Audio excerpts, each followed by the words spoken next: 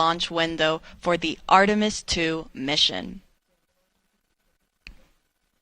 Our Artemis launch team is currently in the process of loading liquid propellant onto the SLS, or Space Launch System, rocket. Teams just reported out that we are in our topping phase for the upper stage liquid hydrogen tank. This means we are almost at 100%, if not pretty much there, on that upper stage tank. The upper stage is the second stage of the SLS rocket. Here's a graphic representation where we can see where we're currently at in our tanking operations. That means we have now finished loading our liquid hydrogen on both the core stage and the upper stage. As I said, we're in that topping phase to get us to 100%. And afterwards, we'll then transition into replenish mode to stay at 100% level. You can see on the core stage, we are already at the replenish mode, if you see that 100% level right there.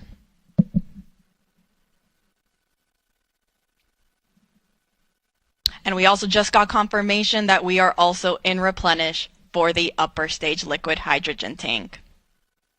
Now on the liquid oxygen side, we still have a little bit to go. We're almost there on the liquid oxygen tank for the core stage. You see roughly 92% of the way filled. And we haven't started our liquid oxygen propellant loading operations on the upper stage. Teams are getting ready to start chilling down that tank.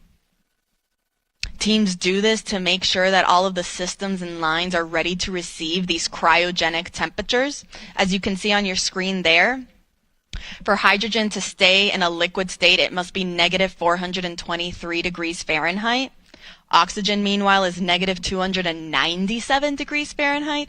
So these super cold temperatures, we want to make sure that the rocket is able to receive them without damaging any of the hardware on board. So we'll start with chilling down that liquid oxygen tank and lines before we actually start loading it onto the upper stage.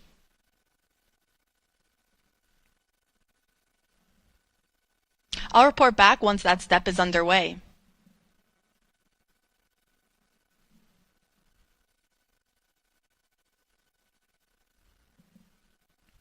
As a reminder, our launch window opens at 6:24 p.m. Eastern Time this evening. Teams do have a 2-hour launch window, so that means if we don't launch right at 6:24, that is okay. They still have additional opportunities throughout that 2-hour launch window. Now, NASA's providing 24/7 live coverage throughout this entire mission, beginning with our propellant loading operations that is currently underway. And as we continue our coverage this morning, we are also, and we continue monitoring all of our loading operations, we thank you for following us along. Part of our live coverage will, of course, include our launch this evening. That live launch coverage for Artemis II will continue right here at the beginning at approximately 12:50 p.m. Eastern Time. You can continue watching on our NASA's YouTube channel, as well as on NASA Plus and the other NASA social media channels. Again, we are providing 24/7 live coverage. So following launch, the show doesn't end there. We have a 10-day mission around the moon. And then following that, we're coming back home. And we will be covering all of those splashdown operations as well.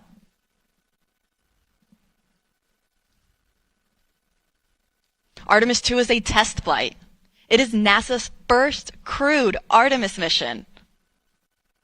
We will be sending NASA astronaut Reed Wiseman, who serves as the commander, Victor Glover, the pilot, and mission specialist Christina Cook. And then we're also sending Canadian Space Agency astronaut Jeremy Hansen, who serves as the other mission specialist for this mission.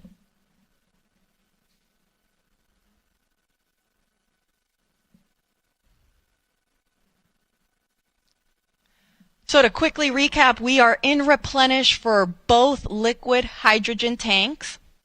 on the core stage and the upper stage of our SLS or Space Launch System rocket. And we are getting very close to being almost all the way full on the liquid oxygen tank in the core stage.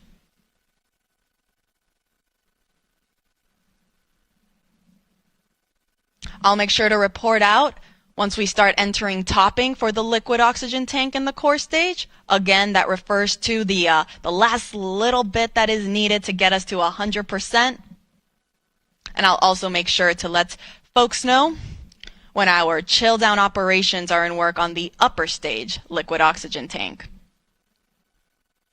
As a reminder, all of this propellant that are on board these 4 tanks of these two rocket stages, they feed the engines that are underneath and then provide the power and the push to send the Orion spacecraft on its voyage to the moon.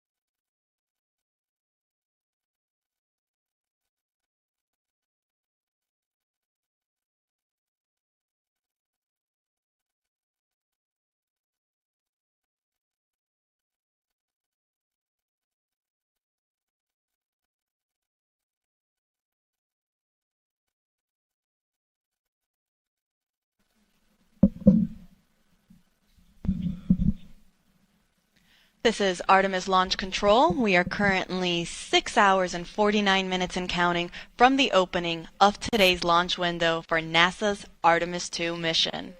That launch window opens at 6:24 p.m. Eastern Time this evening, and we do have a 2-hour launch window, which means that if we don't launch right at the start at 6:24 p.m., that is okay. Teams still have an additional 2 hours in which they can try to launch the SLS, or Space Launch System rocket, and the Orion spacecraft.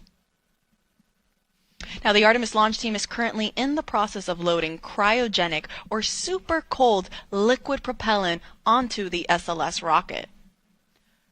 We are currently in what is called replenish mode for our liquid hydrogen tanks on board the SLS core stage and the interim cryogenic propulsion stage. These are the two stages on the SLS rocket. Now, replenish mode means that we have finished loading hydrogen on board both of these rockets. That means they are at 100% level. And teams are just constantly replenishing the tanks to make sure that they stay at 100%. Since, as throughout the countdown, that liquid propellant will start boiling off as it starts warming up, and it will then be vented out and released from the rocket, which you can see there on your screen.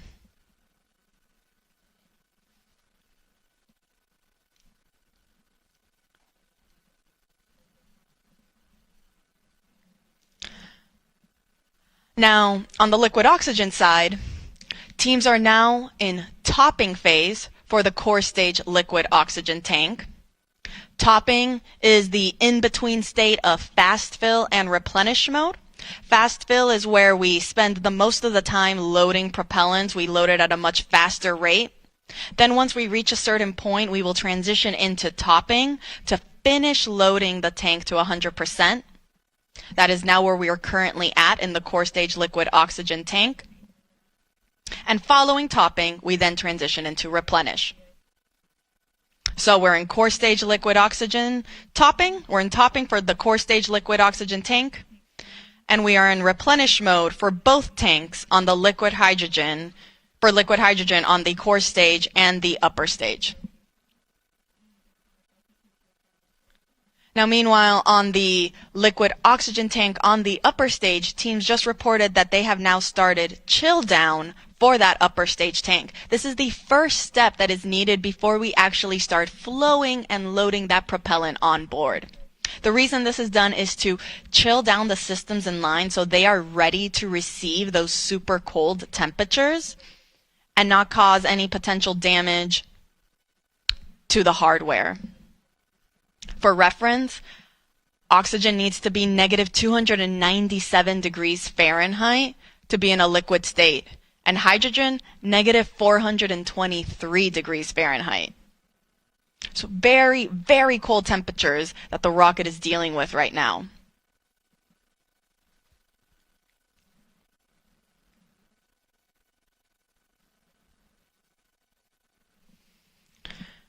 Now again, we are underway for the Artemis II mission.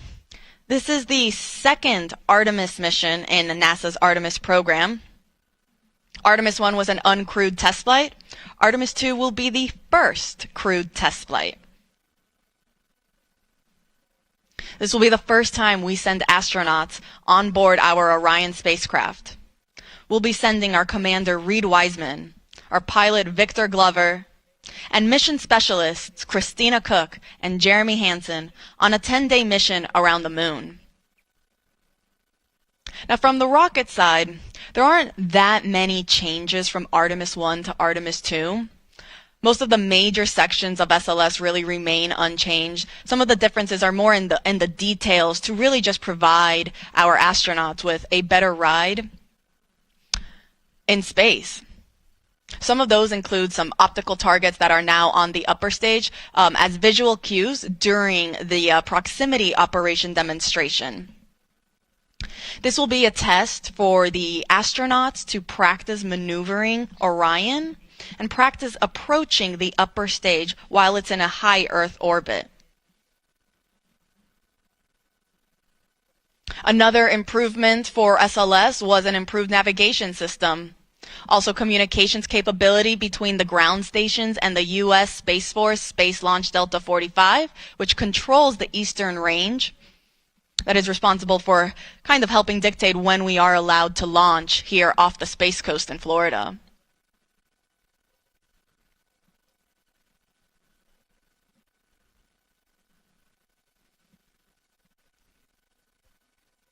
Now, all of the 4 tanks on the upper stage and the core stage, they feed the engines that are down below. At liftoff, the 4 RS-25 engines will operate for the first 8 minutes during flight. The 2 solid rocket boosters that are on either side, those operate for only 2 minutes, and they provide 75% of the power at liftoff.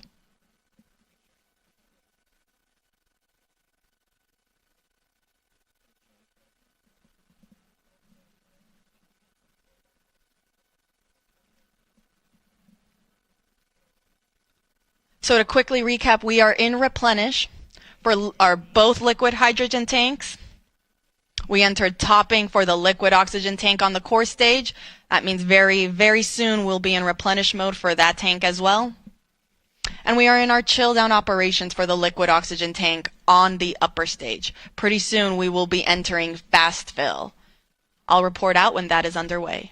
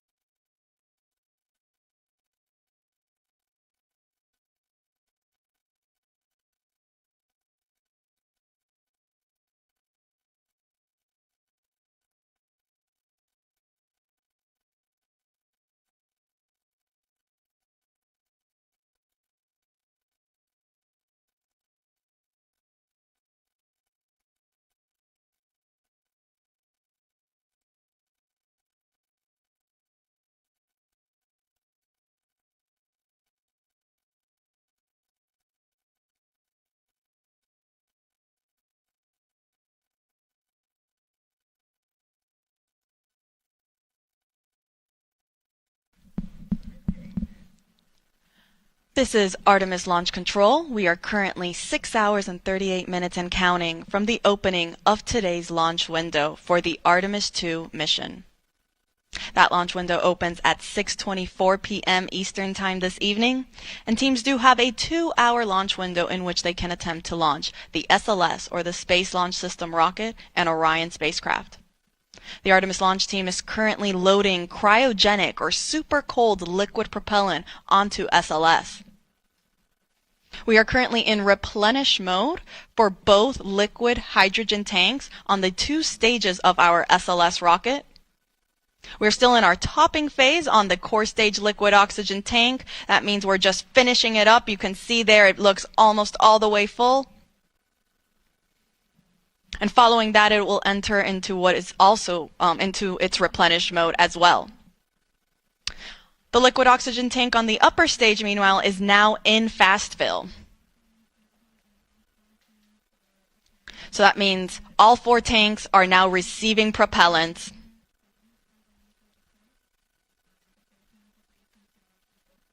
Following fast fill on the liquid oxygen tank for the upper stage, teams will perform that vent and relief test that they also did for the liquid hydrogen side on the upper stage.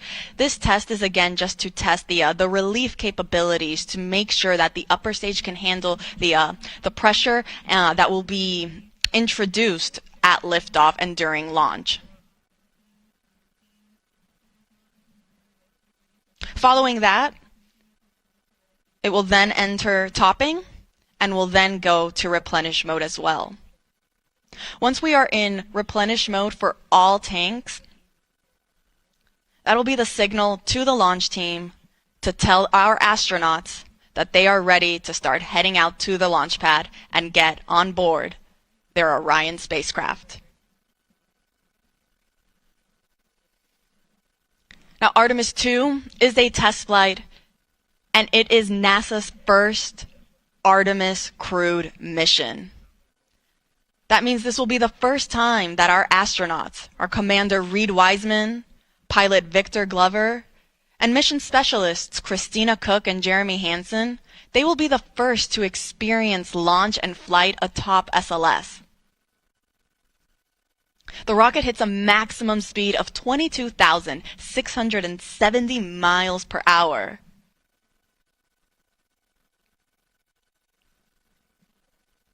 And our astronauts will get to experience the entire ride.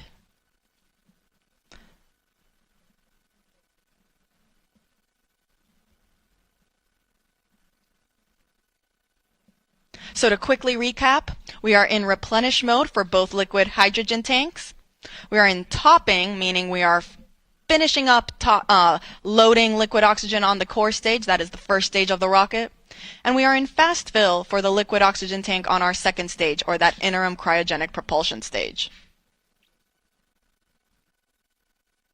I'll report out once we have also entered replenish mode for the core stage liquid oxygen tank.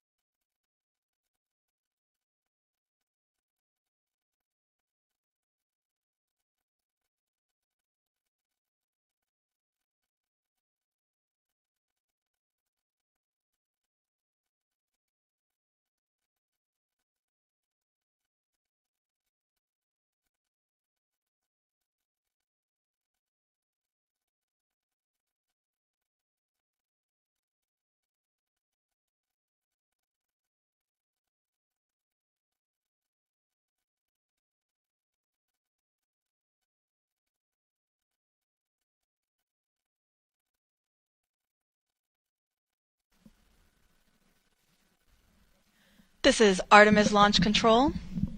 We are currently 6 hours and 22 minutes and counting from the opening of today's launch window for the Artemis II mission. The launch team is currently in the process of loading cryogenic or super cold liquid propellant onto the SLS or the Space Launch System rocket. We're currently in replenish mode for both liquid hydrogen tanks on both the first stage and the second stage of the rocket.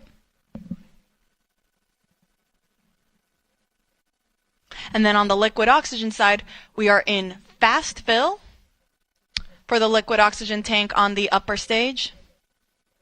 And then we are getting ready to get into our replenish mode for the liquid oxygen tank on the core stage. We are still in that topping phase. Finishing loading the propellant tank to 100%, at which point then teams will transition into replenish mode as well, which just means that we are going to constantly be replenishing these tanks at 100% level. Now today's launch window opens at 6:24 p.m.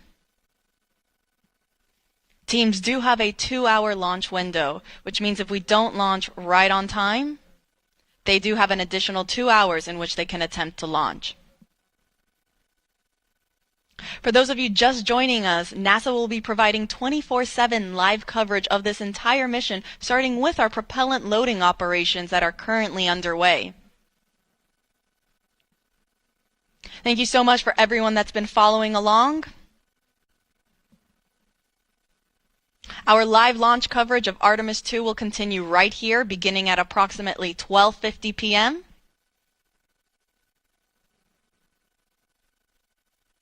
where the rest of my NASA commentators will be chiming in on how the rest of today's countdown goes. And we'll take you through the rest of the mission.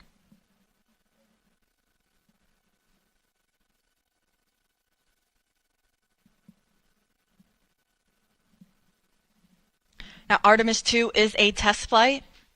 It will be the first mission that sends astronauts on board SLS and Orion.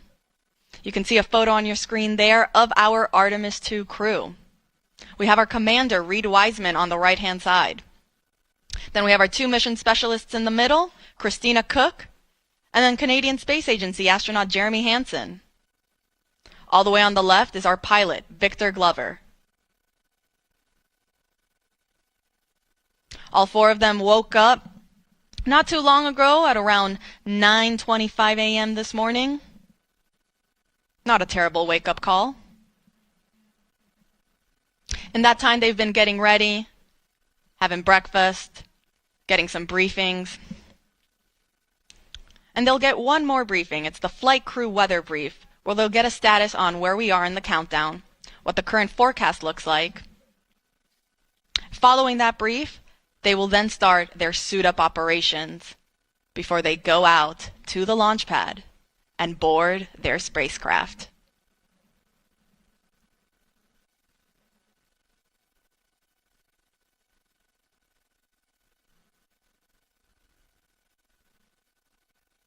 And teams did report that we have now entered replenish mode for the core stage liquid oxygen tank.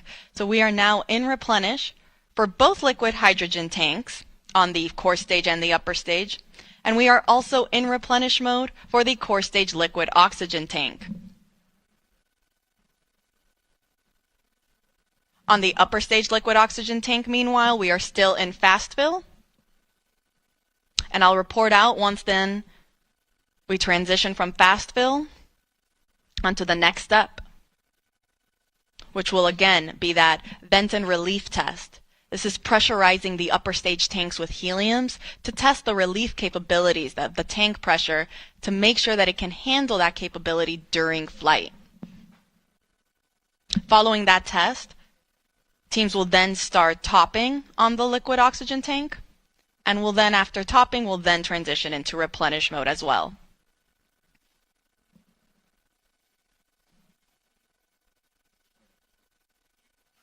I'll report out when that's underway.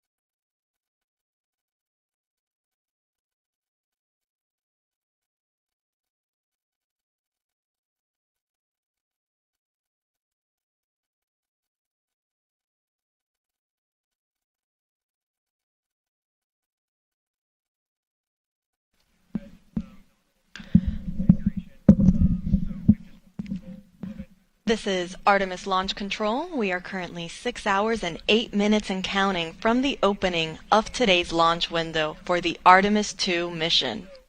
Now the launch window opens at 6:24 p.m. Eastern Time this evening, and teams do have a 2-hour launch window, which means that they have 2 hours in which they can try to launch the SLS, or the Space Launch System rocket, and Orion spacecraft that will send NASA astronauts Reid Wiseman, Victor Glover, Christina Cook, and Canadian Space Agency astronaut Jeremy Hansen on a 10-day mission around the moon and back. Now, the launch team is currently in the process of loading cryogenic or super cold liquid propellant onto the SLS rocket. The propellants that are used to power SLS are liquid hydrogen and liquid oxygen. We are currently in our replenish phase for both liquid hydrogen tanks on the two stages of the rocket. That is both the core stage and the interim cryogenic propulsion stage. Replenish mode just basically means that now these tanks are at 100% level, and teams are going to constantly be replenishing them as they start to warm up and boil off. You can see some of that gas that's being vented off the rocket there. That's normal. Teams totally expect to see that. And because of that, we have then a replenish valve to constantly be replenishing the tank with that liquid propellant, so we make sure that we are 100% level and we're not losing any propellants in the tank. The reason that you see some of that venting happening is because as we get throughout the countdown and the temperatures start to rise, that liquid propellant will become a gas, and so it'll start boiling off and then it'll vent outside the rocket. Hence the need for a replenish valve. So we are in replenish for both liquid hydrogen tanks. We are also in replenish for the core stage liquid oxygen tank. And we are in fast fill for the upper stage, or that interim cryogenic propulsion stage, liquid oxygen tank. Now, fast fill is the main portion of our propellant loading operations, where teams are actively loading that propellant at a much faster rate.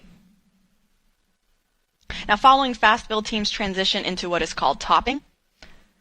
As the name suggests, it just means to top off the tanks. And then following topping, we enter what is replenish. So once we are at replenish for the liquid oxygen tank on the interim cryogenic propulsion stage, we're going to enter what is called all stages in replenish. This means that all 4 tanks on the SLS rocket are fully fueled, and our astronauts are ready then to go and head out to the launch pad when they get the go from our launch director, Charlie Blackwell Thompson.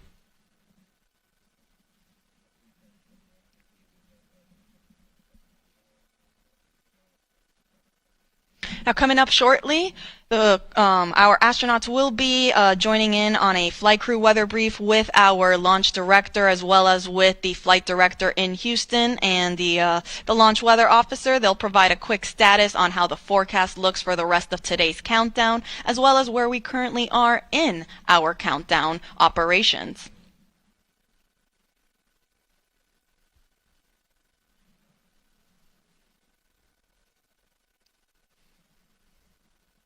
A little earlier, the launch weather officer did let our launch director know that we might get some showers in about 2 hours. However, there is no lightning threat, and they will plan on discussing this again during the flight crew weather brief.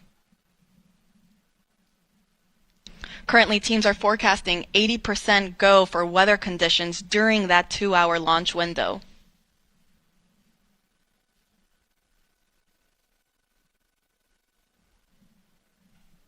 So again, to quickly recap, we are in replenish mode for both liquid hydrogen tanks. We are also in replenish mode on the liquid oxygen tank on the core stage. That is the first stage of the SLS rocket. And we're in fast fill for the liquid oxygen tank on the upper stage.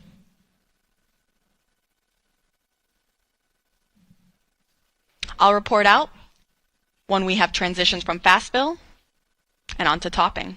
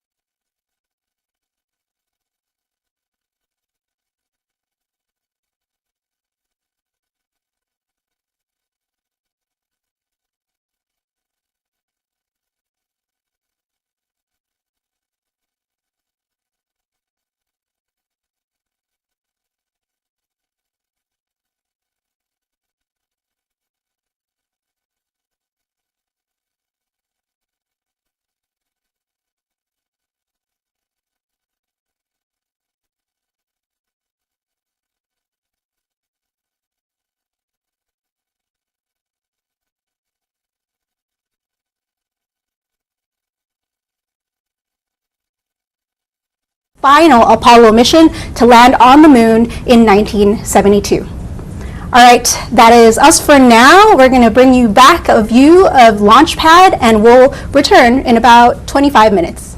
See you then.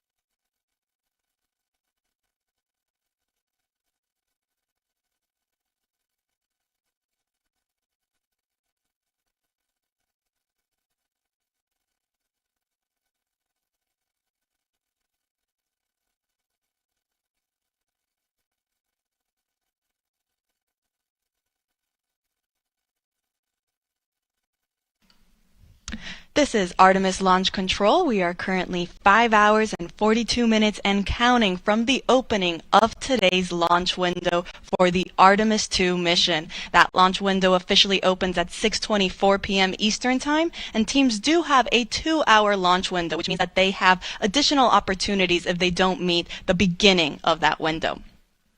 Now joining me is Artemis Launch Director Charlie Blackwell Thompson. Charlie, thank you so much for taking the time to speak with us today.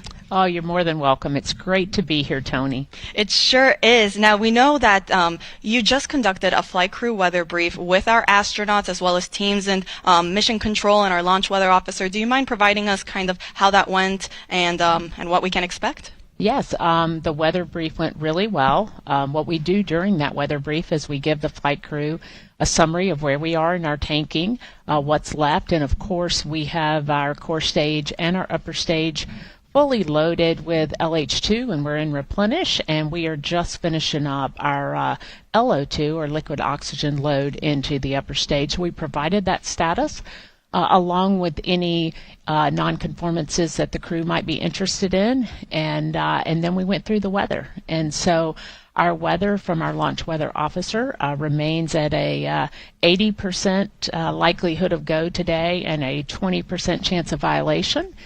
We are watching some precip that is making its way toward the pad, but we expect that that is going to dissipate as we get closer to the opening of our window. So really good to hear the crew's voices and to talk through a day of launch ops. You know, it's something that we simulate, but there's nothing like the real day. Absolutely. I can only imagine, and it's great news to hear that we are still 80% go. Those are very, very favorable conditions. Let's hope it stays that way. You mentioned we're getting closer to reaching what is called all stages in stable replenish. That means that we will have all 4 tanks at 100% flight level. Charlie, can you walk us through then what are some of those upcoming milestones once we reach all stages replenish? Absolutely. So one of the big milestones when you reach stable replenish on all stages is you begin to send the closeout crew into the pad, and so we're just a few minutes away from getting into that, and we'll deploy them to the pad, and they'll start getting ready for the flight crew. And then, of course, shortly after that is the exciting milestone of seeing the crew walk out of the operations and checkout building and make their way to the pad. And that's certainly something that we've been waiting a very long time to see. It's going to be very exciting, I think, certainly for our team. It'll be exciting for our country, and it'll be exciting for people all over the world who are watching our crew head to the pad, knowing that we are just about 5 hours or so from launch. You couldn't have said it any better. This is very exciting for the entire world. We cannot wait for that moment when we see our astronauts depart their crew quarters and head to the pad. Charlie, thank you so much for taking the chance to speak with us today. We are rooting for you. We're wishing you the best of luck in today's countdown, and we'll let you get back on console. All right. Thank you, Tony. Appreciate the opportunity to chat with you, and go Artemis. Go Artemis. All right, so to quickly recap, we are in replenish mode for both liquid hydrogen tanks, and we are getting ready to also hit replenish mode on the liquid oxygen tanks for both of those. We will report out when that is underway.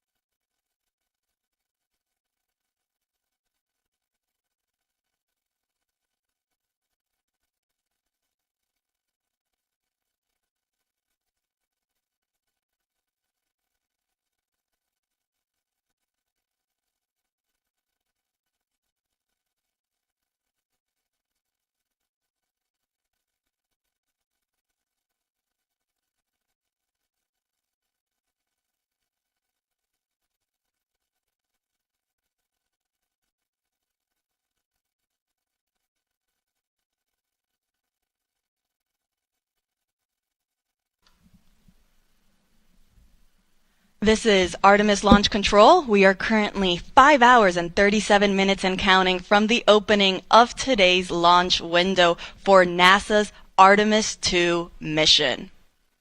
Now, the launch team is currently in the process of loading cryogenic or liquid propellant onto the SLS rocket. You see our launch team there in Firing Room 1, and you actually can see our NASA administrator, Jared Isaacman. He just joined the room to greet our launch director, Charlie Blackwell Thompson, and our assistant launch director, Jeremy Graver. Now, to quickly recap, we started our propellant loading operations at 8:35 a.m. Eastern Time. That was after we had chilled down the core stage systems lines, and after we had been given the go from our launch director to start our tanking operations. So after 8:35, we started again slow fill. A little bit after that, at 9:25, our astronauts got their scheduled wake-up call. Following slow fill on the core stage, we then transitioned into fast fill. Once we were in fast fill for the core stage, we then started our upper stage loading operations. We started first with hydrogen. Started chilling down the liquid hydrogen tank on the upper stage at roughly 9:36 a.m. And then we got into fast fill at 9:51 a.m. Following that, we entered then our topping phase on the core stage liquid hydrogen tank. Topping refers to finishing up that last little bit to get to 100%, and then we transitioned into replenish. We did the same thing for the core stage liquid oxygen tank, as well as for the liquid hydrogen tank on the upper stage. Now all that's left is to enter replenish mode for the liquid oxygen tank on our upper stage, and we will enter what is called all stages replenish. This means that now all 4 tanks will be at 100% level. Once we reach this stage, this will be the signal for our launch team to let our astronauts know that they have the clear to enter the launch pad and go and enter their spacecraft. As a reminder, NASA is providing 24/7 live coverage of this mission.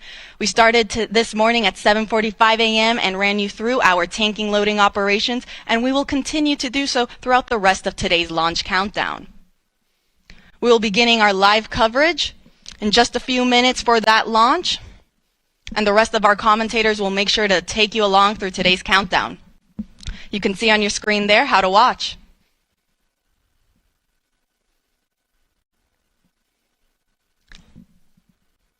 And as our launch director just recently said when she came on air, let's go Artemis II.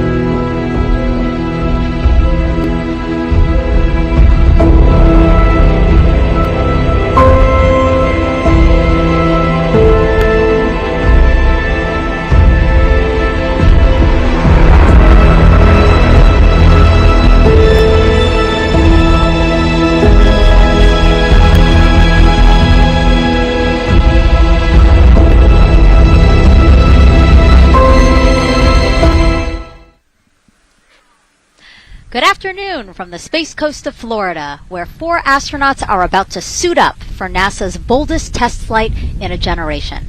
This crew could be the first humans to journey around the moon in more than half a century.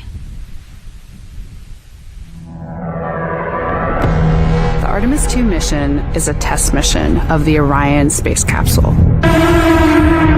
Artemis II will be the first time we put humans on this rocket. We're going back to the moon because it's the next step in our journey to Mars.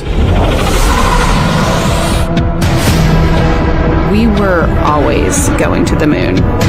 Pushing ourselves to explore is just core to who we are. That's a part of being a human. And liftoff! We shall return. Continuing to test out every bit of Orion. Coming back to Earth, 7 miles a second. When humanity sets big goals, we can bring together genius from around the world. You have the best people on planet Earth putting this vehicle together. That's what's up. To innovate for the benefit of humanity and to inspire the world through discovery. And here we go.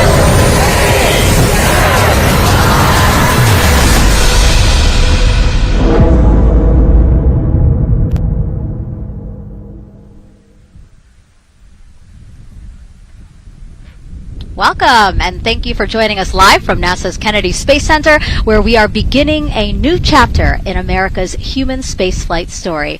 We are so humbled to have thousands of people here in person to witness this, and the many more watching online from around the world. I'm NASA's Megan Cruz, and this is NASA astronaut Nicole Ayers. Thanks, Megan. What a historic day to be here. What a historic day to be here. Obviously, for what we see right behind us here, the SLS rocket and Orion spacecraft on Launch Pad 39B. Artemis II is a nearly 10-day flight test to prove NASA can safely fly astronauts around the moon before attempting to land on it in just 2 years, hopefully. Yes, like you said, it's a test flight, so we're going to put humans on this rocket for the first time ever, and we're going to test out the systems on board and hopefully get around the moon. And why does NASA want to return us to the moon? And we want to go back for scientific discovery, right? We want to create a permanent presence on the lunar surface.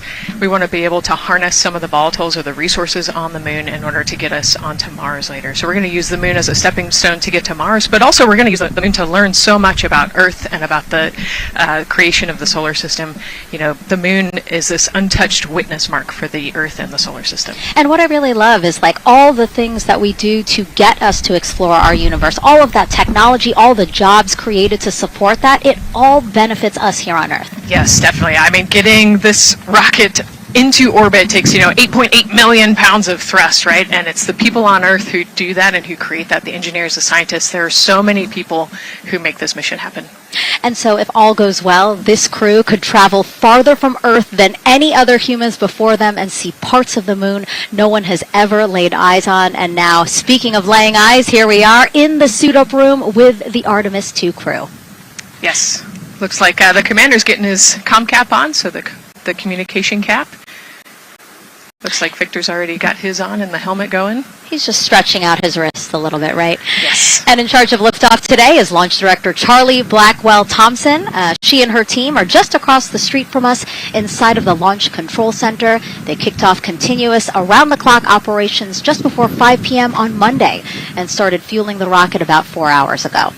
They have a 2-hour launch window that opens at 6:24 p.m. Eastern Time, which our clock in the upper left-hand corner is counting down to. And, we just heard from Charlie Blackwell-Thompson in our tanking coverage, which was the broadcast just before this one kicked off. And basically, she said weather is 80% go. Yes, 80% we will take that. It's a little windy. There's some clouds building, but we're going to keep an eye on it, and 80% is a good number to keep moving today. Yeah, and what she said was a wave of showers are moving west, but they should be well past the pad by the time we launch again. Hopefully at 6:24 p.m. today. Hopefully. All right, so again, let's head back into that suit-up room. We see Reed Wiseman. He is the commander of the Artemis II crew, and Nicole, he is putting on what you guys are calling the communications cap, the comm cap. Yes, so it's a little bit for protection of his, of his head there, but also you can see the mic booms, and he's got ear cups there so he can hear, the rocket's loud. So you're going to wear hearing protection, but then we also want to be able to talk to Earth and talk to each other. So they're getting that settled, and then he will put the helmet on over that comm cap. That com cap will also connect into the suit, which then eventually connects into the capsule through an umbilical there. So there's a lot of cords and wires. You can see them tuck in that cord under his chin right now. And so the suits they're wearing, they're called the Orion Crew Survival Suits, or OX suits. And so they're worn for launch and reentry or during high-risk or emergency situations. And I think a lot of people, especially if they have been following NASA for all these decades now, they're kind of thinking, hey, these look like the suits that our shuttle astronauts used to wear. There is a lot of resemblance here. That's true. Yeah, they are very similar. NASA does a great job of leveraging the lessons that we learn from previous missions. So dating all the way back to Apollo, some of our first spaceflight missions, we learned lessons about the suits and how to make them better, and we just continued to carry that through all the way into the Artemis mission. Time now to introduce you to some of our teams today. We have Gary Jordan at NASA's Johnson Space Center in Houston. He's going to be inside with the mission control teams, which will take over from Kennedy's launch control team right at liftoff. And then back here at Florida, there's Megan Carter inside Kennedy Space Center's visitor complex, Jasmine Hopkins at a launch viewing location, and then finally Daryl Nail inside the launch control center with the launch team.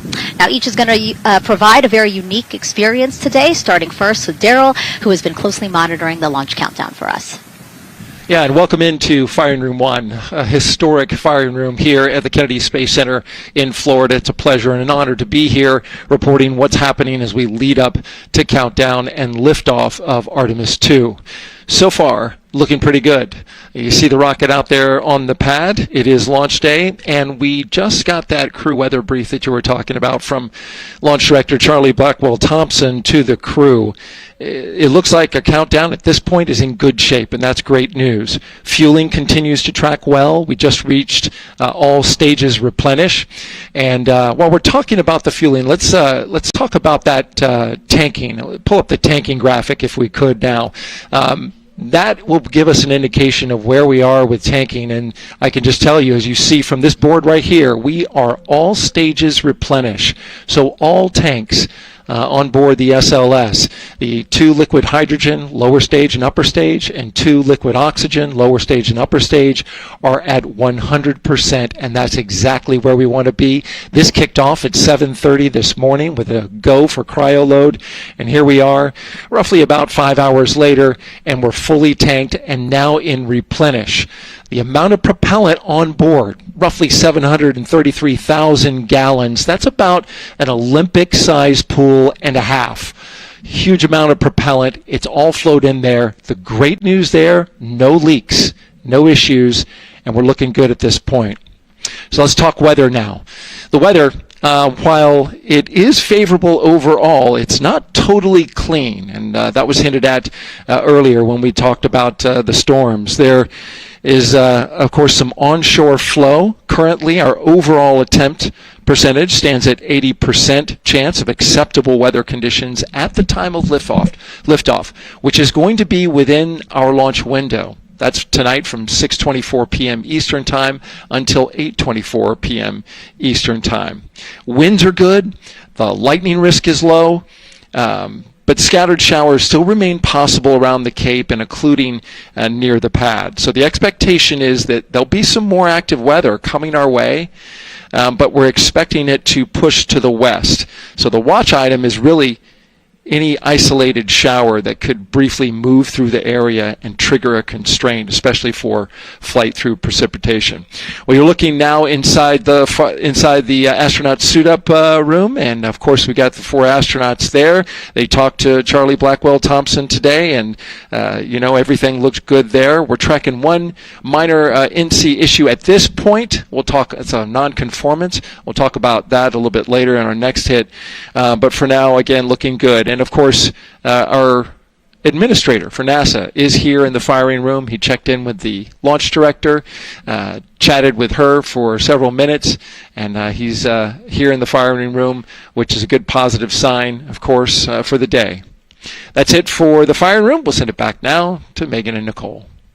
Daryl, thank you so much. Yeah, let's get back into the suit-up room here, where we now have a shot of all 4 astronauts, and it appears all of them are undergoing their suit leak checks. Can you talk to us about what that is, Nicole? Sure, yeah, you can see, as the suit expands, that we're going to pressurize those suits. So in the case that we need it, if we lose pressure in the capsule, those suits will protect the astronauts and keep them pressurized and keep them survivable. So these guys are going to hold their breath for about 10 seconds. Any movement in the suit could cause changes in the pressure, and so we want to get a really nice, precise, accurate measurement on the leak check. And so they'll hold their breath. Even just their heartbeat could potentially make some differences in those super sensitive sensors there. So you can see the red and blue valves there, the air in and air out, and it looks like Victor just had a good leak check. Yeah, and actually they do 3 leak checks, again, just to get an average reading to say, hey, we have confidence that these suits are holding the right pressure. As Nicole said, that tube that's going in,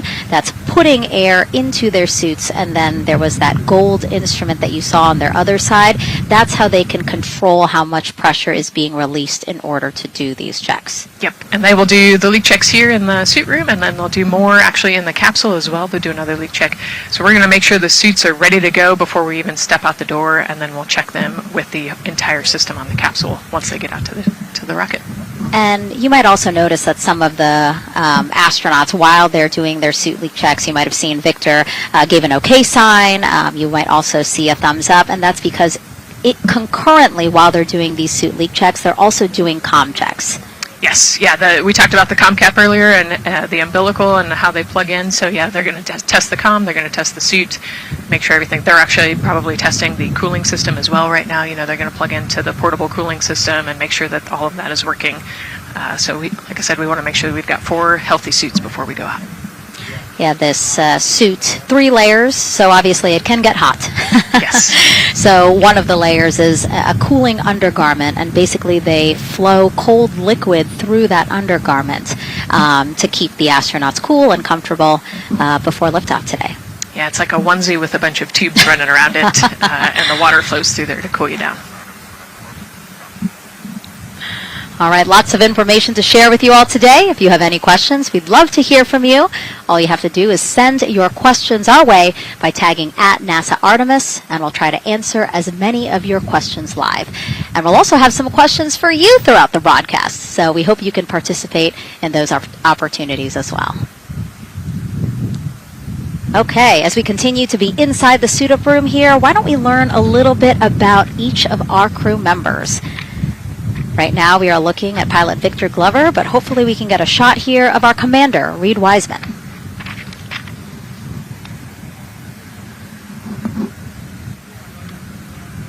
Now, Reed Wiseman is a Baltimore native. He's been in space once before as flight engineer for Expedition 41 aboard the International Space Station from May through November 2014.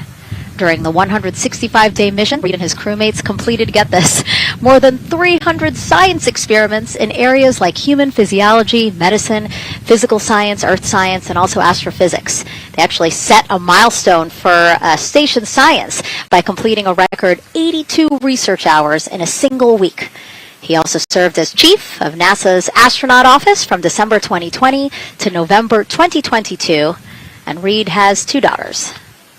Yeah, I love Reed is such a great leader. He was the chief of the astronaut office when they hired our class of astronauts. And so, I think I have to publicly thank him for my job here today. But yeah, he's a family man. He's a good leader, and he's a great pick for the commander of this mission. Yeah, I think, in talking through some of his other accomplishments, obviously he has leadership qualities that makes him prepared for commander of Artemis II. Yes, he does. He's a well-experienced naval officer and now NASA astronaut. And so now here we are, pilot Victor Glover.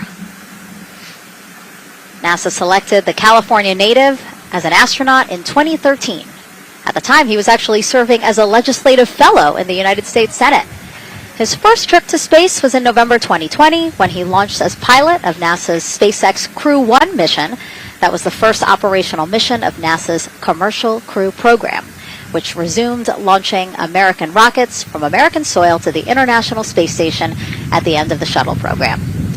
Victor is a U.S. Navy captain and naval aviator who served as a test pilot, racking up more than 3,500 flight hours in more than 40 different aircraft.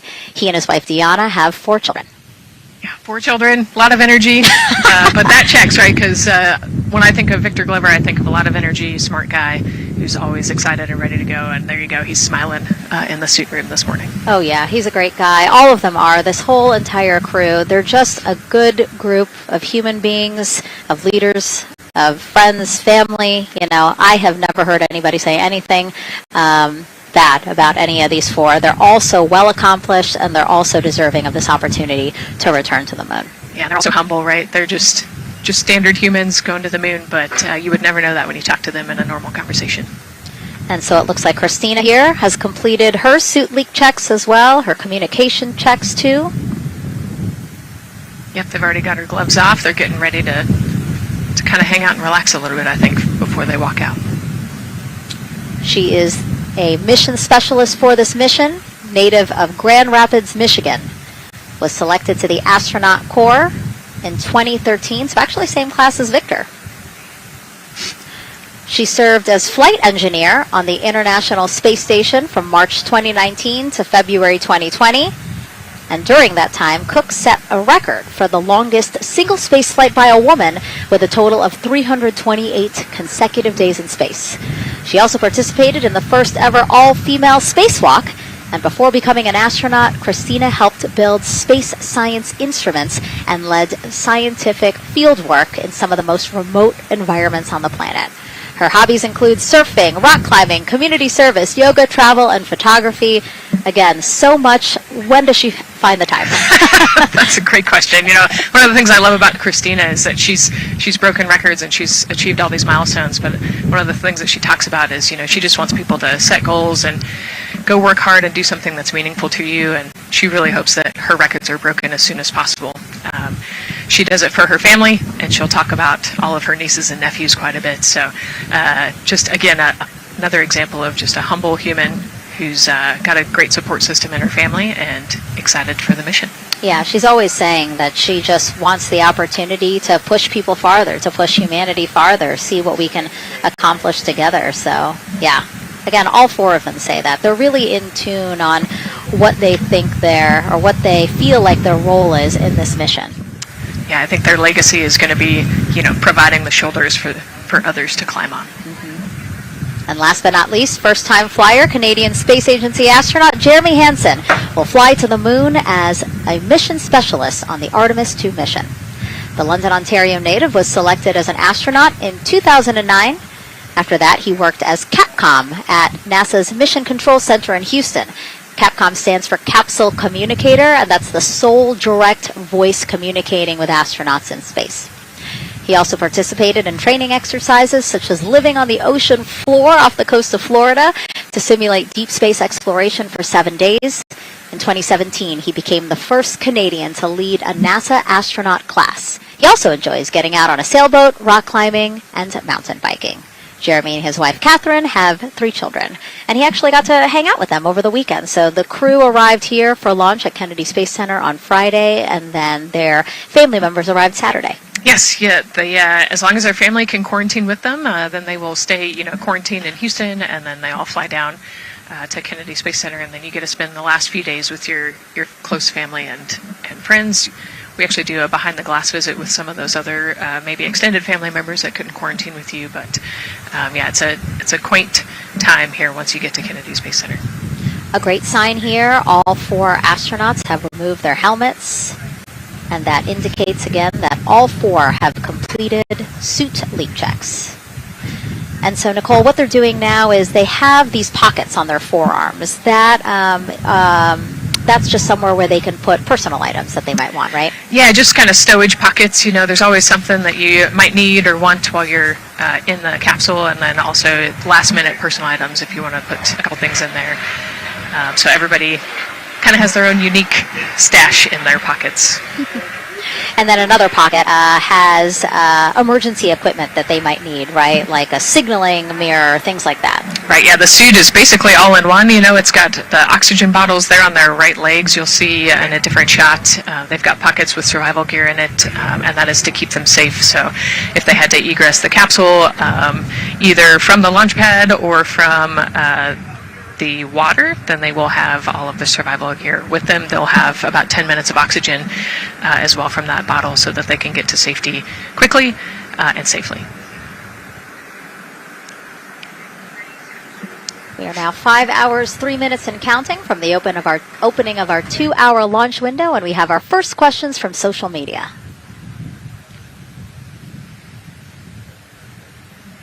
Question here from X. So to be clear, this is not a mission to land, but to orbit the moon. Thank you, and thank our astronauts. Nicole. Yeah, this is a great question. You know, I think it's important to highlight the mission of Artemis II. We are going to go around the moon. We're going to see the far side of the moon. We're going to see parts of the far side of the moon that human eyes have never seen before.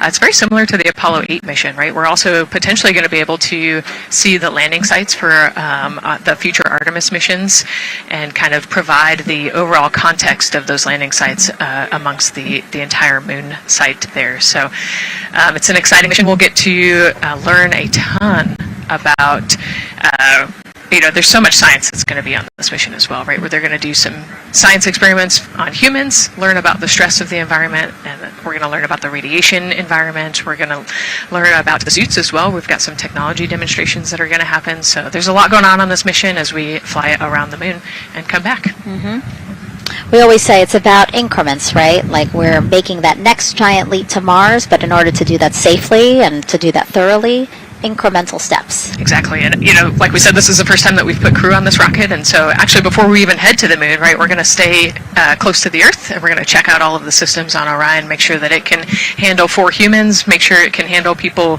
sleeping, people exercising, all of the environmental control systems are working, so we want to make sure that the capsule is safe for the crew before we send them, almost 250,000 miles away. Yeah, that was a great question, and we actually have another one that we'll pull up on screen here. Another question from X. How long will it take them to reach the moon, and how long will the entire mission last?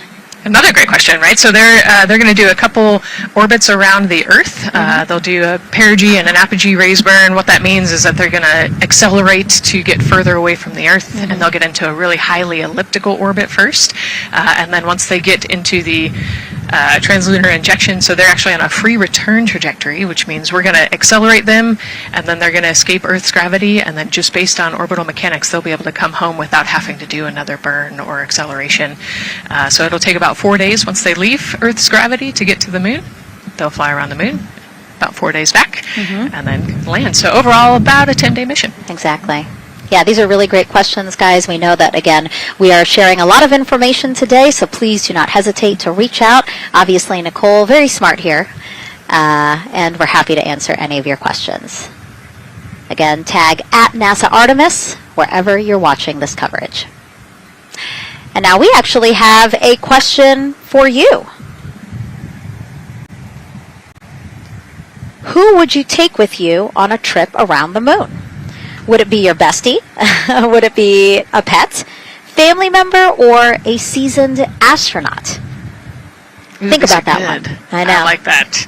I absolutely know what I would say. I think it would make my husband upset, but I have my answer here.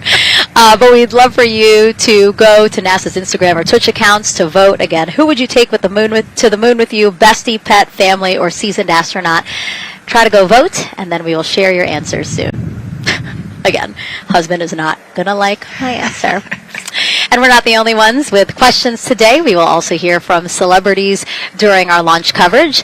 See what Stanley Tucci, Scarlett Johansson, and others want to know about NASA's Artemis II test flight. Plus the surprise of a lifetime as kids marveled at the rocket and spacecraft rolling to the launch pad. Look at those cute faces there. Oh, I love that. Love those suits. And we'll show you how the astronauts will eat, sleep, and go to the bathroom while in space. Keep in mind, the Orion spacecraft is about the size of a 6-person tent. Yeah, not super big, but, it's 10 days with your 3 best friends, so I think it's manageable for sure. But, every ounce counts when you're trying to get to the moon. And as we continue to look into the suit-up room here, a fist pump for some of the folks in the crowd there by Victor. Why don't we take a look around the center here? We know that there are some folks who are already getting ready to check out the team here as they drive across KSC to their launch pad. Look at that. Oh, that's so awesome. That's a great crowd. They're waiting there in front of the vehicle assembly building. So actually, they're just down the road from us. This is a good crowd, as Nicole said. Oh, there they are. They just got their cue. Oh, now? Let me wave now. Oh, yeah, they're excited. That's amazing. So all of these folks, content creators that are getting behind-the-scenes access as part of NASA's NASA social experience here. So as you can see, very excited. The crew will get into their convoy and drive past them here pretty shortly. Yeah, what an amazing way to share the Artemis story, right? By inviting these social media experts out to share the story as they drive by. All right, again, let's take a look at the clock. 4 hours, 58 minutes and counting from the opening of today's 2-hour launch window. So why don't we check back in with Daryl with the launch team. Megan and Nicole, and inside Fire Room 1, I'm listening to Launch Director Charlie Blackwell Thompson greet the Ascent crew who just came on console over there at Johnson Space Center. So good to have the mission control team jumping on with us. So far, the launch team here in the firing room has had a really good morning. Really smooth tanking that kicked off at 7:30 a.m. this morning. They got to all stages replenish just before 1 o'clock p.m. Eastern time, and it was an incredibly smooth tanking. That's great as we look here watching the crew and also with an eye on the rocket. Weather, of course, we've talked a little bit about that. It's favorable overall, 80% go for our 2-hour window between 6:24 p.m. and 8:24 p.m. We don't have an exact T0 right now because that's going to come to us closer when we get closer to launch, roughly about 20 minutes before liftoff. But it's going to be within that window and towards the beginning, provided everything continues to go smoothly along the timeline, and so far that's been the case. I mentioned that there was a small issue in my previous live hit that actually was incorrect. There was no issue. I've gotten the good data now that I'm on the headset and listening into the loops. Engineers, avionics engineers, are keeping an eye on a display unit inside Orion that's just running a little cooler than normal. It's not going out of limit. It's actually completely fine. But they just were noting the trend and reported that to the NASA test director. So they'll keep their eyes on that. But again, there was no LCC violation. And once they get the cover off Orion out there that's protecting it from the rain, they expect the temperatures inside the Orion crew capsule to stabilize. And with that, we'll send it back to the host desk with Megan and Nicole. Thank you so much, Daryl. Now, Daryl is inside Firing Room 1 in the Launch Control Center, or LCC, as you might hear it referred to, which was built in 1967 to support Apollo missions. In fact, Apollo 11, the mission that landed on the moon in 1969, that was called from the exact same firing room. NASA then upgraded the LCC to support shuttle missions, and now Artemis. You can see there a shot from when we supported shuttle. Now with Artemis, the primary launch team for today is in Firing Room 1, but there is actually support staff in Firing Room 2 as well. And together they will propel this ambitious test flight off Earth.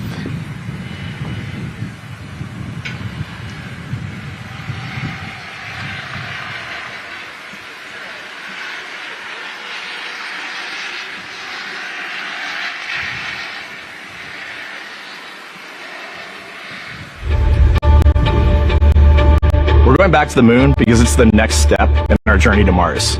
We need to go explore the moon. There's vast regions of unexplored areas with the coldest, darkest places in our solar system. This is a test mission, and when we get off the planet, we might come right back home. We might spend 3 or 4 days around Earth. We might go to the moon. That's where we want to go, but it is a test mission, and we are ready for every scenario as we ride this amazing space launch system in the Orion spacecraft. But another reason we're going back to the moon is to fulfill NASA's mission, which is to explore the unknown in air and space, to innovate for the benefit of humanity, and to inspire the world through discovery. And when we succeed and when we accomplish the things that we set out to accomplish, that inspiration not only can set up new things to happen, but it also is a reminder in tough times that we're capable of doing great things when we work together. The thing I love about the moon is that it's not just a beacon for exploration and this platform of possibilities for incredible missions like this, but it has benefits. That's actually why we're racing towards it. Those benefits are really wide in nature. You have everything from innovation, technology development, not only for future missions going deeper into the solar system, but technologies that come back to Earth. You have inspiration, a whole generation of people starting this pipeline of STEM workers and manufacturers and operators that are excited to see what you can do when you work hard and you come together as a team. When I think about the four of us flying around the far side of the moon, seeing that Earth rise, taking images and video and sending them back to you, the feeling that I have inside is hope. We know that Artemis II is not the solution for humanity on planet Earth, but it is a contribution in the positive column. We hope that just for a moment that people will pause and say, wow, it's extraordinary when you look back upon the Earth with over 8 billion people. And you see this concrete example of what humanity can do, this extraordinary thing when we set big goals and we work together to achieve them. Now, Kennedy's launch control team takes us to liftoff, but then mission control at NASA's Johnson Space Center in Houston takes over. That's where we have our Gary Jordan embedded with that team. Hey, Gary. Hey, Megan and Nicole, it's great to be joining you from here in Houston, Texas. I'm in NASA's Mission Control Center, where the Artemis II Ascent flight control teams, led by Flight Director Judd Freeling, recently started their shift to monitor the Orion spacecraft integrity, the Space Launch System, and the crew to make sure all criteria is met to commit to today's launch and the mission ahead. The team you see here in this room today has been training extensively to prepare for the highly dynamic phase of flight that begins shortly after engine ignition. Teams here will be monitoring the flight of the Space Launch System, Orion, and of course the Artemis II crew on board as they make their way from the Kennedy Space Center into Earth orbit. The lead console positions will be in this room, called the White Flight Control Room, a room which traces its legacy to the Space Shuttle program, with the first shift supporting STS-70 in 1995, more than 30 years ago. Each console represents an expert in a particular discipline, whether it be communications, propulsion, crew health, life support systems, or trajectory. And each of these individuals has a support team in other rooms, each ensuring that no data point is left unchecked, no procedure is missed, and combining efforts as one Artemis team to ensure crew safety and mission success.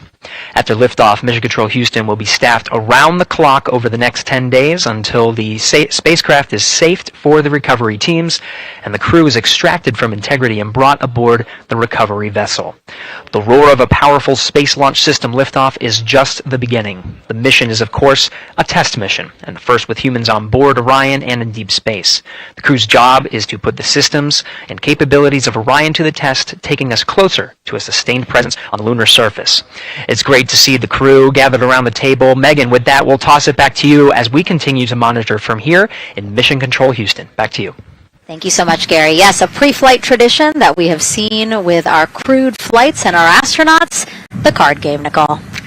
Yeah, you know, this is a fun time for the crew. Kind of relax a little bit, play a card game with the chief. You can see Scott Tingle there is the dealer today. Looks like they're playing high card wins. So Victor won. He's out now. Jeremy's out. You know, there are two schools of thought on this game. Either you want to get rid of all your bad luck or go out on a high note. So it looks like the crew chose we're going out on a high note.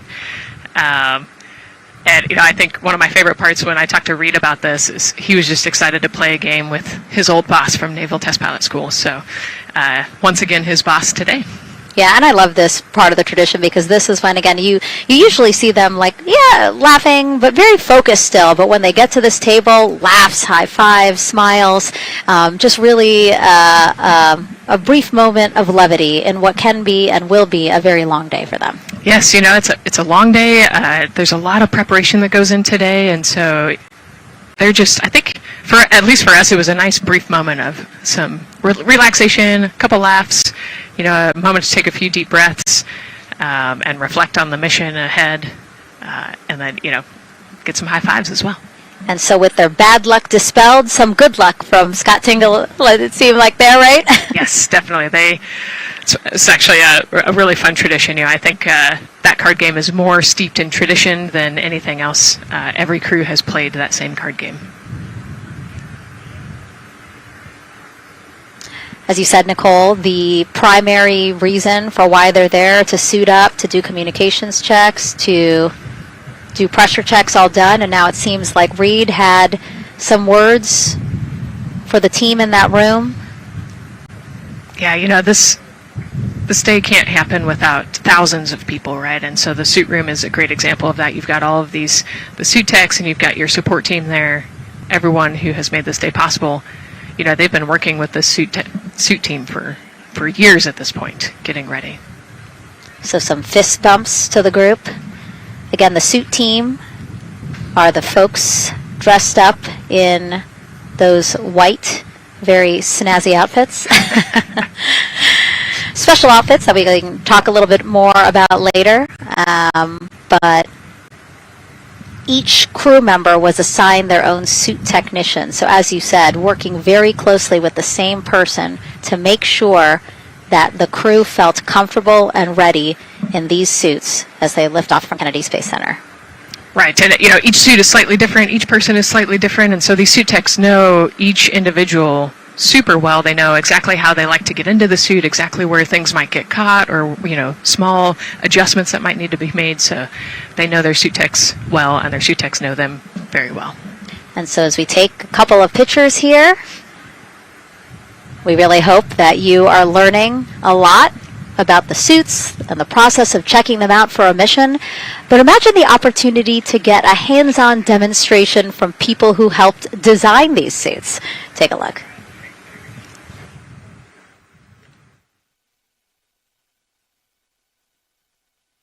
Does anyone want to try on one of the gloves?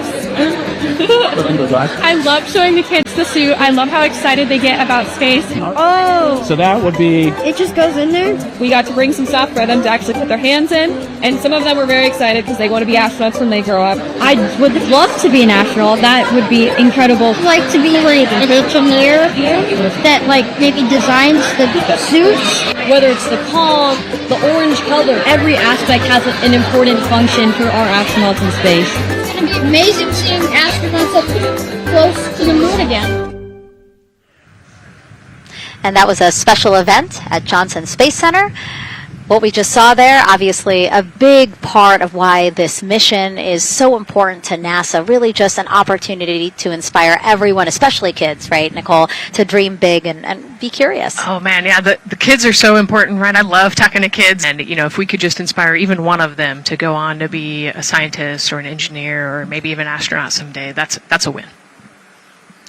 And now let's turn our focus to the rocket for a little bit. Powering liftoff will be, again, NASA's Space Launch System rocket right behind us. And to learn more about SLS, let's go to Megan Carter, who's at Kennedy Space Center's Visitor Complex at an exhibit dedicated to Artemis and the future of spaceflight. That's right, Megan. I am so excited to be over here at the Visitor Center, but not just because of launch. I get to introduce you to the Moon Board. This is obviously a very complex mission, lots of moving parts and pieces, so the Moon Board is going to allow me to break some of those things down for you just a little bit more in depth, starting with that SLS rocket.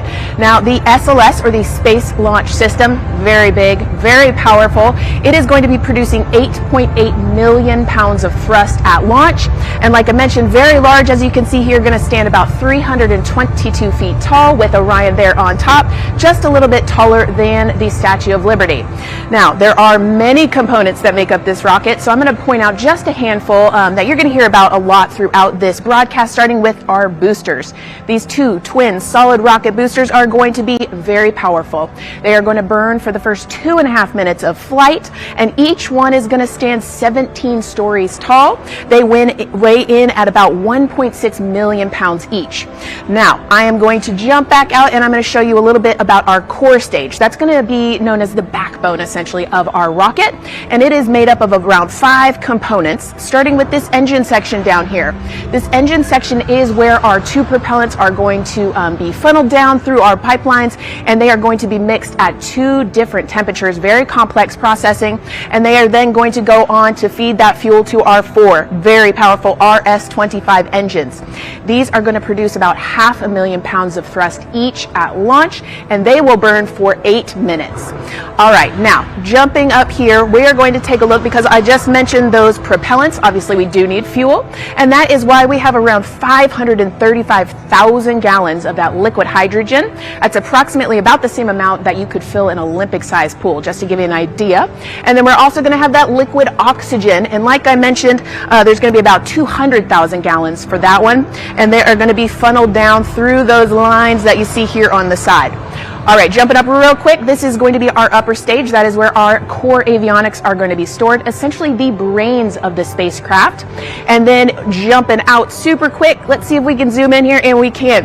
Those propellants I talked about are going to be stored at cryogenic temperatures. That means thousands of degrees below Fahrenheit, so they have to be kept very cold. And that, all those bumps and ridges there that you see, those are actually going to be an insulation spray that's going to help keep that rocket nice and cool, keep the propellants ready to go, and get us set up for success.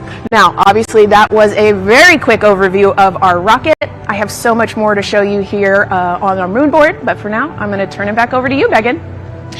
Thank you, Megan. A very impressive demo of the moon board, but also an impressive system, obviously. She mentioned 4 RS-25 engines on the core stage, and actually we have one right behind us here, used during the shuttle program, and I got to get a closer look at it with Space Launch Systems Engines Deputy Manager Philip Benefield. Okay, so Philip, in terms of size, shape, and function, will we see here behind us exactly what we see on the pad? Absolutely, Megan, absolutely. So this is the RS-25 engine. Impressive. We have 4 of these on the bottom of the SLS rocket to propel the SLS rocket in Orion into low Earth orbit. And we've been seeing views of the pad throughout this broadcast, but you mostly only see the bell here. What's happening over here? Right, so this is generally what we call the power head section of the engine. So the purpose here is that it takes in the propellant from the vehicle tanks, the liquid oxygen minus 297 degrees, super cold stuff. The liquid hydrogen even colder, minus 423 Fahrenheit. There's 4 turbo pumps on the engine that pressurize that propellant up to 9,000 psi in areas. It is all directed into the main combustion chamber, where it is burned into hot gas that then is accelerated out the nozzle to produce thrust. When you say hot gas, what are we talking about? We're talking 6,000 degrees Fahrenheit gas. Wow, so we're talking really cold as liquids coming into the combustion chamber, and then it comes out as really, really hot gas. How do you design, how do you engineer something to control both extremes? Absolutely. It's very technically challenging. One of the main things here with the nozzle is that since you have the 6,000 degree Fahrenheit gas coming out, you have to cool that nozzle so it doesn't melt. And so the way the nozzle is constructed with these 1,080 coolant tubes. And so each of these coolant tubes flows a small amount of hydrogen. It keeps it cold, and so it doesn't melt during operation. Wow. I mean, all of the science that you're talking about, it is truly amazing that you guys designed this for shuttle, and yet you've reconfigured it, retooled it to be able to now support Artemis. What do you think about that? Yeah, I think that's really amazing, the fact that we were able to use the heritage hardware on the Space Launch System. The engine itself, developed through the Space Shuttle program, many upgrades to make it more reliable and improve the thrust as well. Perfect. Philip, thank you so much. I can't wait to see all 4 function. Same here. Thanks, Megan. Enjoyed it. And again, another idea and way that we are learning from what we've built upon and figured out all into this moment. Yes, with so much more thrust and capability, like we said, we learn all those lessons from previous missions, and we get to involve them here today. And here we are, the closeout crew in the White Room, getting ready for the astronauts who have just left crew suit up and are now walking down a hallway to greet some family and friends downstairs. Commander Reed Weissman, Pilot Victor Glover, Mission Specialist Christina Cook, and Jeremy Hansen. Looking excited, ready now in that elevator to take them 3 floors down. Thumbs up, one more photo, one more photo. Oh, nope, a couple more people in that elevator. Those are important folks. They're going with them to the pad. Yeah, this is a fun elevator ride. Yeah. And actually you couldn't see them because they're off camera, but the support crew that's actually in crew quarters with us is right there waving goodbye and saying goodbye to you. So it's a really special moment to say thank you and say goodbye to the support crew at crew quarters. That's amazing. And so again, they will ride down 3 floors, and then soon we'll walk out the doors that you see underneath the banner there that says their names. These doors, the same doors that astronauts who have launched from Kennedy Space Center have walked out of since the Apollo program. Yes, and you can see another tradition is putting your patch on that archway as well. So I'm sure they did that over the last couple days. They did. It's actually it's so hard to see because there's so many of them, which is also great, but it's on the door frame on the right-hand side, the very, very bottom. Awesome. Great crowd here. A shot now of everyone who is waiting to greet the crew as they walk out of the operations and checkout building here at Kennedy Space Center and will board their ride to the launch pad. Yeah, this is a really great shot, right? Because you get to see a little bit of what goes on there. So you've got the close family that were in quarantine with them up close. They get to wave goodbye one last time. You've got a little bit of media in the background, and then you've got some NASA employees and a lot of the program managers off to the side as well to wave goodbye one last time and wish them luck. Yeah, it's a really nice moment. Again, they have had some quality time with family, but this is their final opportunity to say, see ya in 10 days. Yep, the last wave.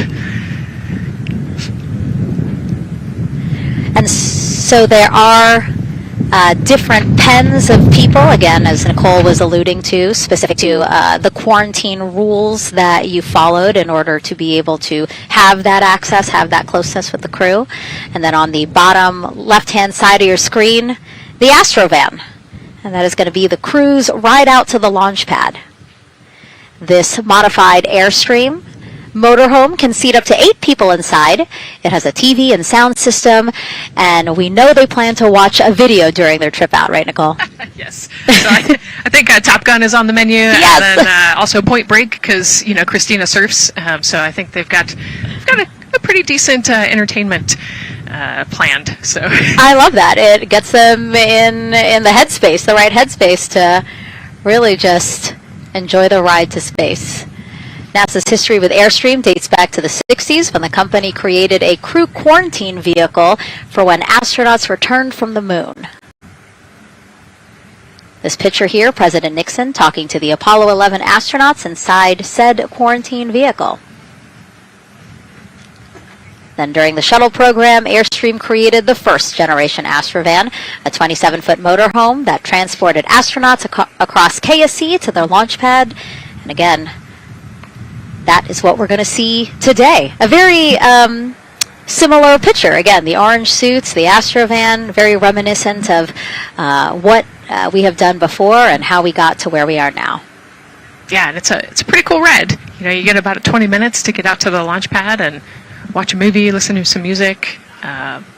It's kind of an interesting, and then along the whole way here at KSC, all of the employees from Kennedy Space Center come out. You can see in the background of the shot you're looking at right now, all of those employees and everybody lining the streets, waving and wishing them luck.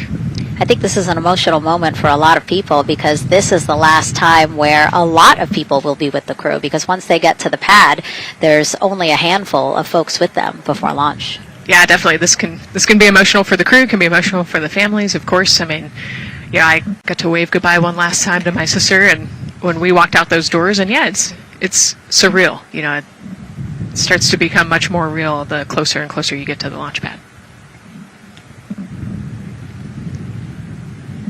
20 seconds now from when we expect the crew to walk out those doors. It must be really hard for them to patiently wait for these very specific milestones. You've got a whole group back there that's telling jokes and keeping it light. So.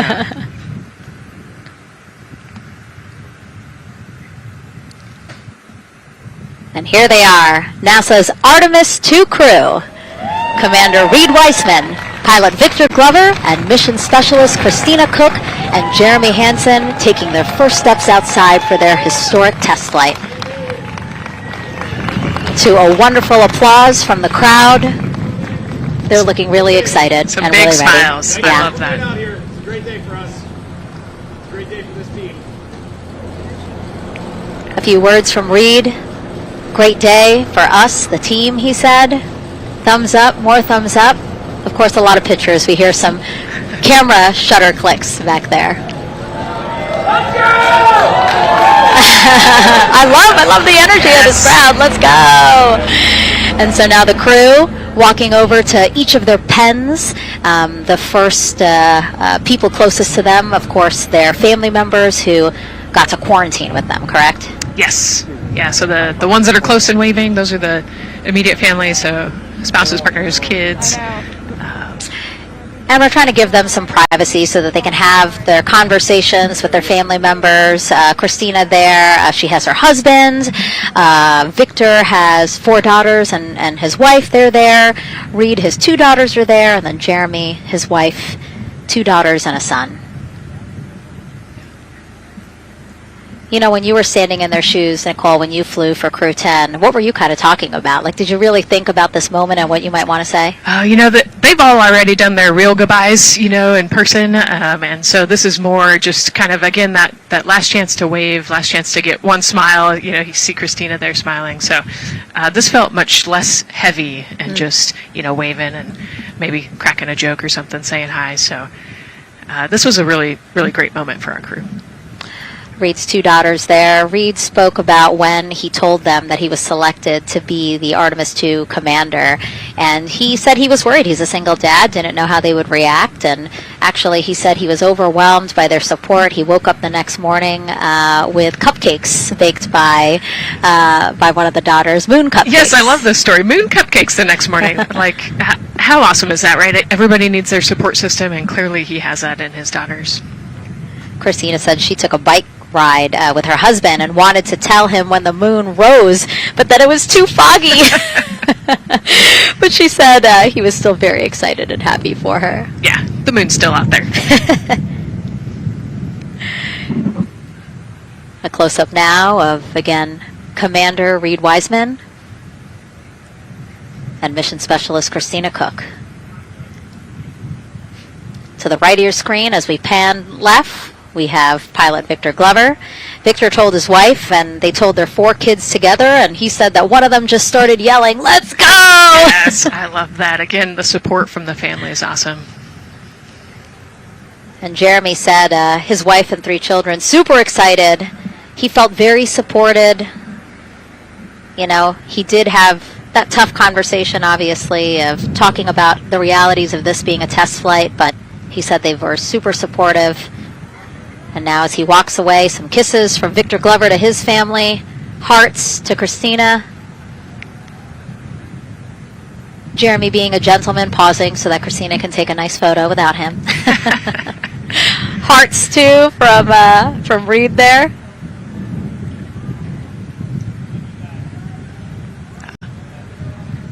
Hearing Victor saying, "Love you guys," saying that to some of his crew members there. Woody.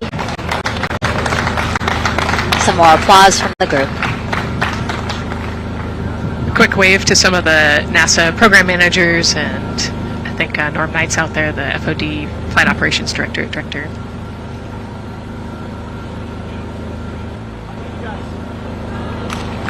heard Reed there saying, "Thank you guys," as the crowd picks up again with their applause, and the 4 of them step into their Astrovan. Looking at the clock, very on schedule right now. Again, according to the very detailed timeline of launch today, they are expected to drive off in about 20 seconds.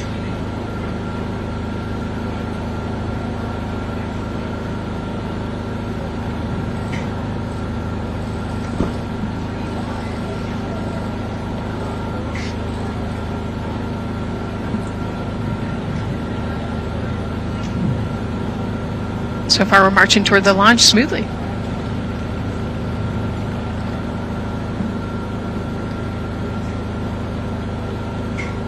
Do you think they're queuing up the video? Definitely. And that's why they haven't left yet? They're like, we can't go without Gotta get our your Point snacks and movie Break. ready. Yeah. Where's the popcorn?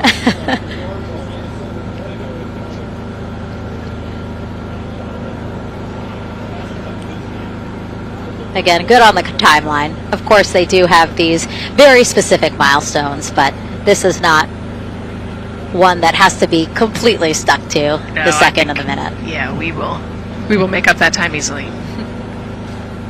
They will get a full security escorted ride out to the launch pad. It's a quick trip, 15-20 minutes.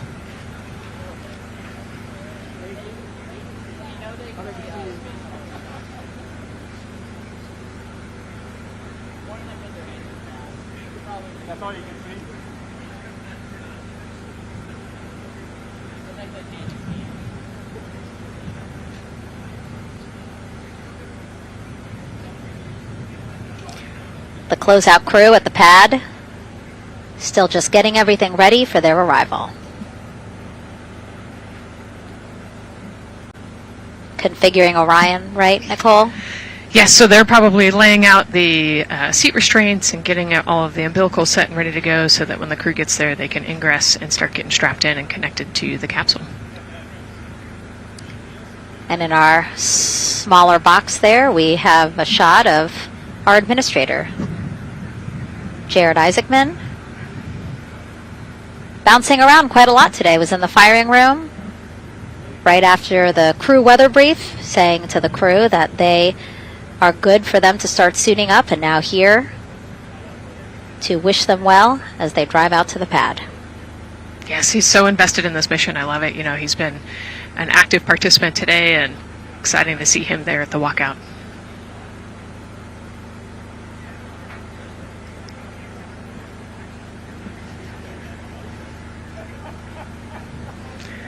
So in the van, they're probably getting hooked up to the portable cooling systems as well. So that would be my guess on the slight delay here, making sure everybody's situated, connected to cooling, and ready to go before they take off.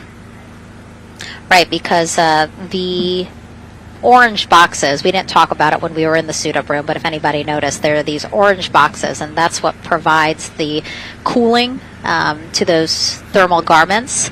And so those boxes have been staged inside of the Astrovan so that once they got there, they can connect up, again, so that they're cool and comfortable on the way out. Right, so they were off cooling from the walkout, you know, said hello to their families and the 80-degree weather here in Florida today, so it can get really warm in the suit quickly if you're not careful, so we want to make sure everybody's comfortable before we drive off.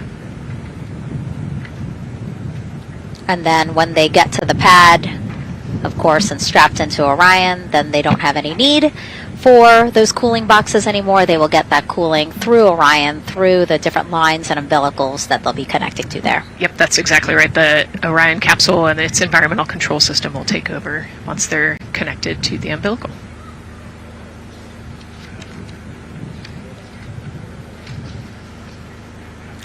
And so when we were watching them get into the elevator, I said, oh, there's a couple more people going in there. And they were, again, those folks in the white suits that we saw. Again, suit technicians. Yep. And there they go. And off they go. Reed, Victor, Christina, and Jeremy now on their way to launch pad 39B, where they will fly to the moon, something no human has done in over 50 years. They may also set a new record as the farthest humans have ever been from Earth, a record set by the Apollo 13 crew almost 56 years ago today. We still hear cheers as they drive away from the operations and checkout building here at Kennedy Space Center. Now, while the crew make their way to the pad, let's get to know each of them even better. First, Commander Reed Wiseman. The moon, to me, it's the thing that connects me together with all the other humans in my life. I remember being a little kid lying in bed at night and just looking out at the moon in whatever phase it was in, and I was thinking, man, My friends that live like 20 miles away, they can probably look out and see that same exact moon. And then when I was in the Navy and I would look out at the moon and I'd be halfway around the planet, I would think, man, my brother can see that moon where he is and he's halfway around the planet from where I am. To me, it's a connection of life on Earth. We can all look up and see that moon, and it's always changing. The moon is never the same 2 days in a row. I love that. My name is Reed Wiseman. I'm the commander of NASA's Artemis II mission around the moon. I grew up in a little town just north of Baltimore, Maryland, about 20 miles north of the city. There was a National Guard base nearby my house, and there were A-10 aircraft that would fly over every now and then. I just would look up at them and be like, man, I want to be up there. I want to go do that. And then my brother had me, and I would go every year and watch the Blue Angels fly during commencement, and that just started to grow and grow and grow. For a while, I wanted to join the Air Force, and then I realized Navy flies as well, and they fly from ships in the middle of the ocean, and that was it. Like, done deal for me. That is exactly what I wanted to do for my career. Flying is freedom to me, especially when you're in a jet aircraft coming off of an aircraft carrier in the middle of the Pacific Ocean. Nearest land is over 1,500 miles away. So when you come off of that aircraft carrier, you are truly just alone with yourself out there. It is a magical experience to be out there all by yourself in an aircraft over the Pacific. It's free. I think anybody who accomplishes something that they set their mind out to, there's no one thing that does it for them. It's a combination of everything. I mean, the way my parents raised me, the way my brother and I, the way our relationship developed over time, my friends, being in the marching band, going to college, setting my own course, learning how to live on my own, being mentored along the way, being, kept on the path to success, but being given the freedom to, make excursions and fail every now and then and regroup and carry on. I think all those things come together in the end to get you where you are. I've had to overcome, I'm a human being. I've had to overcome a lot of fears. I'm pretty scared of heights. I joked about that on the International Space Station, but it turns out I'm only scared like at the edge of a building. When you're up on the International Space Station, even though you're 250 miles up, I never had that feeling of falling or that I was, at risk up there. I just kind of loved the feeling of floating and looking down at Earth. There have been challenges all throughout my life. By far, the biggest challenge was losing my wife in 2020 to cancer and now raising two daughters who are grown up now, but that's been the biggest challenge by far I've ever had to face. It is not easy. Being an only parent, trying to work a full-time job, and raising two kids is something that I think about every single day. I'm very proud of the work I've done. I haven't always done it well, but I've always shown up and tried as hard as I possibly can.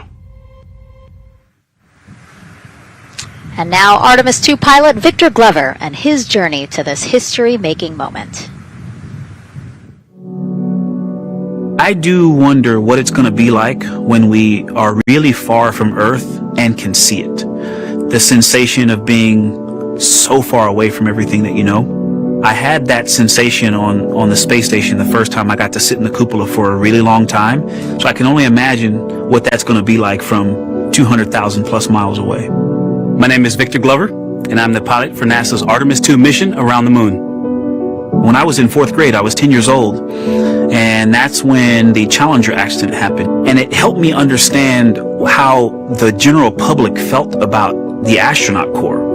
Right? Like, these are the people that we want to be, and that just gave me an easy thing to strive toward. The biggest fear that I've had to overcome in my life is doubting myself.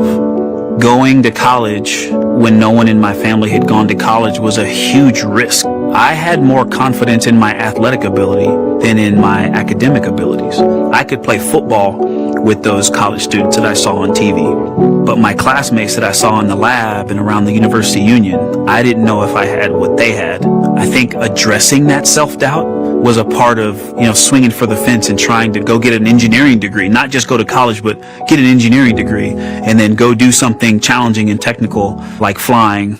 Apollo is known for sending humans to the moon. Artemis has an opportunity to continue the Apollo story, but I actually think it's important for this story to stand on its own. Artemis is a new program, and we're trying to do new things. And it's great to compare and contrast. When you look at our spaceship, you can see parts that were designed, built, and integrated in another country. When you look at our crew, you see that our crew is international. There are also men and women. And I just think that comparing and contrasting makes the story even richer. the piloting role specifically, I will have an hour and a half or so where I get to fly the spacecraft by hand.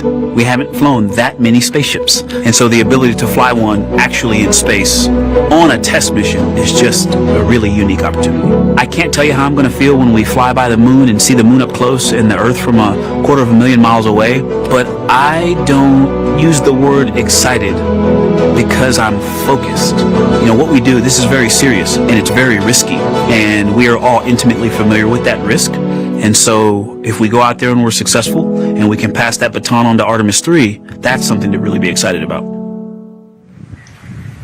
Great to hear from Reed and Victor in their own words about how they feel about this mission and their role in it as the convoy turns this corner here onto the road where the vehicle assembly building is and where the group that we showed you earlier today, ready with their flags. Wow, that group has expanded exponentially. Love this. Yes, this is great. So many people. Flags. Oh my gosh, I love it. Oh, this must feel so special to the crew to see all of these people here to wish them well. Yes, this is heartwarming. Look at how many people there are. Everyone is so excited about this mission. Signs. People have made signs. I feel like the Astrovan has slowed down a little bit, you know, to really take in the moment. Wow. That's amazing there. Again, crowds continue going, as we are now passing the historic vehicle assembly building. This is where the Space Launch System rocket was assembled and stacked with Orion. Its history, of course, goes back to the Apollo days, but today it is home to the Artemis missions to the moon and beyond. Gosh, still people lining the route. Yep. I love that. I do too. It leaves me kind of speechless, you know, just to see all the support, all of the people who want to know that they're thinking of them, they're with them, and the fact that this crew specifically has always said we are going for all by all, this must be really special to them. Yes, and that's just here on Kennedy Space Center. Imagine the rest of Florida right now. Yep. Mission Specialist Christina Cook, who holds the record for the most consecutive days in space by a woman. Let's take a look at what she has to say about this mission. I tell a story, which is one that my dad told me before the Apollo missions when he was just a very little boy. He was looking up at the moon with his mom, and his mom said to him, "Don't worry, Ronnie, we'll never get there." Fast forward maybe 70 years later, it's his daughter that's actually going there. And I think that long arc is something that we can all learn from. The idea that the seemingly impossible becomes possible if you just believe in it and are willing to work hard and come together to achieve it. My name is Christina Cook, and I'm a mission specialist for NASA's Artemis II mission around the moon. When I look back on my dreams as a kid, I definitely never thought I would actually get here. I was very pragmatic. Even though I'm a dreamer, I knew that the odds were way against me again, so I might as well do something I'm loving in the meantime. I definitely loved science and math in school and, did pretty well in those things, but I also loved being active. I was always outside. I loved things that made me feel small. I loved looking at the night sky, oftentimes between the pine tree branches, or I loved the ocean. North Carolina also has mountains, and when we would go there, I just loved the vastness of all of those things. I loved how they made me feel and what they made me think about, and the vastness of the universe and how much out there was to learn. I'm drawn to exploring. I'm drawn to challenges that involve both mental and physical, and I'd much rather be solving problems wearing a whole lot of equipment and in a harsh environment, and that's just something I've carried with me ever since I was a kid.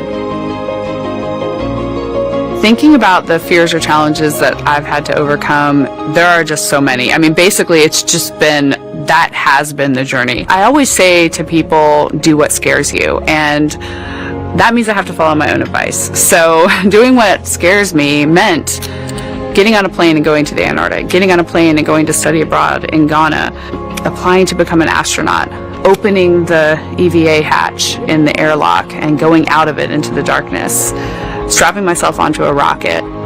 And so for me, I think that no matter what the challenge, recognizing that if people believe in you and you believe they believe in you, the challenges seem always a little bit easier. To me, the moon, it represents history. It is a witness plate. Everything that's ever happened to the moon is still written on the moon. Every single person has looked at the moon their entire lives. We see the same moon. That's something really special. It's just the epitome of a symbol of something that's in each of our hearts, but that's also represents exploration and reaching. And as we continue to watch the convoy, almost at the pad, mission specialist and first-time flyer, Canadian astronaut Jeremy Hansen.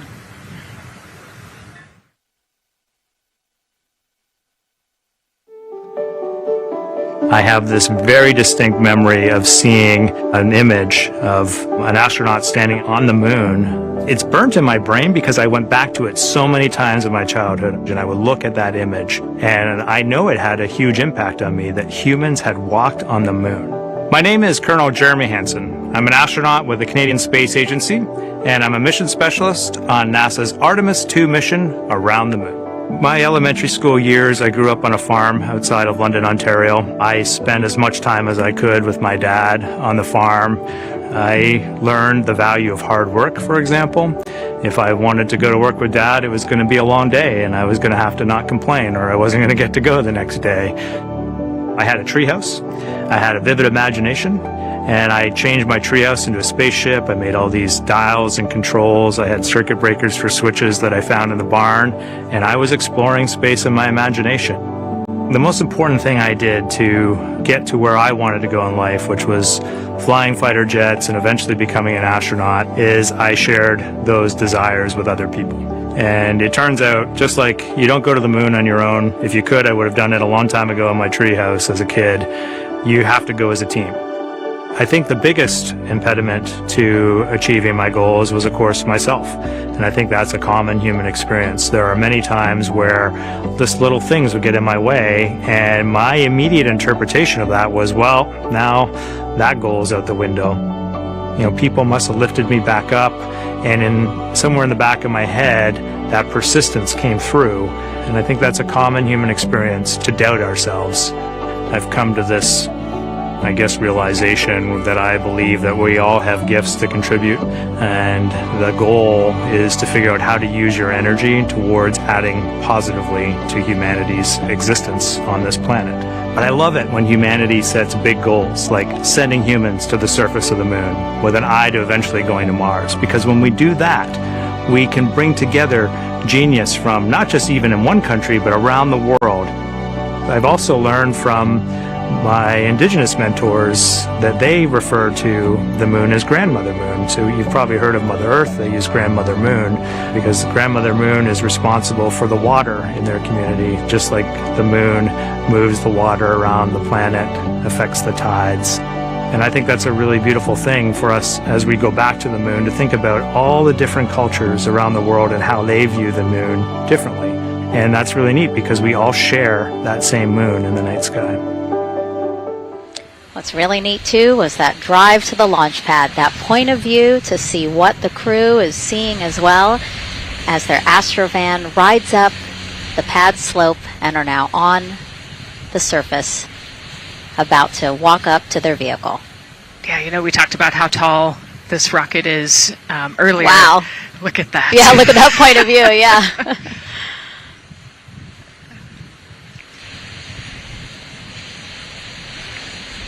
Pad 39B, another historic place here at Kennedy Space Center. Construction began in 1964, finished 3 years later. Apollo 10, the full dress rehearsal for the moon landing. That was the first mission to launch from this pad. Yeah, you know, we've used this pad for a lot of missions. You know, we modified the pad in the 70s and 80s, and then the shuttle missions actually launched from here as well. And then, of course, Artemis I took off from this launch pad, November 2022. And now here we are about to see the Artemis II crew get out of the Astrovan and make their way up the mobile launcher to the 274-foot level, where they will embark on their first crewed test flight of the Artemis program. You know, I think that button in the elevator actually says space when you It does? hit it. Yeah. Really? At least on 39 Alpha it does. So I imagine it says something similar here. Again, let's take a look at the clock as we wait for the crew to get out. 4 hours, 10 minutes, and counting until the top of our 2-hour launch window today. Let's head back across the street to Daryl, who's following the launch team every step of the way. All right, thank you, Megan and Nicole. And here inside Firing Room 1, we had a nice moment. The launch director, Charlie Blackwell Thompson, NASA's first female launch director, standing up from her console, taking her cell phone and snapping photos as the Artemis II crew that she had just given the go to leave the astronaut crew quarters, driving by, and of course going up the causeway until they got there to the pad. And now we see them coming out of the Astro van there and getting ready to ascend the launch tower. Well, we got a weather brief before they went out to the pad, and of course LWO gave a go. There could be some rain out there at the pad. It's already rained out there already. If you're in the area and you're watching right now, well, certainly you know that there's some rain in the area. There's going to be spotty showers that are going to be coming ashore here, and we expect that throughout our rest of our countdown. But we also are getting forecasts that there'll be some clearing as we get closer to our launch window. Big wave from Reed Wiseman there, and a thumbs up as the crew goes into the elevator to ascend the launch tower to go up to the level where they'll walk across the crew access arm and get into the white room. One of the things that you're going to start to hear now is from the crew themselves. We're going to be airing the Orion to Earth loop, which is the communications that's going between that crew and the launch team here as they walk them through configuring their various consoles as well as getting ready. A nice moment here, and I'll just pause to just look and see as the crew walks across the zero deck, as they call it, which is the deck that's right there even with the engines, and they're taking a moment to go over there and stand up and gaze up at the 322-foot tall SLS rocket. This was part of the plan for the Artemis II crew, and potentially a rocket that could help them make history to go farther from Earth than any crew has before. The farthest distance from Earth when they launch will be roughly around 248,000 statute miles. They're expected to go about 4,000 miles farther than the Apollo 13 crew did. And now they've headed to the elevator to go up. Again, I was talking about the loops. You're going to be hearing from the crew as they discuss with the launch team getting various systems ready to go. And then closer to liftoff, we'll hear the operational launch team loop brought forward ahead of the critical pre-launch polls and then the start of terminal count. And that should be right around L-25 minutes, right before the NASA test director gives their poll and the launch director gives her management poll, which happens at L-17 minutes. Right now, a lot of focus is on, of course, the closeout crew. They've made the way for the crew to get inside the spacecraft now and walk across that crew access arm, and there they are. They have been working on a tight timeline, but they are ready to go, and they are ready to receive the crew and start putting them inside their Integrity spacecraft. That's it from the firing room. We'll send it back to Megan and Nicole. And Launch Director Charlie Blackwell Thompson, again, we mentioned her a second ago. Her team have been training extensively for this moment since Artemis I launched in November 2022. Today they have a message for Reed, Victor, Christina, and Jeremy.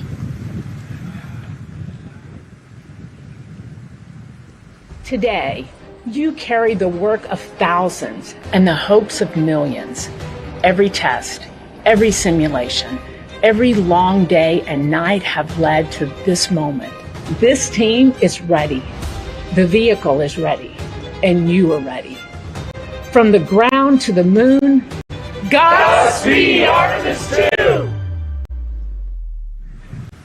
I love that. I just love seeing all of the people who have contributed to this mission and the fact that this is what they've been working for, and now it's culminating today. Yeah, thousands of people have worked on this mission, and we saw there from the launch team. But human spaceflight is like the ultimate team sport, is what I like to say, and that's just a great example of our team wishing our astronauts good luck. That shot there that we were just looking at was aimed at the elevator doors, again, to catch the astronauts as they make their way up to the 274-foot level of the mobile launcher. The mobile launcher is the structure you see there. It is not only a way for the crew to obviously access Orion, but also provides the fuels, communications, all that to the rocket. And now we're watching the crew walk across the crew access arm, getting a beautiful view of Kennedy Space Center. From 274 feet. Woo. Nicole laughs because Nicole is also, like Reed, does not like heights. I do not like how open that crew access arm is. But Reed made it across, so that's good news. It looks like they really enjoyed it. You know, they didn't just walk straight past. Christina and Victor, we definitely saw. Some thumbs up there, looking out, yep, that crew access arm. And then Reed, he knows where that camera is. Taking the opportunity to, again, just tell folks, hey, we're doing good. Ready for it. Yeah. And it looks like they're actually probably signing their patch. Yeah, there's a wall with patches there, and so each crew signs when they get up for their launch. And so this is probably actually the first time a crew is doing this in the White Room of Launch Pad 39B. Don't quote me on that, but I think the signing started with the commercial crew program. So there's a lot of that in the White Room over at 39A. But again, this is 39B. Yep. And so now in this room here, the White Room, again, we will see the crew don or put on their communication caps again, their helmets, their gloves, and remove coverings that they had on their shoes. Yeah, so they want to protect the suits while they're walking out and up to the White Room, and now they'll finish reassembling those suits. Put the boots on, put the gloves on. You can see they're working their comm caps now, and they'll work the helmets eventually as well. And so as we watch this process unfold, why don't we take a couple of questions from you guys? What is the most difficult thing about preparing for a flight? Nicole, that question's obviously for you. Ooh, this is a great question. You know, I think we get such good training. You know, this crew's been training for years. And so they know this rocket and this capsule inside and out. They know all the dangers. They know how to react to anything. So I actually think, you know, preparing your support system and your family, I think launch day is actually tougher for your family than it is for you. And, you know, we've heard the crew talk about the difficult conversations that they've had with their family to prepare for this historic test flight. And so I think, you know, the closer and closer you get to the rocket, the fewer and fewer things from Earth you keep. You know, they left their suitcases at crew quarters this morning. They left their cell phones, their laptops, everything. And so you are just a human in a spacesuit about to get on a rocket with all of your loved ones watching. And I think that can be probably one of the most difficult parts about today. And while you were answering that question, Nicole, we did get a chance to check. Yes, this is the first time crew has signed the wall of the White Room, again here at Pad 39B. Let's take another social question now. All launch windows happen to be in the evening. How come? Obviously referring to the April opportunities specific to Artemis II. Right. You know, this is a complicated answer. I don't know that I would have the exact mechanics behind it, but it has a lot to do with orbital mechanics and where we are in terms of the Earth and the Moon relationship. And, you know, like we said, we're trying to get on that free return trajectory, and so it has a lot to do with when we can do the perigee and apogee raised burns and the translunar injection. So there's a lot of math that goes behind these launch windows and why they shift and move, and why we just so happen to be in the evening for the April launch windows. Yep. You did answer it well. All right. And before we asked you guys a question, who would you take to the moon with you? Would that be a bestie, a pet, family member, or seasoned astronaut? Overwhelmingly seasoned astronaut. So, Nicole, you and I are going to the moon. Was that your answer as well? That was totally my answer. Again, like I thought my husband would not like that answer because he'd want to come along too. But I think if asked, he would also say seasoned astronaut. So that's fair. Like we said, there's a lot of training that goes behind it. These guys can react to anything that comes their way, and so yeah, if you don't have all that training, maybe you do want someone that's a little bit more experienced. Yep. So correct answer, everyone. And now we have another question for you. What do you want to know about living in Orion? What the crew eats, how the crew sleeps, how to fly the vehicle, or how free time is spent? Another great question. Yes, I'm excited to see what they say. Yeah, so head to NASA's Instagram or Twitch accounts to vote, and we'll share the results as soon as possible.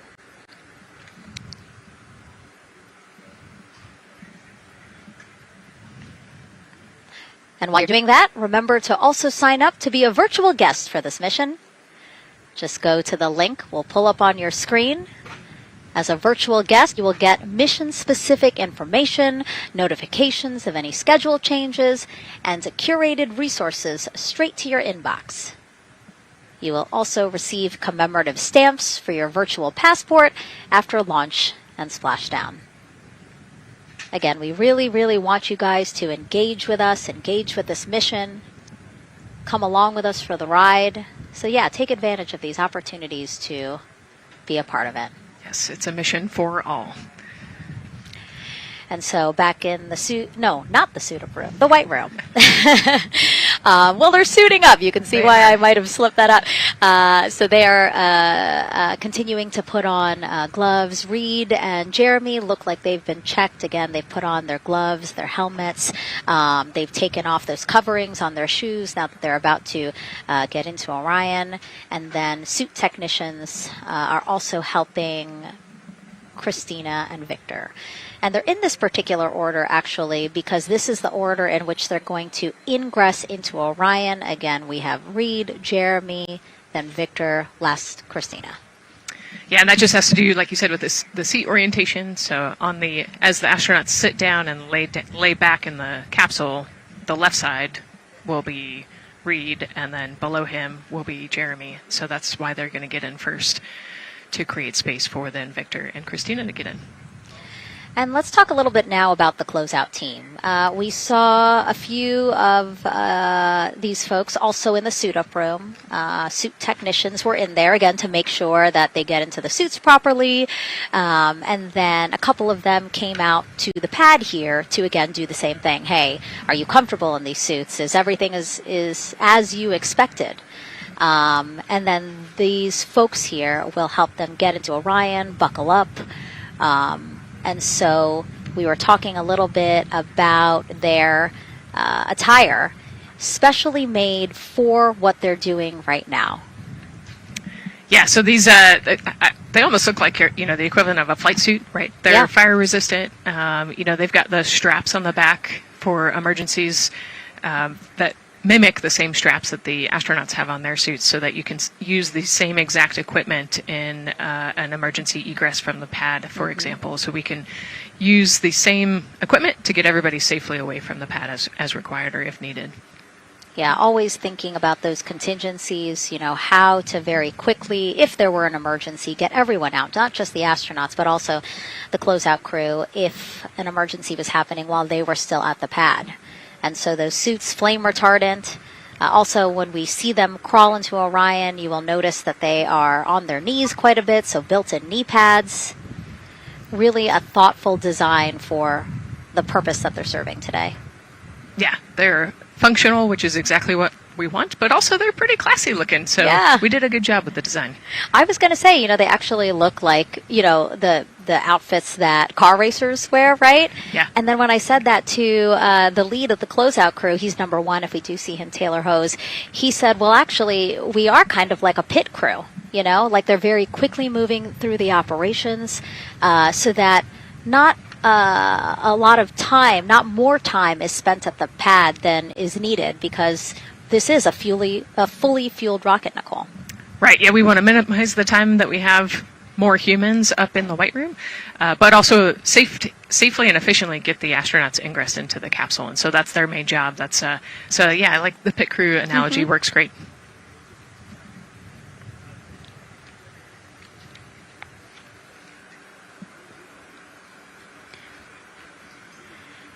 And so, Nicole, as we get ready to see them ingress. I know you'll be, again, an invaluable source as we talk through this part of the launch countdown, because you've been inside a mock-up of the Orion spacecraft, and I know that because you texted me a photo that you took, this selfie in the mock-up, and little did you know I was going to put it in this broadcast.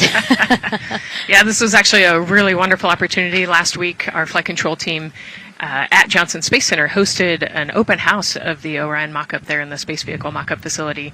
And so I got to spend some time in the capsule with some of the flight controllers who are actually sitting on console right now and talk to them about everything inside the mock-up. So you can see I've got a bump cap on.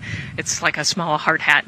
There are a lot of metal corners and things, and we are still squishy humans at the end of the day. And so they want you to be careful while you're moving around in there. But I got to see, how the crew will ingress.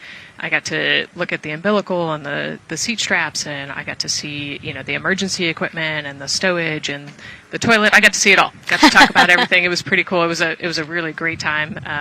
Michael and Bruce were great with me. They answered all of my questions.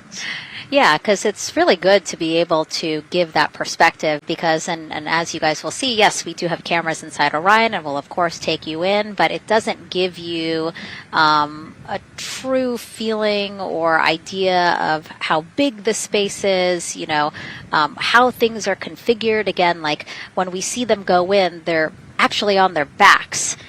So, again, it's just hard to really get a sense of the inside there, but Nicole is going to really help walk us through that. Yeah, you said they're on their backs, and you have to somehow get there, and so they're actually going to almost barrel roll onto their shoulder to get onto their backs and their feet up on those leg rests. Actually, Andre's holding onto right there. You can see Andre number 2 is inside getting everything ready for them. And actually, those leg rests for the pilot and commander seat will come off once they get into orbit to create some more space for them. And it looks like we're getting ready to ingress here. Yep, thumbs up from Reed. Everybody configured with their suits, and so in we go.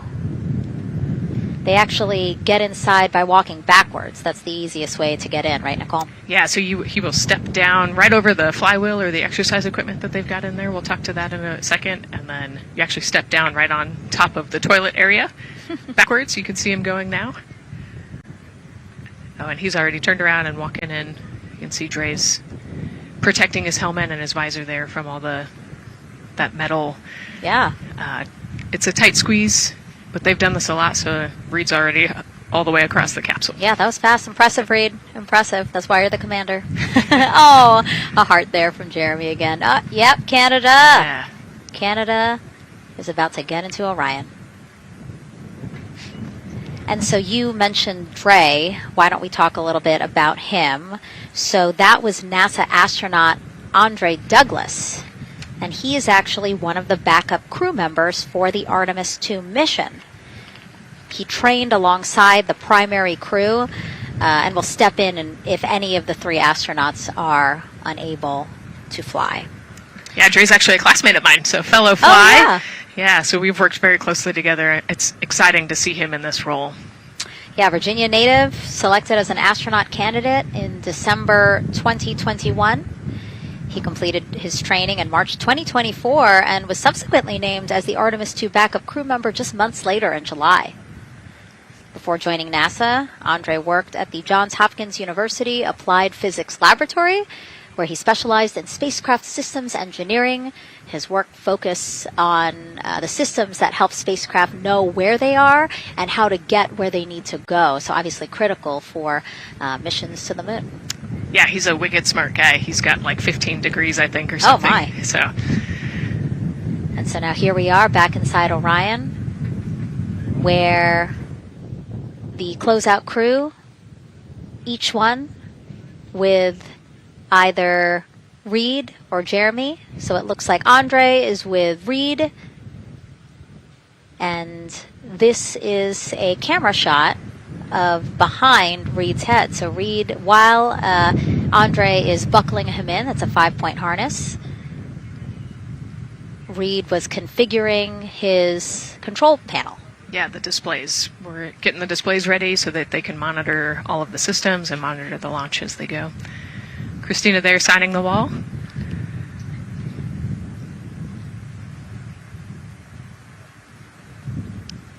Got to put away the pen. The pen could be foreign object debris or FOD, which is bad for NASA. We definitely want to make sure that we keep track of everything and we know where everything is, because the smallest thing could prevent us from launching or affect the equipment out there. Yeah, and you'll actually see that most of their tools will be tethered as well, so nothing can fall through a crack or drop.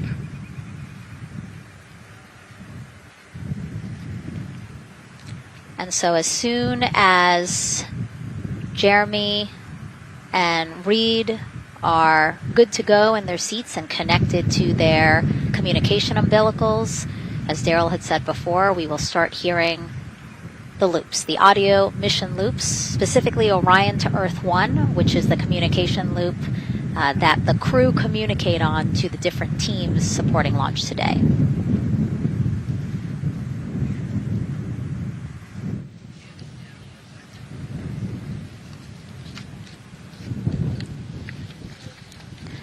And as we said when we were in suit up, after they do communication checks, again, suit leak checks to make sure that nothing went wrong between the suit up room and here, and also to specifically connect them to the Orion systems.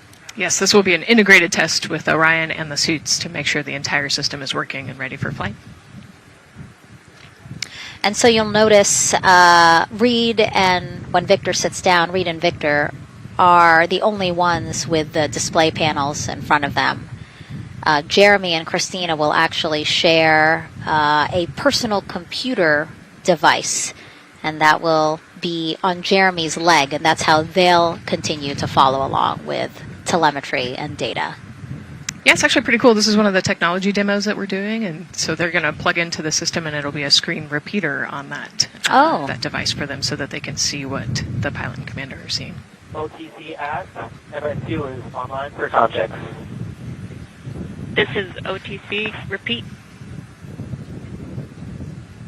MS2 ready for comm checks. The MS2 ready for comm checks. MS2, OTC Orion Earth 1, comm check. OTC, it's MS2. Have you loud and clear on 1. You're welcome, sir.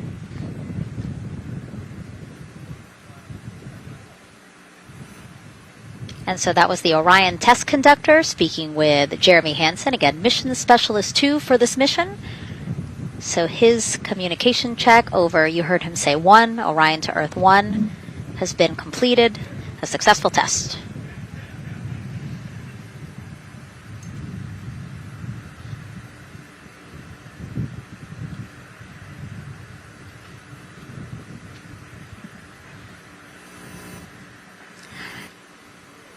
The rest of the crew here waiting in the white room. Again, as Nicole was saying, a little tight there for all of those folks. So Christina and Victor will wait until Reed and Jeremy are done getting buckled in. Yeah, I think 4 astronauts and 4 suit techs would be a tight fit in that capsule.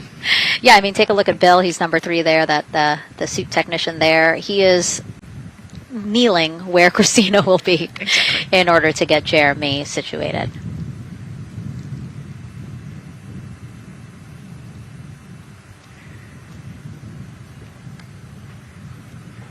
OTC Ask, commander's ready for comm checks. OTC copies. Commander. NTD, Mythico 2128, comm check. NTD, have you loud and clear here as well. I'll catch FTS on 194, thank you. Commander, OTC Orion Earth 1. OTC, CDR has you loud and clear. Good comm. Welcome, sir. And there you have it, a successful comm check with Commander Reed Wiseman. And so... And CDR, NTD on Orion Earth 1 for comm check. CDR, I got you loud and clear, NTD. And good to have you on board. Good luck today.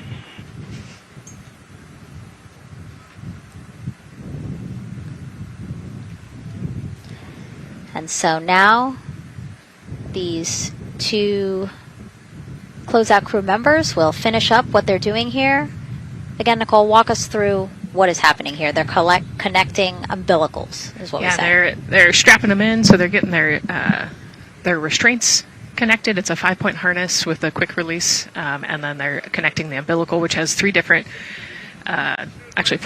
connections. So it's got the air in, air out, the water for cooling, and then the comm as well, the communication cable. So they're going to make sure that all of those connections are good to go, make sure the crew's receiving the cooling and the air, and then we heard the comm check as well. So they're just making sure the umbilical connection was good to go, getting them strapped in and ready, and then they will move on to Victor and Christina. And so while we wait for that to happen, why don't we get another check of the launch countdown milestones with Daryl and the launch team?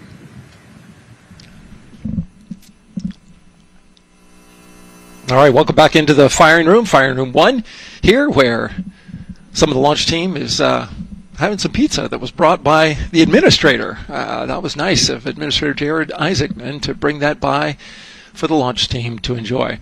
We're L-3 hours and 44 minutes and counting, as you can see the crew ingressing into the spacecraft. There are a number of things that are happening on the timeline.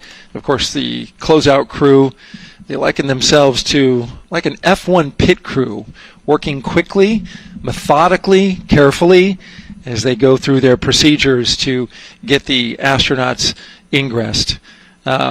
Overall, there's a little bit of timeline pressure, right? There's only a certain amount of time, as you see the astronauts going into Orion, only a certain amount of time that they can spend on their backs.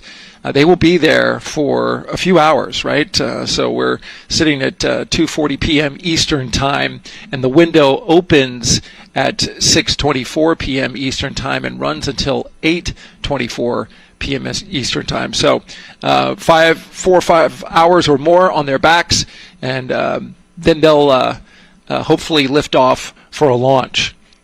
So, of course, the crew is mindful of the time. They don't want to slip into the window if they don't have to, and so they're keeping a tight lock on the margin, the amount of time that they're working there. There's a heart from Christina Cook. Great to see that as she gets ready to get into the Orion spacecraft, one that they named Integrity. It certainly fits this crew from what I've observed. Now, right now, the rocket's tanks, they're in what's called replenish mode. So another factor for this closeout crew is, and the crew themselves, this is a fully tanked, almost ready to go rocket. It's got all the propellant it needs to go to the moon. It's just a matter of getting the astronauts in, getting them configured, and getting all the systems, the high energy systems, bringing them all online in order to launch this rocket. As they sit there, there is propellant boil off that's happening. All tanks are at 100%, but the propellant, which is liquid oxygen and liquid hydrogen, those two propellants are minus 423 for hydrogen and minus 297 for the liquid oxygen. They are boiling right now. They've been boiling the entire time that they've been in the tank. And that is vented out, as you can see.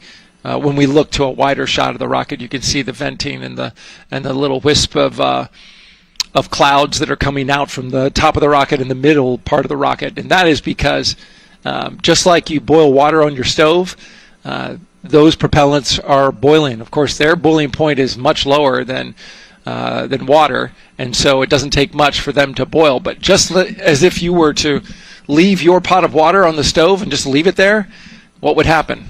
Well, it would completely boil off, and all the water would be gone. Basically turned into water vapor inside your house. Well, it's the same case here. So we are continually replenishing the rocket with propellant, liquid hydrogen and oxygen, running from those propellant lines that you see there going into the rocket. So that continues to go well. Overall look from the launch team here, this has been a very smooth countdown so far. The cryo tanking went exceptionally well, and the launch team is really in a good mood right now. Cautiously optimistic, understanding that with a system this complex, you can have something unexpected happen. But to this point, the firing room is really encouraged by what they've seen so far, and are especially excited to see these astronauts getting inside the spacecraft. L-3 hours and 40 minutes and counting until we open up that window for launch. For now, we'll send it back to Megan and Nicole. Thank you, Daryl. And, he mentioned that the crew decided to name Orion Integrity, and it was not something they came to easily. They really wanted to put in a lot of thought, and what they came down to is integrity is a value that NASA embodies, and also individually they felt like integrity is something that speaks powerfully to them. Yeah, and I think the other part of integrity, it just represents the humility and the professionalism behind the entire team that built this rocket and got us here today. And so it's a fitting name for this capsule. Yeah, like I said, I think the crew said it took them a little bit to decide on what they wanted, but I think they made the perfect choice. I agree. And so as the countdown to launch continues, we are reminded that this is an agency-wide effort to make today's launch attempt possible. We invited people across our NASA family to wish our crew a safe journey. Go Team Artemis! Go Team Artemis! 3, 2, 1, blast off! Have a great flight. Godspeed. We'll get you around the moon and home. If I had a message for the crew, be safe, to have fun, to remember that we're all down here rooting for them. I want to wish my friend and former student, Victor Glover, and the entire Artemis team best wishes and a successful flight. Have fun. Take some really cool pictures. Can't wait to see you when you get back. From the Earth to Sky team connecting NASA science to public lands, go Artemis! We will see you in the Pacific, and you can count on us being there. Greetings from NASA Langley's historic gantry facility, where Neil learned to land on the moon and Orion learned how to swim. We are with you all the way to splashdown. Let's go fly from the Orion Human Engineering Team. Woo! Like a full moon, your future is bright. Have a safe journey from the multimedia team in Cleveland, Ohio. We hope to see you guys back safely in San Diego, maybe singing some karaoke. Yeah, right, maybe. He knows exactly what he wants to do. He's like, yep, karaoke. I love that people submitted videos. This is something that we actually asked as part of the broadcast. We were like, you know what, I think it'll be really fun. And the overwhelming amount of people who wanted to record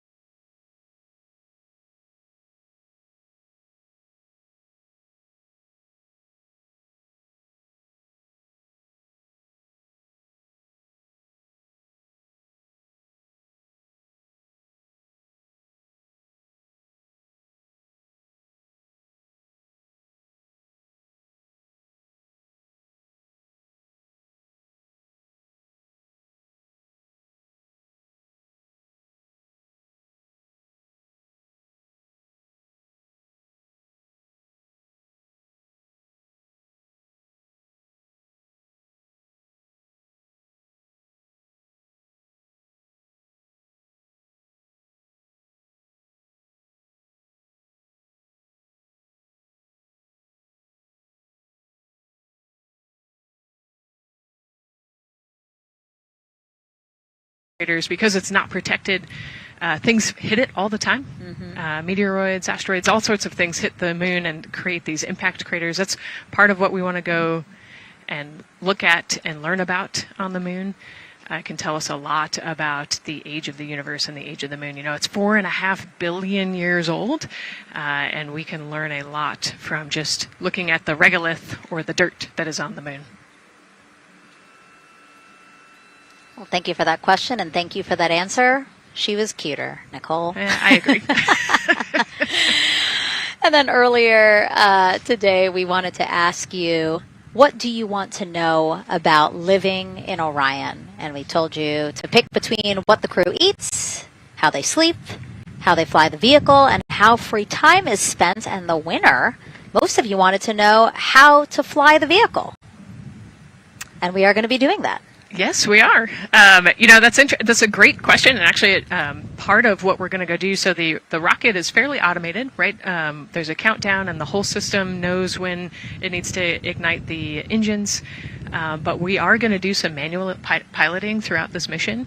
Once they launch and they separate from the ICPS, they're actually going to do a rendezvous and proximity operations demonstration. So what does that mean? They're going to take that portion of the rocket and they're going to try to fly closely to it. And so they will actually take manual control of the Orion spacecraft and try to get nice and close to the other portion of the rocket that had just separated. And so you can see actually a little bit in the view that you have right now. So for Reed, the left-hand person, his right hand, there's a kind of a joystick, if you will, on the right side, and then on the left side there's something similar. And so they've got translational and rotational hand controllers in order to command the rocket in different axes. Yeah, it's really exciting. I mean, Victor said it himself, like one thing that he's really looking forward to is piloting Orion manually. So we'll get to see that during our continuous coverage. Again, we are covering this entire mission.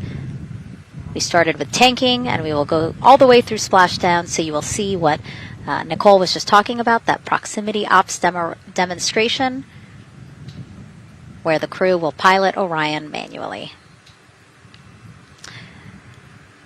And so, speaking of their 10-day mission, why don't we take a closer look at the crew's home away from home for the next 10 days. Here's Megan Carter again from the KSC Visitor Complex.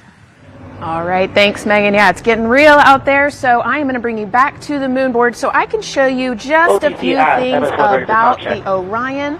Obviously, it is going to be very compact, sitting up there on top of the SLS rocket. Very compact, like I mentioned, over 355,000 pieces. So let me show you a couple key components, starting with these three fairing panels right there. When the rocket blasts off, obviously it is going to get very fast. It's going to get on Ryan Earth 1 for and windy. And so we have these three fairing panels in place to help protect our astronauts. I am also going to take you into a little bit closer look and talk about the LAS, or the Launch Abort System. This is the one piece that is going to be in place to protect the astronauts should something happen to go wrong in the first few minutes of launch. They can actually hit those abort motors, and these can activate within milliseconds, basically faster than you can even blink, and that is going to pull the crew and the crew capsule away from any danger. Now, obviously, we hope that those are not needed, and if that is the case, then about 3.5 minutes into flight, the LAS and those fairing panels will actually activate and jettison away. They'll fall away from the rocket, because at that point, the crew can actually abort the spacecraft safely by themselves. Now, we've talked a lot about the crew capsule right here. This is where they are going to spend the duration of their flight. We're going to talk a lot more about that one in just a little bit, but for now, let me jump down here to the service module. This is the one, we're going to think of this as the powerhouse for the spacecraft. It's pretty much going to provide them with almost everything that they need for the entire mission. Temperature control, removing the carbon dioxide, providing them with oxygen, so much more. You can also do course corrections and things like that. So, super quick breakdown, but as you can see, all of these components together are going to make the spacecraft one that is built not just to fly, but to protect, sustain, and bring those astronauts home. All right, lots more to come, but let's see where we are with the crew. Back over to you, Megan. Hey, thanks so much, Megan. A lot of useful information there. And we did want to point out that you did hear over and the... PLT, NTD on Ryan Earth 1 for ComCheck. NTD PLT, I have you loud and clear on OE1. And I have you the same. Welcome aboard. And so, again, we are now hearing mission audio loops, specifically the Orion to Earth 1 loop, the communication channel for the crew. Successful comm checks by both Victor and Christina. CDR, OTC Orion to Earth 1. CDR. Yes, sir. Configure ARS to shoot mode per EPROC 10.1.1. Crew ingress and vehicle pre-launch config, step 1. 10.1.1 crew ingress and vehicle pre-launch config, step 1. Going in work now. And so see, now we are privy to some of the countdown procedures that the team is asking for the crew to do. Yeah, so they're going to work through some of these procedures and finish the ingress portion, as you heard in that procedure. So this is where the crew is going to start building their nest, if you will, running some procedures, getting the capsule ready for humans to be on board. And now look at the clock, 3 hours, 30 minutes and counting until the opening of our 2-hour launch window, and we are pretty good on time. We are as we are expecting in terms of when Ingress will be wrapping up soon. And so now let's bring Gary Jordan, again, our commentator inside of Mission Control at Houston. Gary, let's check in with you about mission preparations. Hey, Megan, thank you. Yes, we're following along here in Mission Control Houston. OTC copies. And we'll stand by for those comm checks.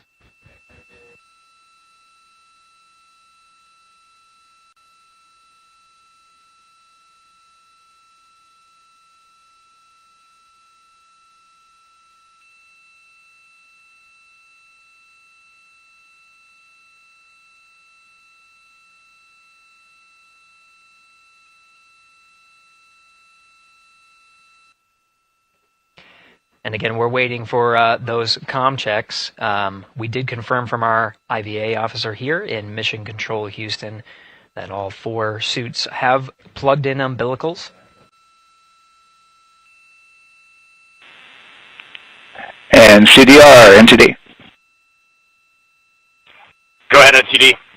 Yeah, Reed, we're ready to proceed with the voice checks if you and everyone else is.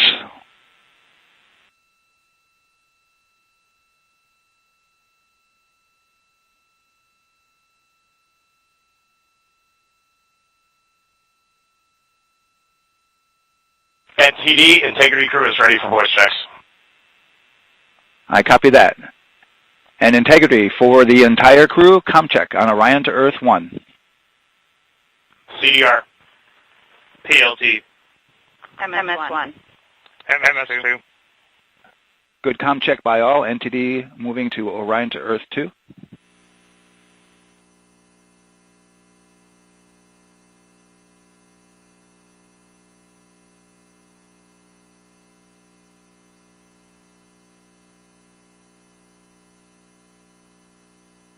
CDR. PLT. MS1. MS2.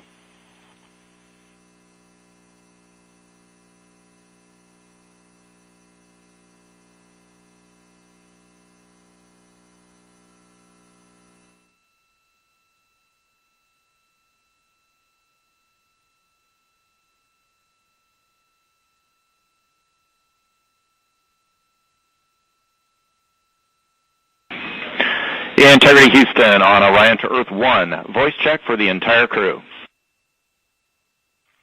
CDR. PLT. MS1. MS2. Houston has all 4 crew loud and clear on OE1. Stand by for 2.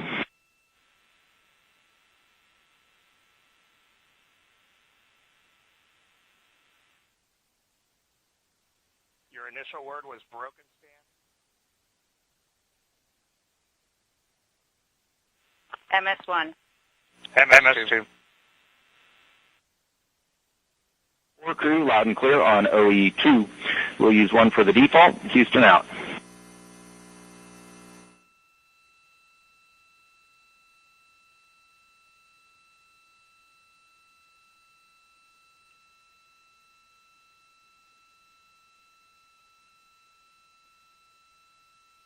And CDR, NTD? CDR. Yeah, we're going to go ahead and we're going to clear a couple of those messages on your screen here. Just want to give you a heads up that you'll see that. Copy all.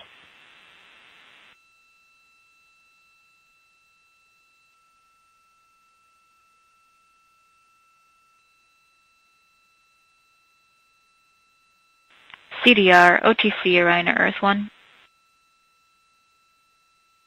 CDR. Yes, sir. Perform crew suit leak checks per 10.1.1. crew ingress and vehicle pre-launch config steps 2 through 4. Annunciation of LCC O-ARS-001 will occur. 10.1.1 crew ingress and vehicle pre-launch config steps 2 through 4. Going in work now.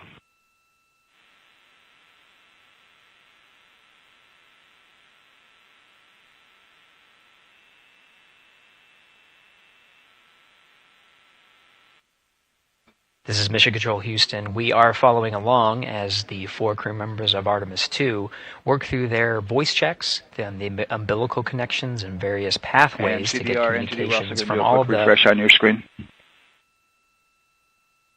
CDR. Yes, sir. We're going to look to do a quick refresh on your screen if you guys are okay with that. Hey, firm, just let us know when we can continue in 10.1.1. We'll go hands off.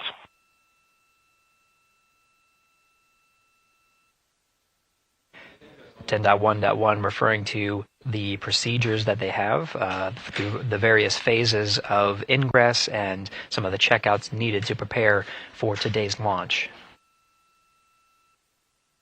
Here in Mission Control Houston, the IVA, or Intravehicular Activity Officer, will be confirming the leak check status and watching as the suits pressurize to once again confirm that the suits are in a good configuration ahead of launch. Of course, for the teams here in Houston, launch is just the beginning. The first flight day is jam-packed with activities.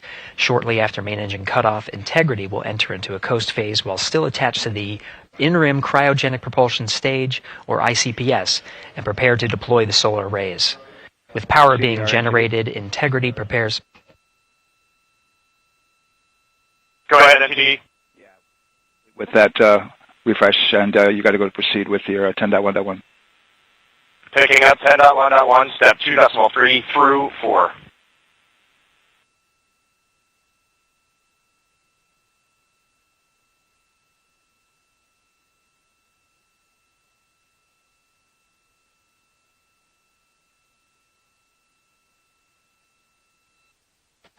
Picking up the procedures, the crew again working through the various steps to prepare for launch, standing by for suit.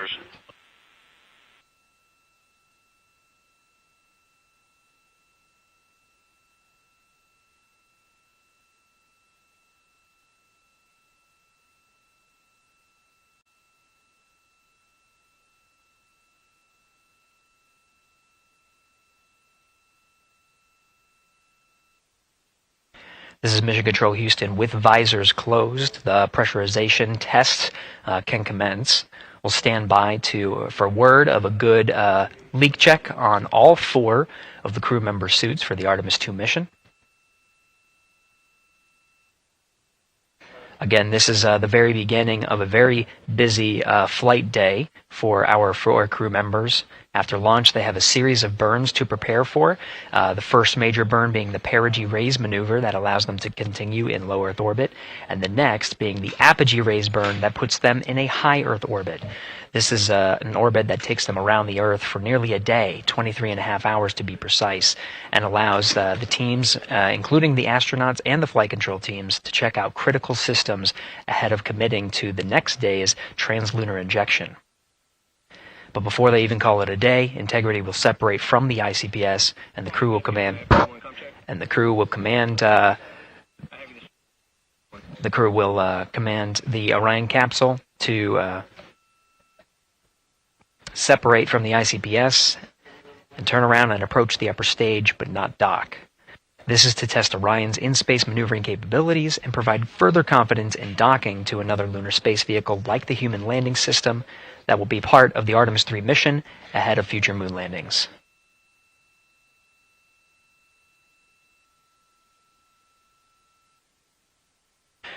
These are just a few of the highlights of the very first of 10 flight days as we await for confirmation of good leak checks inside the capsule Integrity. And there's a lot more to this mission. A reminder that this is, of course, a test flight. The purpose here is to demonstrate procedures, systems, and life inside Orion on a mission around the moon for the first time, and give further confidence in the capabilities that are charting a return to the lunar surface.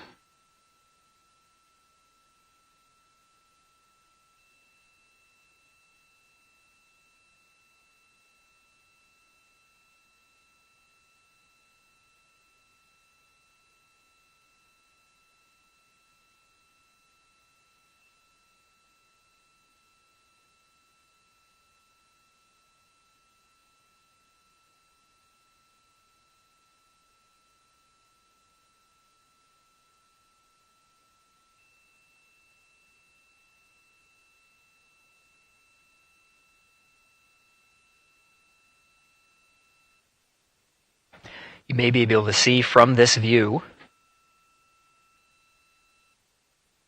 the suits themselves inflating. This is, again, a pressure check, verifying that the suits are leak-free ahead of the Ascent portion of today's flight. How you see the crew now with visors down will be the configuration of their Ascent all the way through core stage separation about a little more than 8 minutes after booster ignition.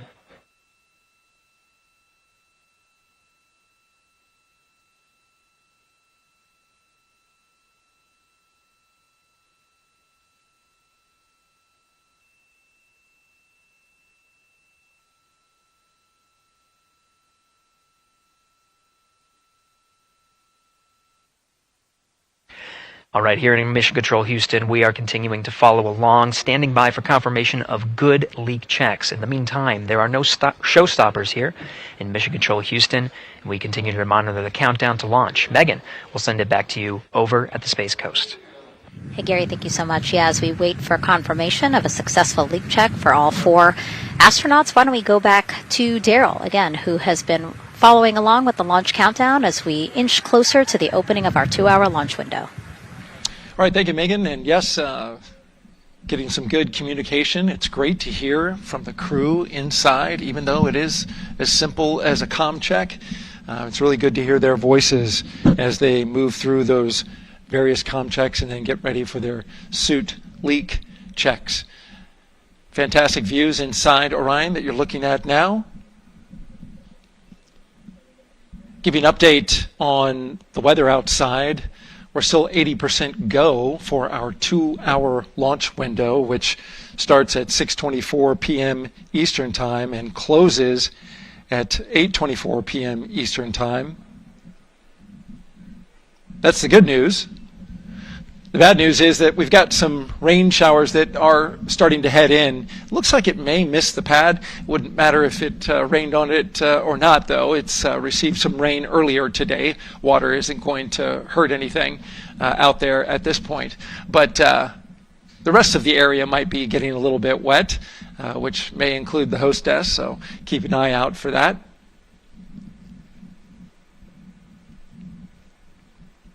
As we're watching with the astronauts inside the Orion Integrity spacecraft, you'll be hearing more and more from them, especially Christina Cook, who is Mission Specialist number 1.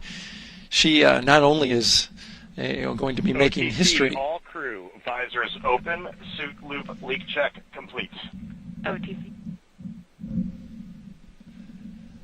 Okay, there you heard the suit leak check complete. They check those suits for leaks in the astronaut crew quarters. They check them again inside the spacecraft.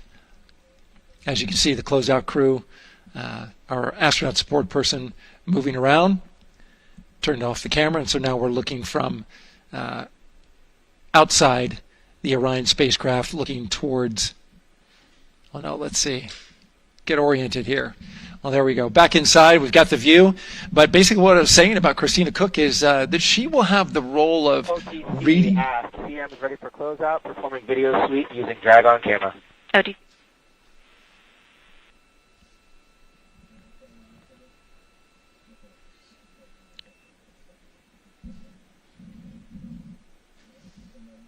She will have the role of reading out a pressure reading that tells the team that... and CDR or NTD? Go ahead, NTD. Yeah, we're going to do another cleanup on those suit leak check messages that we got from since we're done with that now.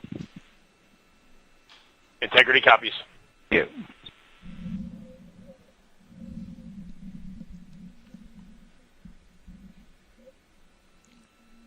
And that's communication going between Orion Commander Reed Wiseman and NASA Test Director Jeff Spaulding.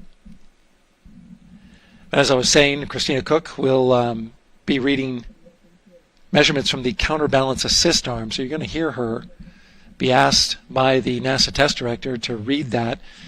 That CBA, counterbalance assist arm, it's mechanically latched by the closeout crew using tools, but there's a hydraulic assist It's pneumatically opened and closed rather with a pressure assist that helps open it up. Not only that hatch, but also the last hatch.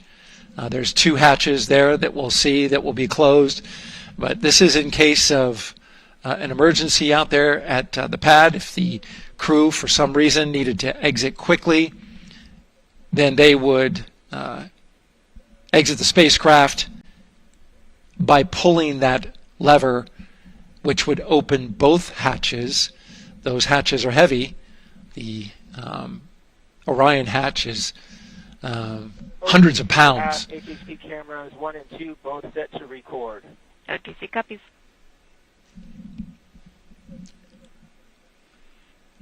And just an update on the launch countdown, continuing to monitor the team's communications here in Firing Room 1. Everything going really smoothly so far. We don't have any significant open constraints to launch at this time, so we continue counting down. And for now, we'll send it back to the host desk with Megan and Nicole. Thank you so much, Daryl. And so we heard some of the communications over Orion to Earth 1, and it sounds like we are now moving into the hatch prep and closure phase. We will now start to see the closeout crew getting out of Orion soon so that they can start getting ready to, again, close up Orion, close the 2 hatches, and then get out of the pad. Yeah, the closeout team will take the hatch seals off, and they'll inspect the seals, make sure everything's ready to go, and then do a few last configurations before they close that hatch. And then, like Daryl talked about, then Christina will have a role in looking at the CBA there. So. Mm-hmm. Yeah, you might have heard them say over the loops again that drag-on camera. So basically, it's a camera that they can move around, and you might have seen it in a couple of our shots already. But they will take that camera and literally go and inspect the seal that. There's 2 seals, actually, 2 seals that go around the entire area of the hatch just to make sure that everything looks good. And that camera feed is being directly shown to NASA teams who need to monitor that. Yeah, they want to make sure there's not a single hair or piece of dust on those, make sure that there's no damage and everything's ready to go so that the seal, they will do a leak check on this hatch seal as well. Mm-hmm. Make sure it passes. Yeah, and we'll know they're doing that because we will actually see one of the closeout crew members with a hand pump, and they will pressurize, again, just the seals, and they have to see if it will hold pressure for just a minute. And if it does, then they will go ahead to pressurize the entire Orion spacecraft, and then that again is to make sure that the spacecraft is holding the right amount of pressure. And that one's a lot longer. It'll take them like 8 minutes. Like it takes time to pressurize it, then they have to hold pressure, and then it takes time to depressurize it. Right, and they want to measure the difference in pressures at the beginning and end of that and make sure that it holds the right amount of pressure so that when they get to the vacuum of space, obviously the capsule holds its pressure. Yep. Okay.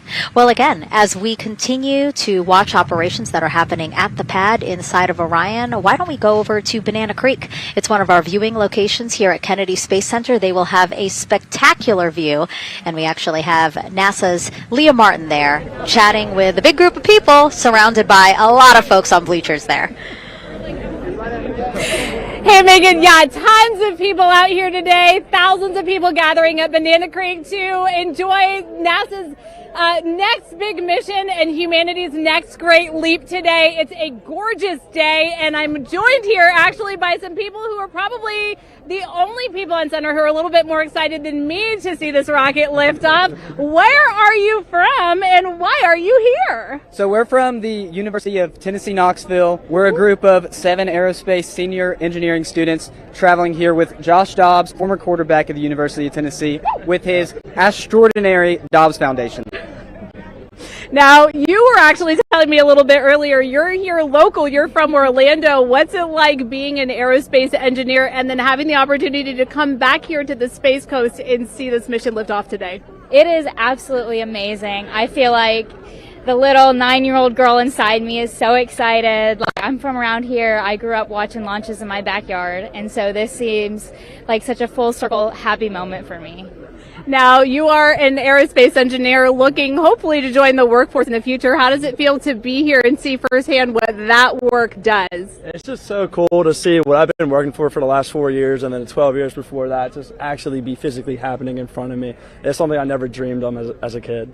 And I'm actually joined here by the pastronaut himself, Mr. Josh Dobbs. Now, you have a history with NASA as well. You did an externship here. And how did that kind of play into your passion for aerospace and then the foundation that actually provided this opportunity for these students today? 100%. So I spent a month here around the Artemis I mission, which was a tremendous opportunity to learn about the space program and also what's next.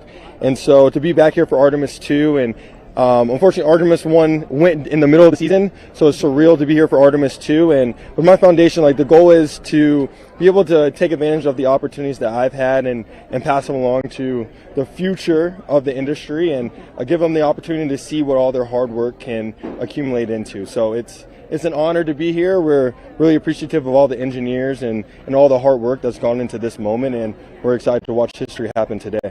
Absolutely. And as a group, I think if you guys had one well wish for the team today, what would you say? I think we can all join together, maybe say go Artemis. Go Artemis. That was a fun interview, and again, just so neat to see all the people who are here. I mean, still hours before liftoff. Not even hours before liftoff, but hours before a 2-hour launch window. So people just really committed to being here and seeing it in person. Yeah, you can see the Banana Creek is already buzzing back there behind Leah. You could hear the chatter in the background. It's an exciting time. Yeah, you could tell that it's a lot louder than we noticed because we just have very good mics. But, you know, she's obviously yelling over a huge crowd there. So super fun, super exciting. And yes, I hope that we all get to see liftoff here shortly. Okay, so as we know, Victor, Reed, Christina, and Jeremy will have their hands full during their mission. So for some of their test flight objectives, let's go back to Megan Carter at the moon board. All right, as we have seen from those camera views, their capsule is very compact, obviously. So let me show you a few cool things about this piece. The Orion capsule is going to only be about 16.8 feet in diameter and a whopping 10.5 in height. Think of it about the same cubic feet as 2 minivans. So obviously every piece of that capsule has been planned with purpose. And a really great example of that is going to be these seats that we have seen that live view of. Now, these seats are going to be out for launch, re-entry, and splashdown, but in between, they are stored in between to give them more room for daily activities and things like that. While they are on board, obviously they are going to have a lot of things to do. One of those is going to be to manually fly Orion, as we've discussed, but they also have several other objectives as well.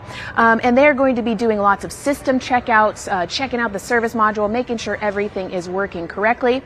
They're also, like I said, going to have a chance to manually fly. Now, this was taken during one of their training simulations, but as you can see here, they will have advanced flight displays, hand controllers, touchscreen interfaces, so much to work with and practice with as well. Now, while on board, they will also have the ability to eat those shelf-stable meals that are designed specifically for microgravity. I think I saw somewhere that one of their meals is going to be mac and cheese and brisket, so that makes the Southern in me very happy. All right, but they are going to have also some time to look at some things like power and propulsion. They will have 3 key propulsion systems that are going to help power Orion as well. And speaking of power, I want to bring you back to the service module real quick because I wanted to point out these 4 solar panels. These are going to take about 18 minutes to unfold like giant wings, and they're going to stretch 62 feet from end to end, and these are going to help power the service module and in turn provide what the crew needs for their journey. So as you can see, spacecraft is built specifically for what we need and to guide them and get them home safely. All right, back over to you, Megan. Thank you so much, Megan. You know, it's taken thousands of people many years to get to us to where we are today. Let's meet some of the people of Artemis who've made this flight test possible. I am the Artemis Launch Director. I'm the Orion Crew Survival System Manager. I am the Artemis II Chief Training Officer. I'm the SLS Launch Integration and Mission Operations Lead. I am the Recovery Director. And I'm Boeing's Core Stage IPT Leader at Kennedy Space Center. I am the Artemis II Entry Flight Director. And I'm the Closeout Crew Lead for Artemis II. Our job is to design the spacesuits that the crew will wear for the Artemis II mission. The team here at Johnson Space Center in the Orion Crew Survival Systems Lab does pretty much everything involved with processing the suits, designing the suits, qualifying the suits, testing them for the Orion mission. The role of the Chief Training Officer is to manage both the planning and the development of how we are going to train our astronauts and run our simulations for our flight control team for the mission, and then go implement that plan. Recovery team is responsible for three things. So recovery is what we call our nominal recovery situation, where we go recover the crew and the capsule at their designated landing site. Rescue is in case we do need to rescue the crew or they landed somewhere else that we did not plan. And then the retrieval is us getting the capsule if they did land somewhere where we did not expect them to. My job on SLS is to manage the operations architecture on the SLS program. One of the specific things that we do is support launch operations. It means a lot to be a part of this Artemis team, to show the next generation in seeing what may come. I am responsible for our core stage processing at Kennedy Space Center. My team is responsible for that core stage, and it's our responsibility to make sure that core stage is safe, built correctly, and there's going to be 4 of our astronauts, and it's going to get them to their ride around the moon. I've been a flight director for over 10 years now. I worked on the Artemis I mission, and after that mission completed, I was assigned as the entry flight director for Artemis II. I can't wait to see the hatch open after splashdown. That's when we know that our mission will be complete and the crew will have safely returned to the moon and back to Earth.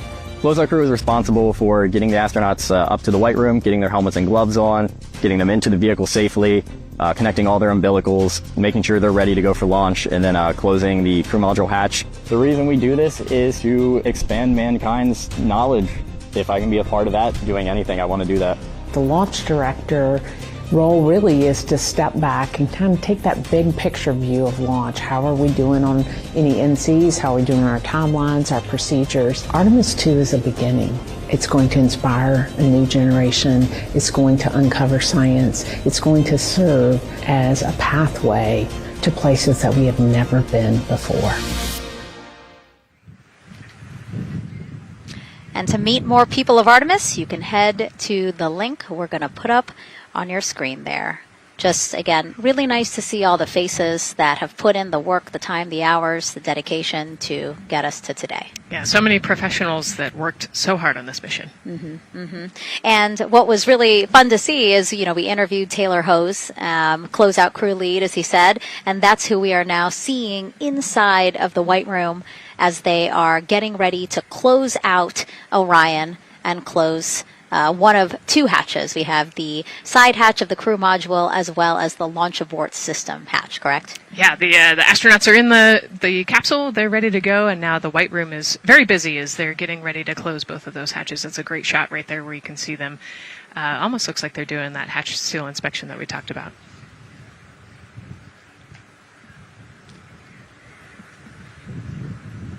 And so, Nicole, as we continue to see them get ready to close that smaller hatch, again, the crew module side hatch, let's take some questions now.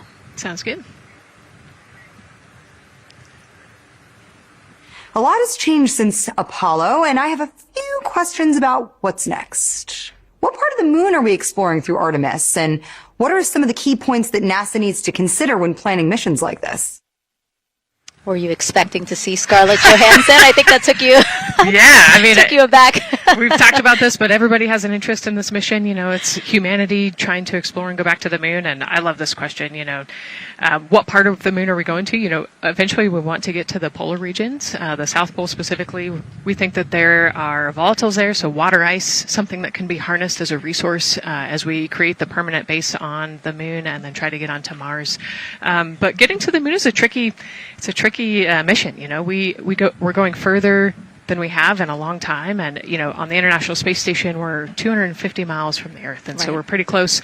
We resupply that spacecraft pretty often with cargo missions. But the further and further you get away from Earth, the more you have to think about the lack of cargo, the comm delay. You know, there's a communication delay the further away you get. And so there are different and unique problems as we continue to explore further and further out into the solar system.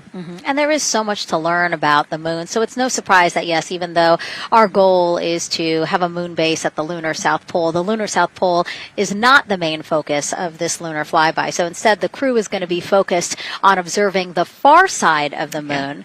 So this is actually an animation of what teams expect the moon to look like if the crew launches today. So this is, of course, the side that faces the moon, and this is the far side of the moon, which when, again, the crew does their lunar flyby on flight day 6, we are expecting this will be their view. What an amazing view and an opportunity. Yeah, you know, there's so much to learn from this particular mission, because obviously we're not landing with this mission. And so they actually potentially could see the South Pole and kind of scope out what our landing regions look like in the context of the entire moon. But also they're going to see parts of the lunar surface that have never been seen before by the human eye. And so they're going to take these detailed notes. They're going to record themselves talking about what they see. You know, we do a ton of geology training as astronauts, especially this Artemis II crew. They did a ton of geology training working with scientists to learn how to pick out the unique portions that we want to go study. You know, what is the context of the moon? What parts of the moon look interesting and look different? You know, the impact craters that we talked about earlier. So really trying to take all the pictures, take all the observations, write down, talk about their observations, and record as much data as we possibly can for the researchers back here on Earth. Yeah, it's so important to, yes, we're all talking about what they hope to do during this 10-day mission, but you really do have to think about all the training that goes into this. I mean, you have 4 crew members who won't, you know, have the support the way that they've been having this. I mean, they'll be talking through communications, but you know what I mean? It's just them and the moon, right? So they need to be fully aware and equipped with everything that they'll need to do to be able to accomplish the objectives that we hope to accomplish during this mission. Right, and their specific flyby around the moon, you know, the lighting will be different and the path will be different depending on when we launch. If we launch today, it would be different from tomorrow. And so, you know, they actually had to learn the geography of the moon so that they can orient themselves when they're on the backside of the moon, because they're not going to have communication. You know, they're just going to have a, I think, 45+ minute comm blackout while they're while they're on the far side of the moon. And so they themselves have to know what things look like on the moon, how to orient themselves, and how to get the data that we're looking for. Yeah, really ambitious mission. Excited to be here at the start of it. All right, so another check of the clock, 2 hours, 57 minutes and counting to the opening of our 2-hour launch window for Artemis II. This pivotal test flight comes 250 years after America began its journey as a nation. As we celebrate that milestone, a special live performance now of our national anthem by singer Ann Wilson.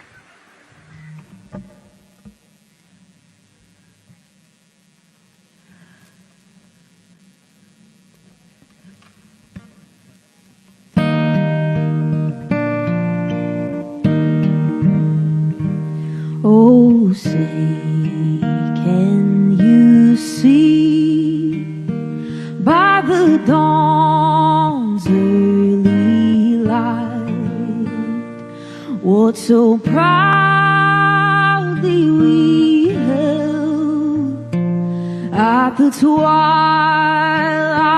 last gleaming, whose broad stripes and bright stars through the perilous fight o'er the ramparts we watched were so gallantly streaming, and the rocket's red glare, the bombs bursting in air, gave proof through the night that our flag was still there. Oh, say does that star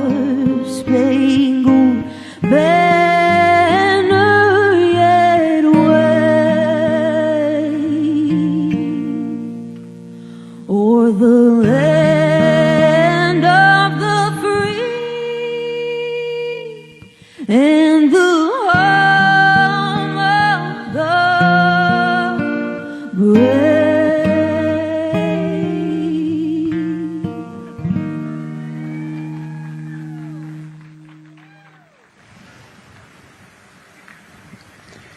beautiful rendition. Honestly, I'm a little emotional, a little speechless. Yeah, that was gorgeous. Yeah. I mean, again, we are a nation of explorers, a nation of curious minds, and to see us again 250 years after our Declaration of Independence was signed to when we are trying to return to the moon for the first time in more than 50 years, really powerful. Yeah, leading the way back to the moon. It's exciting. Mm-hmm.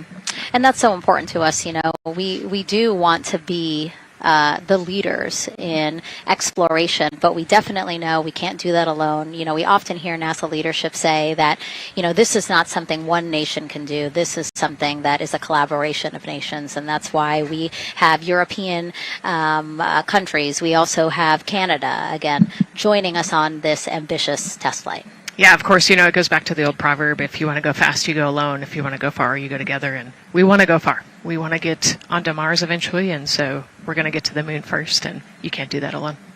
So thank you again, singer Ann Wilson, for that beautiful rendition, again reminding us of what it is we are trying to accomplish for all, by all.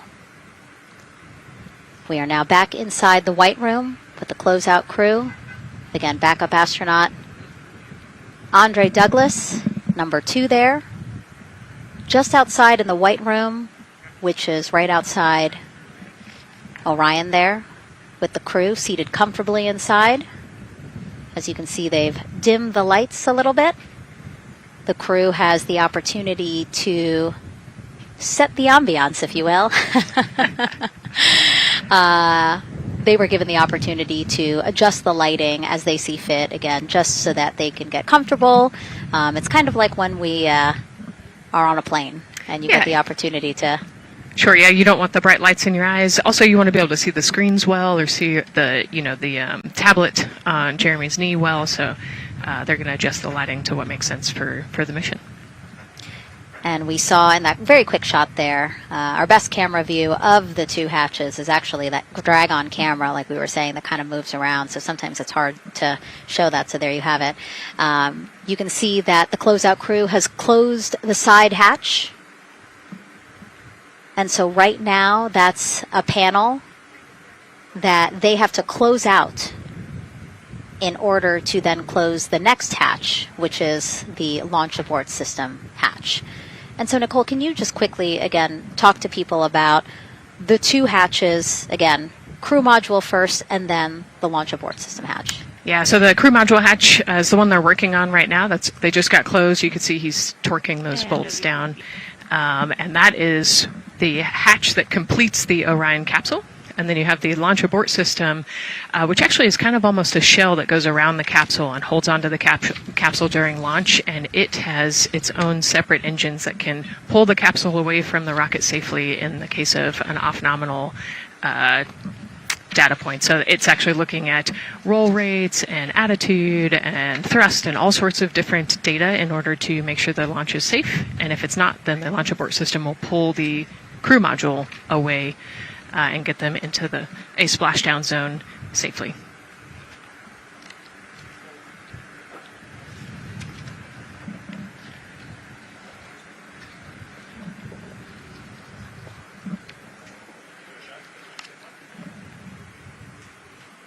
And as we wait for the crew to complete closing that side hatch of the crew module, let's head over back to Banana Creek, where we have Leah Martin standing by with the person who designed this mission's zero gravity indicator, named RISE. It was 2nd grader Lucas Yee from California. Hey, Leah.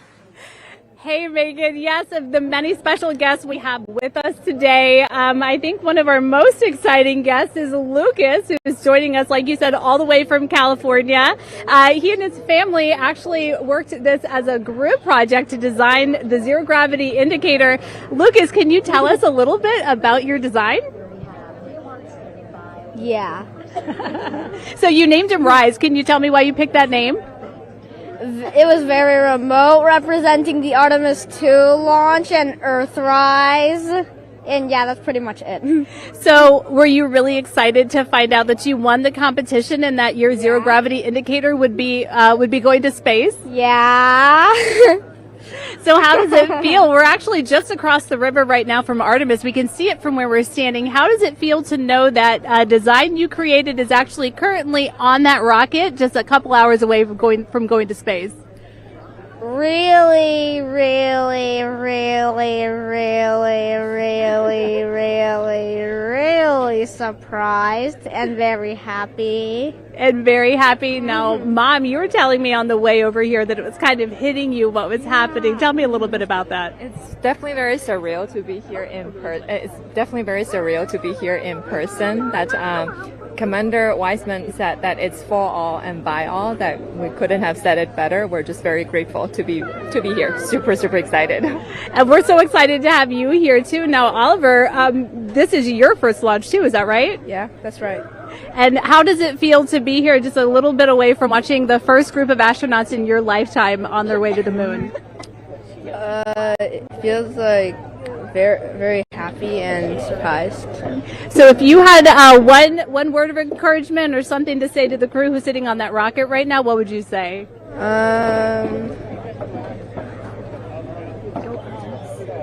What? Go Artemis.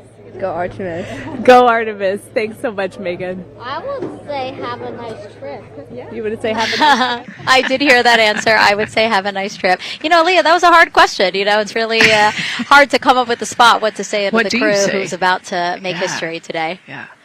And so the Artemis II crew, again, ZGI, Zero Gravity Indicator. It's a plushie, a soft toy that is brought in to the spacecraft with astronauts so that it can be a visual indicator for when we have reached the weightlessness of space, right? Yeah, you saw a little replica there that Lucas had, and then in some of the views in the cabin view, you could see it swinging and hanging earlier. So I think actually Jenny was the one who installed it into the capsule. Oh, really? Yesterday, yeah. So. Oh, we have to unpack a lot here. We got to talk about Jenny, who we will get to here in a second. But then, yes, we will also go back into the capsule so that we can show you where the ZGI is now. But the ZGI was chosen by the crew after a contest where the crew asked for submissions. They got submissions from around the world to, again, design their ZGI that is going with them to the moon. It's kind of like any other road trip. You need clothes, food, a map, your favorite toy. Really. Except this toy has a job to do up there because this is a zero gravity indicator. While not a scientific instrument, this safe and soft object tells the strapped-in astronauts that they've reached weightlessness. For Artemis II, the crew wanted a one-of-a-kind ZGI, so we asked you to come up with it.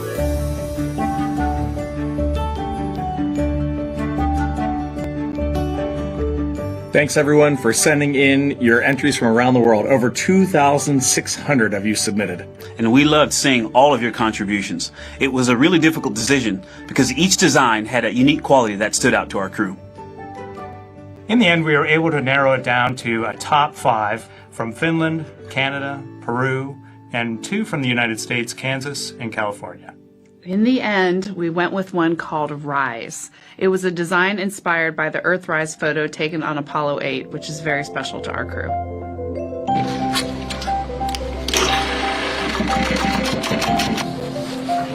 With the winner chosen, next came the task of bringing it to life, here in the Thermal Blanket Lab at NASA's Goddard Space Flight Center. This lab specializes in custom materials to protect sensitive spacecraft equipment and is perfect for creating a ZGI that meets the rigorous safety standards of NASA. Because you have to be concerned with whether the thread's going to outgas or if it will hold up, if it's flame retardant. This is the Rise ZGI doll. All I have left to do is to close the opening here and hand sew the hat on, make sure its stuffing is stuffed in there, and we have our pocket here for the SD card. And on that tiny SD card will be millions of names submitted to virtually join the crew aboard Orion.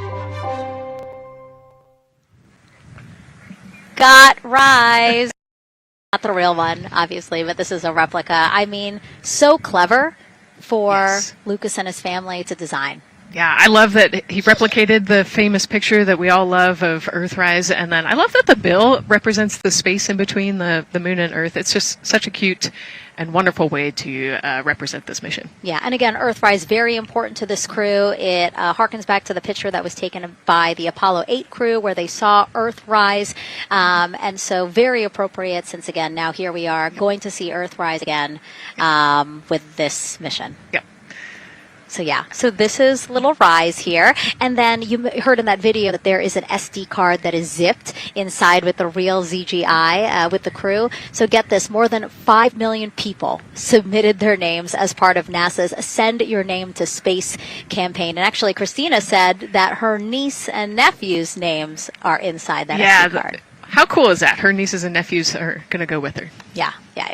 Love this. Love that people are engaging in such a cool way. And actually, if we take a look back inside of Orion, we can actually see the actual ZGI inside with the crew. As we said, the purpose of a zero gravity indicator is to show when we've reached the weightlessness of space. Now, I know that it's probably dark in there because, as we said, the crew decided to just dim it a little bit for them. But here again, as we see, Reed on your left, Victor on your right. Below Victor, or next to Victor, again, because they're on their back, it's a little weird. It's a little hard to explain their orientation. But between basically Victor and Christina is where Jenny Gibbons has placed the zero gravity indicator. And Jenny, who, again, Nicole just brought up, Jenny is one of the backup crew members. So we mentioned how Andre is the backup crew member for the NASA astronauts. Jenny is the backup crew member for Jeremy. Yeah, Jenny's one of our Canadian astronauts, and yeah, so she's been also helping with preparations for today and helping get the White Room ready, get the capsule ready, and she's actually going to be a Capcom for Artemis II as well. Yeah, she's from Calgary, Alberta, completed astronaut training in 2020, mechanical engineer, combustion scientist, and actually before becoming an astronaut, she was an assistant professor. So again, another very well-accomplished person on the team. And I know the Artemis II crew has really enjoyed working alongside both Andre and Jenny. Yeah, actually, Jenny was our EBQ mentor when I went through our ASCANner initial training, so she helped us with all of our spacewalk training, which was kind of cool as well. Okay, and there we have Andre again, number 2, with the rest of the closeout crew team there. Why don't we get another check with Daryl and see how the launch countdown is going.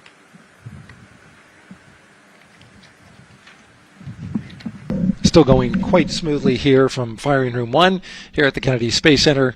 Launch team working no major constraints to launch, which is great news. We did get an update on a weather balloon that the launch weather officer and his team released. This is an important weather balloon released right around the 3-hour mark. And what it told us is that winds are around 10 to 11 knots in the upper parts of the atmosphere. That's important information for the launch abort system. Should the astronauts need the LAS, this would, of course, pull the Orion spacecraft off the top of the rocket in case there were an emergency, and then take them offshore to a water landing in the Atlantic Ocean. And so the winds are pushing onshore. And because they're pushing onshore, the launch weather officer is keeping a close eye on the strength of those winds, because if the Orion were to come off the top, and it's powered by 3 rocket motors which can propel it or pull it especially fast off the top of the rocket, it would go up into the air thousands of feet and then splash down in the water. And if you've got wind pushing against it, you don't want that spacecraft to come back and land on land. So they're watching that very closely because of the onshore flow. That onshore flow is also what's giving us a little weather action down to the south of us along what's called the beach line, 528. We got a whole lot of people out there getting ready to watch the Artemis II historic launch. Well, they just got a good soaking. Line of rain showers, I should say, passed through that area and soaked the place. Certainly rain is a possibility, spotty showers from time to time, but overall the launch weather officer tells us that we are trending towards getting that stuff to all push to the west the closer we get to our launch window. A reminder, that window is from 6:24 p.m. to 8:24 p.m. Eastern Time. We don't have a specific T0 at this moment. There's a lot that needs to be calculated before we get there. We also need to get through the rest of the countdown on time. As of right now, we are right on time. The launch countdown is going exactly as planned. That's not something that we saw certainly in Artemis 1. There was a lot of flexing in the timeline during those 3 launch attempts back in 2022. But so far today, on our first launch attempt, we're really enjoying some really solid countdown work, some solid operations by the launch team so far. And to quote our friend Lucas, who created Earthrise, we all really like that. We'll send it back to the host desk. Thanks so much, Daryl. Yes, we really like that, and we really like Rise and Lucas. So thank you for that. That was really cute. Okay, so again, here we are in the big box here. We have our full view of the rocket, looking glorious on there with, again, some clouds, but still weather is good for launch today. And then we have the closeout team continuing to do work in the White Room. We got confirmation that they have successfully completed pressurizing the counterbalance pressurization. Basically, as Daryl explained it before, the side hatch for the crew module is very heavy. So in order to open it, there needs to be pressure applied to it, and that's what we just completed, right? Right, that's exactly it. So the CBA, that counterbalance assembly that we're talking about, has to be pressurized. It's a pneumatic system to help. So in the case of an egress, Christina's the one that has to open that hatch. So once she gets it unlatched and unlocked, then that pneumatic system will help move the hatch. It weighs a lot, and so the average human cannot open that hatch by themselves. And so that's why we want to make sure that the system is pressurized, that it's not going to leak, and that it is ready to go in case they need to open the hatch. So that is complete, and now what is happening are the seal leak checks. So that is in progress. Again, 2 seals go through the entirety of the hatch, and we will take the seals to pressure, hold it for about a minute, and just make sure that it is holding pressure. Again, we want to make sure that the crew has a safe, pressurized environment in any sort of situation while they're in Orion. Yep, that's right. So we're going to take a look at it. We're going to take a look at the starting pressure, and then after a certain amount of time, we'll take a look at the ending pressure, and then there are certain tolerances that we will accept for flight. 2 hours, 37 minutes and counting from the opening of our 2-hour launch window today at 6:24 p.m. Eastern Time. After liftoff, it takes less than 10 minutes to reach Earth's orbit. Let's learn more about today's Ascent profile with Gary in Mission Control. Hey, Megan. We are monitoring here in Mission Control Houston. Flight controllers are looking at data from integrity in the Space Launch System during the countdown. We're looking at some of the events happening in the White Room now and just making sure that all criteria is met to commit to launch and Ascent today. It's the team you see in this room that would be looking after Ascent, which is a very dynamic phase of flight. And after solid rocket booster ignition of the Space Launch System, it's this team that takes over control of the mission. There are voices you'll hear upon ascent, calls being relayed between Stan Love, the Capcom you see here in this shot in Mission Control Houston, that's the voice from this room, and the Artemis II crew on a communications channel aptly named Orion to Earth. Here are the calls you may hear during this part of the mission. Capcom Stan Love, his first call after responding to the crew's successful roll pitch maneuver at 30 seconds is AMT high. This notes that should we lose just one of the main engines, an alternate mission in low Earth orbit can still be achieved. At 1 minute 25 seconds, you'll hear max Q on PDL. This notes that reaching the moment of maximum dynamic pressure on the spacecraft. This event happens to be in line with a communication switch to another ground station, the Ponce de Leon Inlet Tracking Annex, located about 35 miles north of Kennedy. At 2 minutes 45 seconds, you'll hear SM primed, upper stage RCS ready. This means that the European Service Module propulsion system that's prepared for the next phase of aborts after the launch abort system jettisons, and the reaction control thrusters on the inner rim cryogenic propulsion stage that enable pointing and maneuvering are ready. At 3 minutes 50 seconds, you'll hear voice check on TDRS at the Kármán line. At this point, the launch abort system has jettisoned and revealed the Orion capsule underneath. This check verifies that the now exposed Orion antennas have a good signal over the tracking and data relay relay satellites, which is part of a geosynchronous satellite network and the same assets that are used aboard the International Space Station. This communication switch happens to be at the Kármán line, a widely recognized boundary about 62 miles, statute miles, or 100 kilometers above the Earth's surface, where the air is too thin for conventional aircraft to fly and marks the point where our astronauts leave Earth and enter space. At 5 minutes 16 seconds, you'll hear the call 3-engine press. This notes that if one of the 4 main engines on the SLS core stage were to fail, 3 engines can carry the crew to a nominal main engine cutoff and proceed with the expected mission timeline.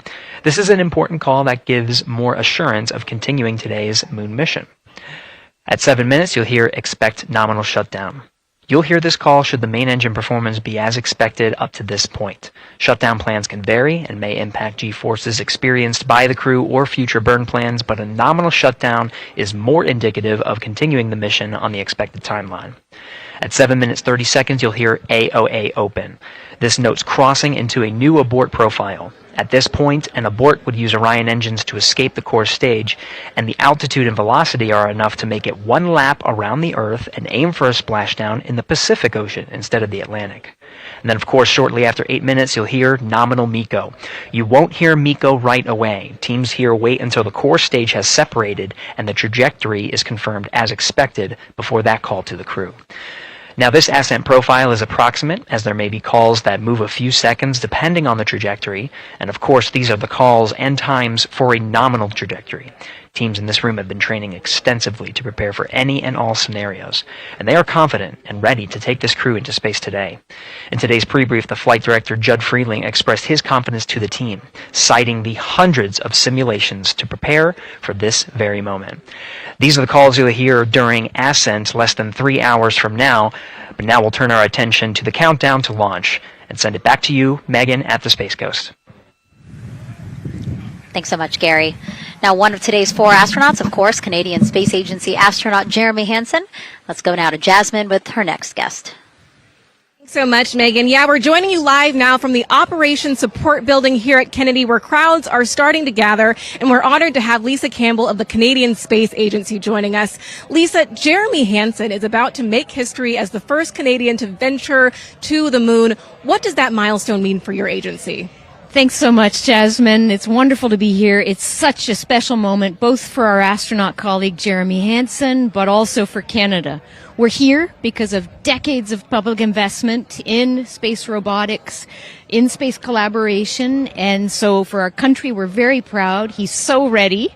He's been waiting for this his whole life, preparing, training, and he's a wonderful example of Canada. Yeah, and that's a perfect way to capture Jeremy. He really has been prepping for this his whole life. This will be his first space flight. So what has it been like watching him become part of this Artemis II crew? Well, as I mentioned to you, I've known Jeremy since 2020, and he's a colonel, a fighter pilot, a father, and he really is a very dedicated, passionate human being. So both for him to realize this goal of being an astronaut and flying, he also is hopeful that witnessing that will raise awareness about the value of a space program, of the benefits here on Earth, of exploring the universe and our place in it.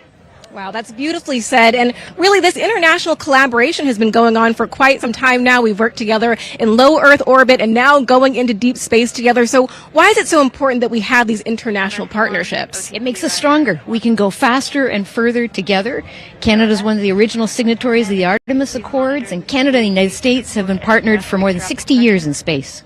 Wow, that is phenomenal, Lisa. And this really is a team effort in many ways. We also have Jenny Gibbons. She'll be listening in on Capcom. What is her role going to be like? So Dr. Jenny Gibbons has been training all along as the Canadian backup with the Prime crew. Last night, she was in the Orion capsule checking out all of the communications, making sure all of the systems test out and work perfectly. And then she will be among the first lunar Capcom, helping the astronauts navigate during their mission. Wow, Lisa, that is so exciting. Any final words for the nation of Canada before today's mission? We are so proud, so excited, and we can't wait to welcome Jeremy home. Oh, fantastic. Lisa Campbell, thank you so much for being here today. Thank you, Jasmine. Of course. And with that, let's get back to NASA's Megan Cruz.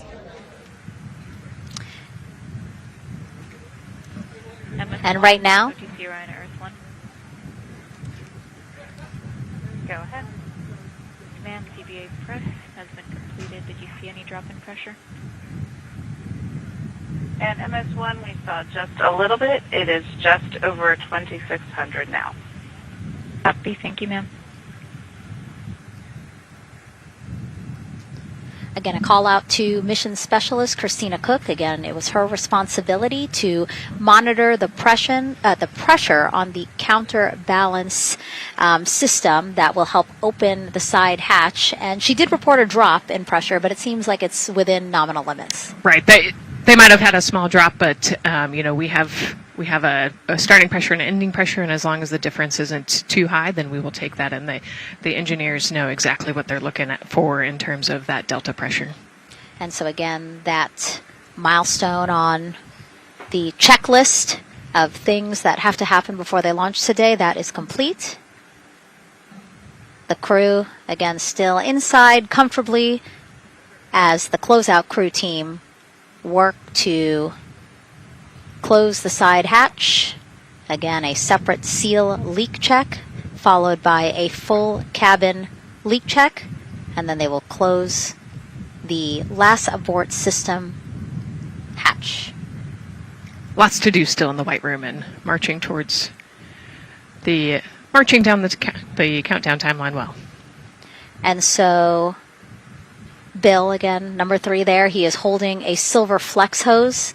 That hose is what will be connected to Orion in order to do that cabin leak check. So again, it does seem like we continue to march down through the milestones in this countdown.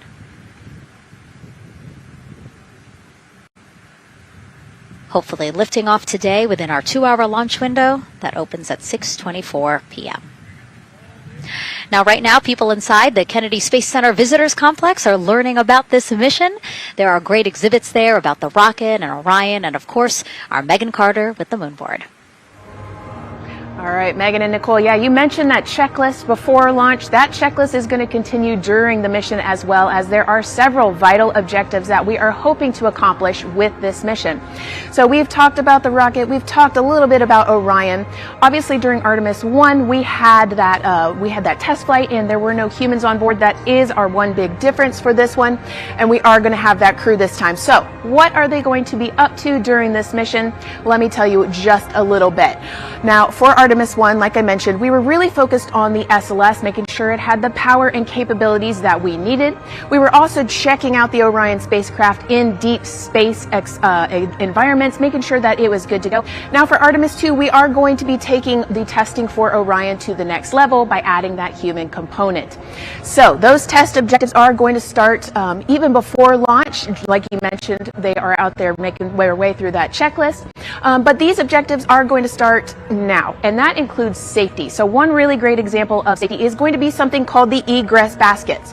They're out there in the spacecraft, obviously, and should a situation happen to come up, they are going to have something called the egress baskets they can get in, and those are going to zip line them essentially down to the ground within seconds to safety.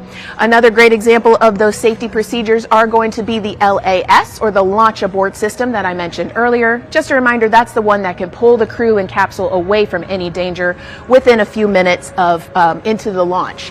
Now, those are just a couple quick examples, but our recovery teams have been training extensively, quite a lot, to make sure that they are ready and prepared for any challenging situation that could possibly arise.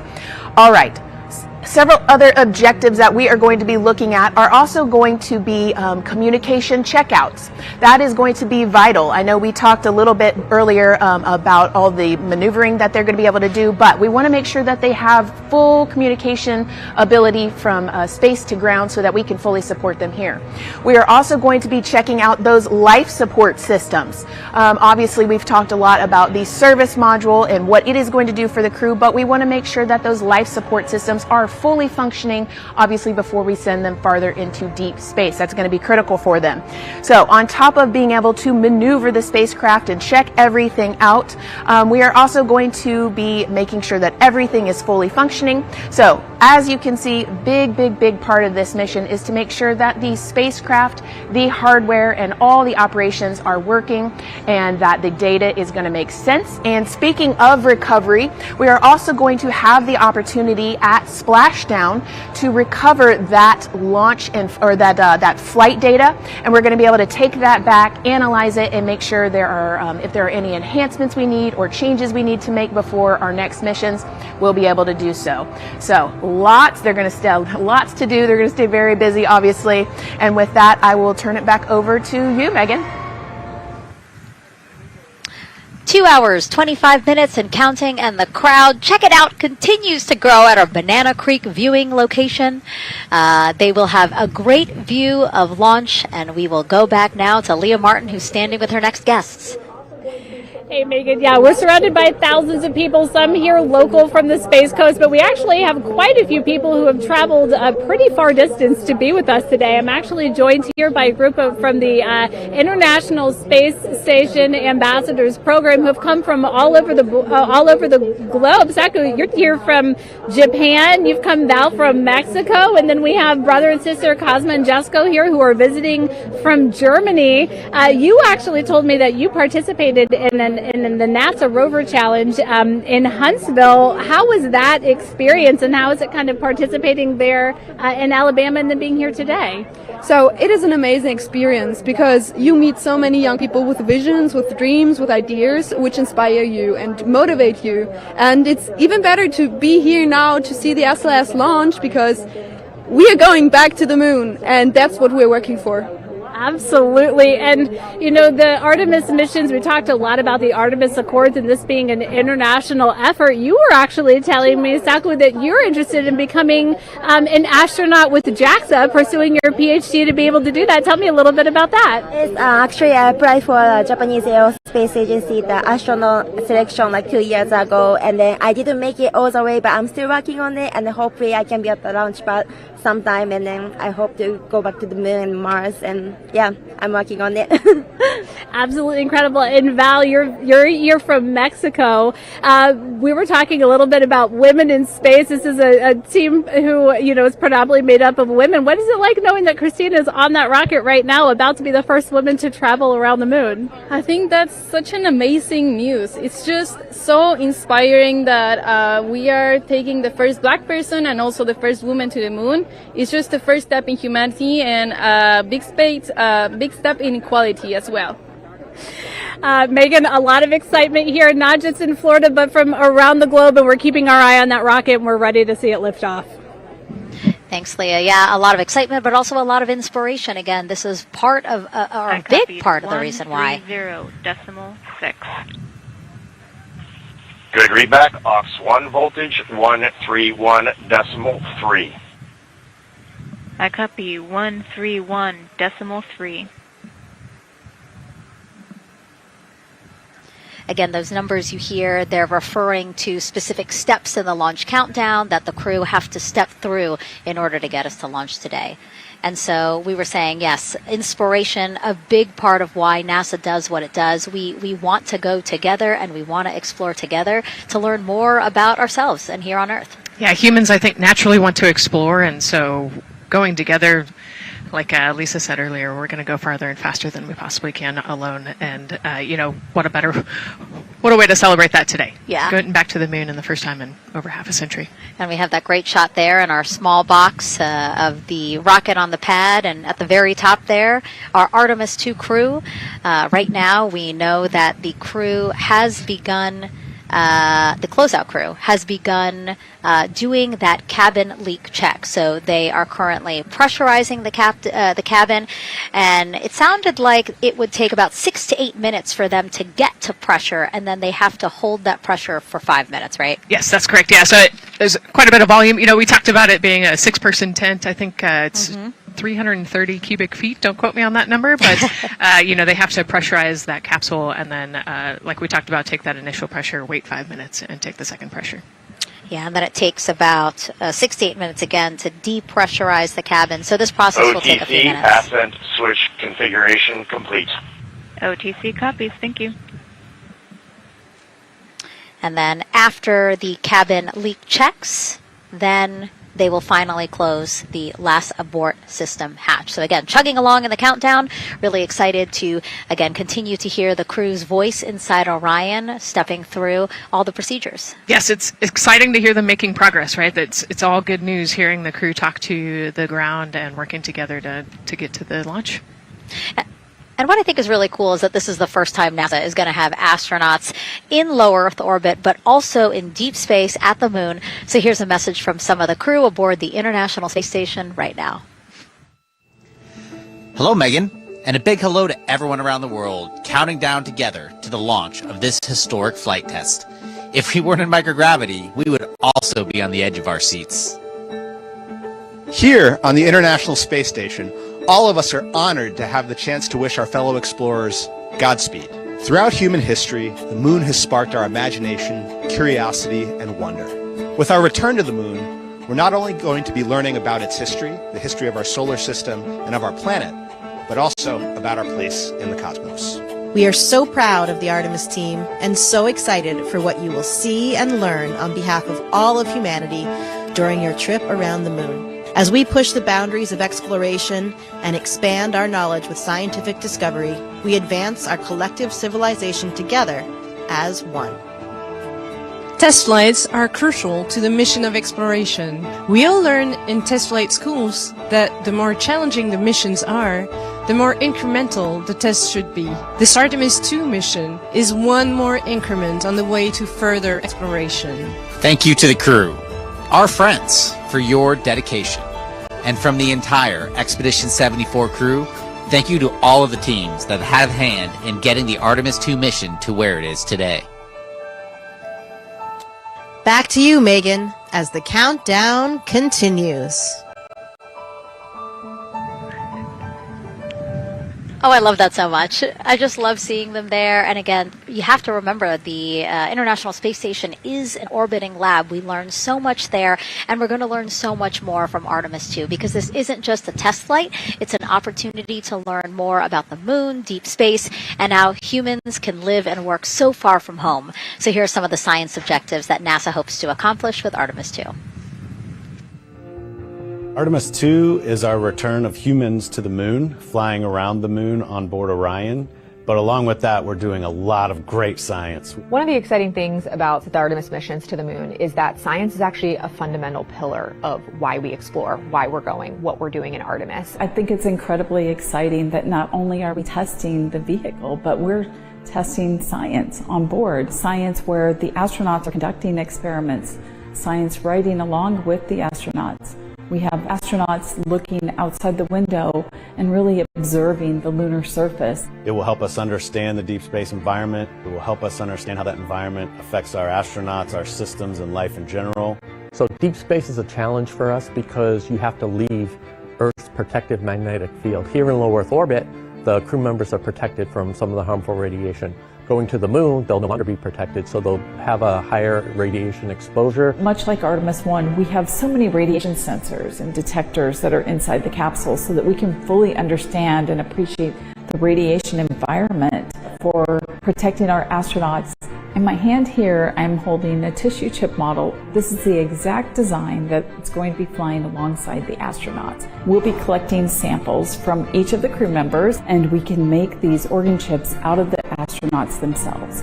So every crew member will have their own avatar on board. And then upon return, we can evaluate that deep space radiation environment and what that compares to the astronaut themselves. Not only are they going to help change the course of medicine for the astronauts, but revolutionizing that on Earth as well. We're looking at sleep, we're looking at team dynamics, we're looking at how you interact with the environment.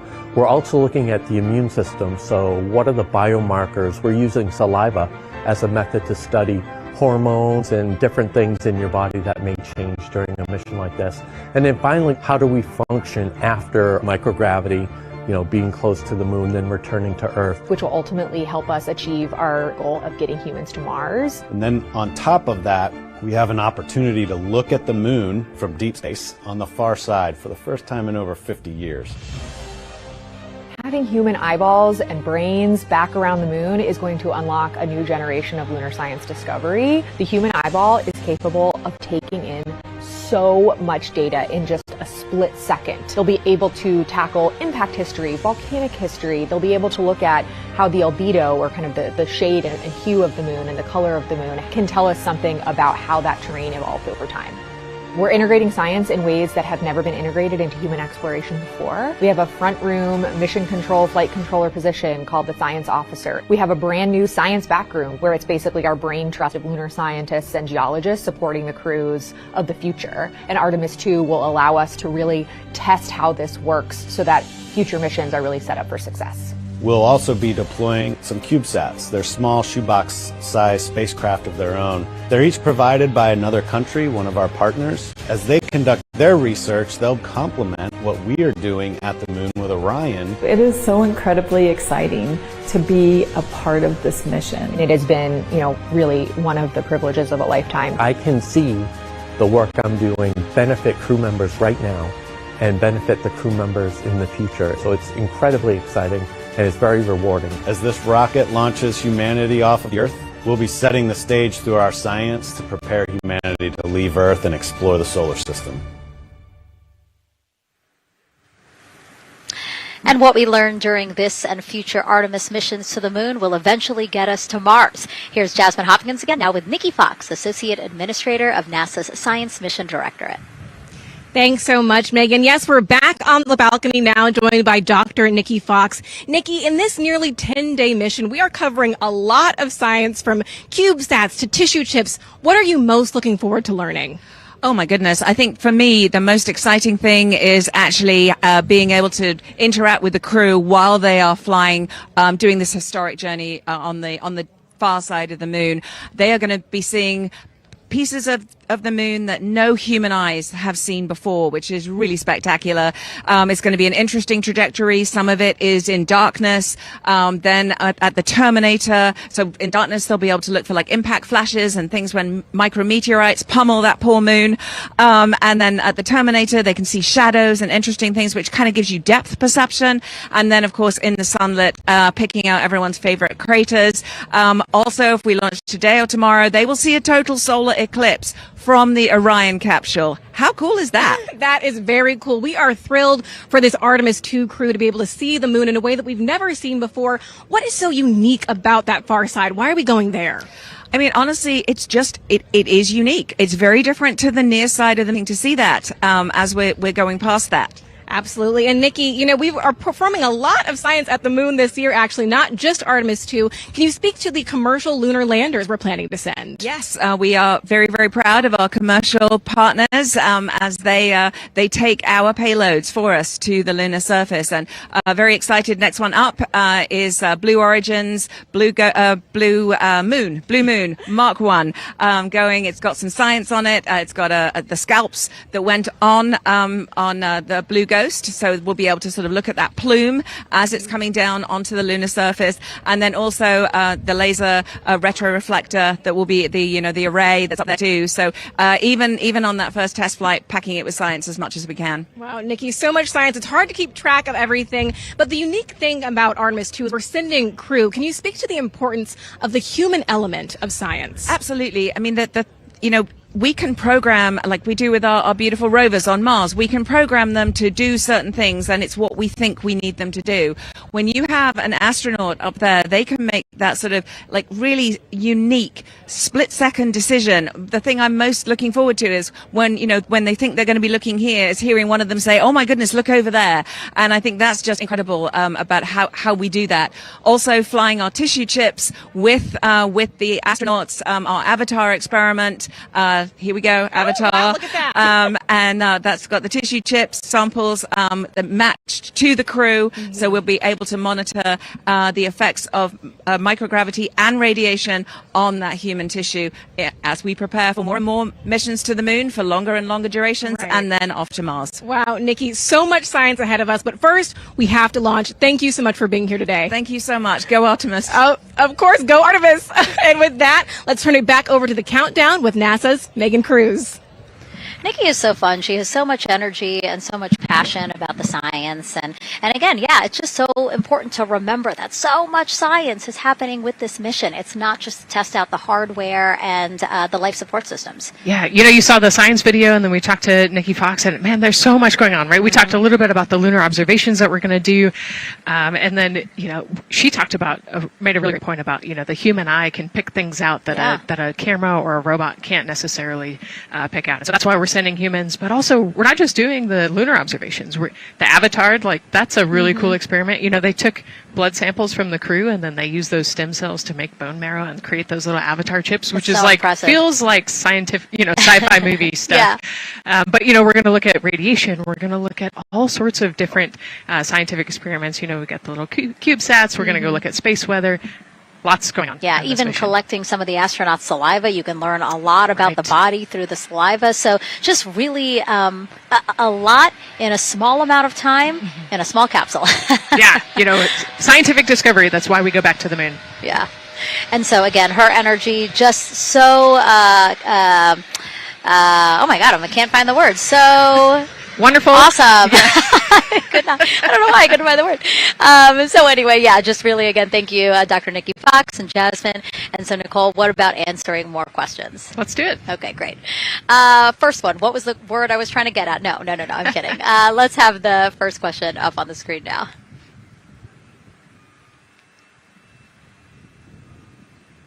I know we got him. I see him being asked. And CDR OTC around Earth 1. Go. For your awareness, scrubber cycling is about to be restarted. Integrity copies.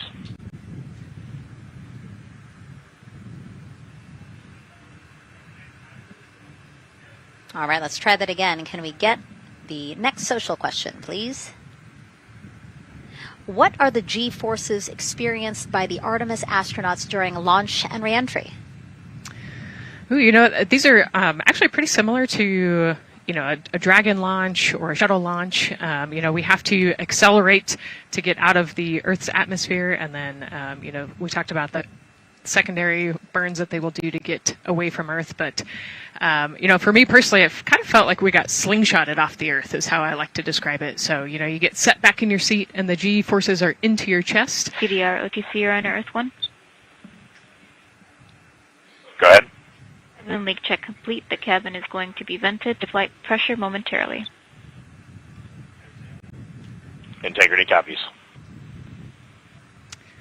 That's fantastic news. Yeah. Again, so the spacecraft is holding pressure as expected, and so now they will depressurize it, which will take about 6 to 8 minutes. Exciting. Yes. Yeah. Go ahead, Nicole. Like we talked about, continuing to march towards the launch.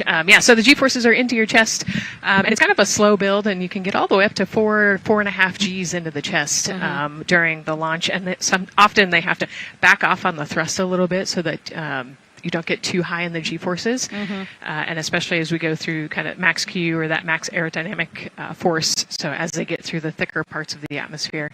And then very similar G-forces on the way home, so slow, steady build up to about 4.5 Gs as the rocket actually decelerates. You heard in one of the packages, when they come back, they're going to be going 7 miles a second. Gosh, that's and incredible. So you have to slow down somehow, and to do that, you have to actually, when you brake in a car, you feel those G-forces, and so for the astronauts, it'll just be, again, into the chest based on the orientation. Great. Thank you so much for that answer, Nicole, and for that question. We're going to continue to try to take as many as possible. Again, you know how to send them to us at NASA Artemis. But now we again have another question for you, for our audience. We want to know, what part of Artemis II are you most excited for? Liftoff, Earth views from Orion, lunar flyby, or splashdown? Tell us again on NASA's Instagram or Twitch accounts, and we'll share your answers a little later in the broadcast. That's a tough one. I don't know what my answer would be. I know. I don't know either. I'm excited for it all, but that's a cop-out. All right, now let's head back over to Banana Creek. Again, the crowd's there, really excited, people coming from all over the country, from around the world. Why don't we get another check with Leah Martin to see who she's caught up with now? Well, Megan, we were a little while ago talking to some students from around the globe. Today, we're actually talking to some local students who are from right here, locally, Merritt Island in Titusville.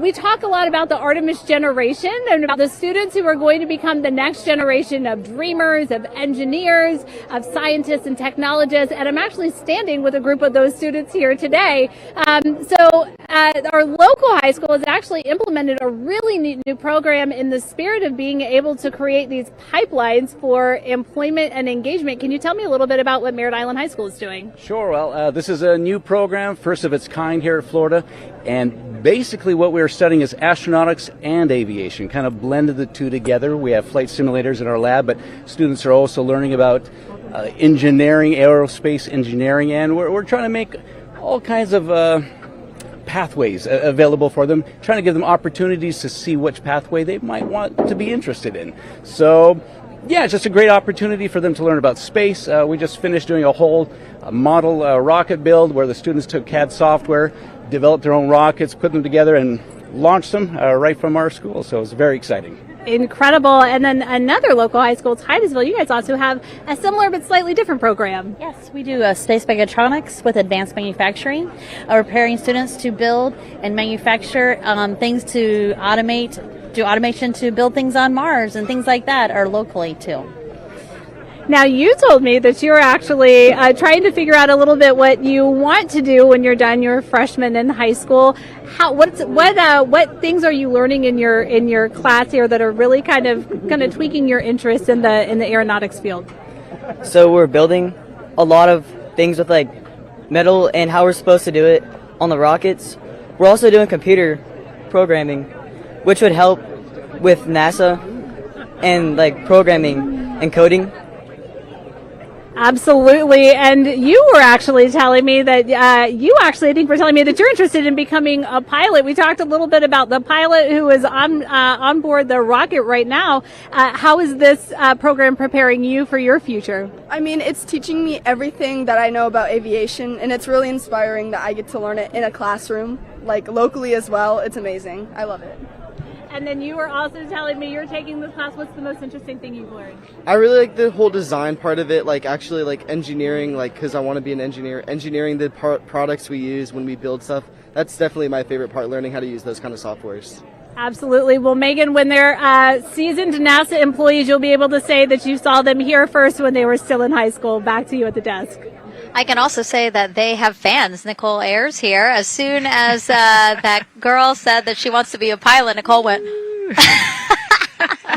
yeah, why is that something that's so thrilling for you to hear? I mean, I love when kids in high school have goals and they set their goals high and they want to go do something. You know, the kid who wanted to be an engineer or a pilot, like, I love that. You know, find something that you're passionate about, go work hard at it, and go get good at it. Mm-hmm, mm-hmm.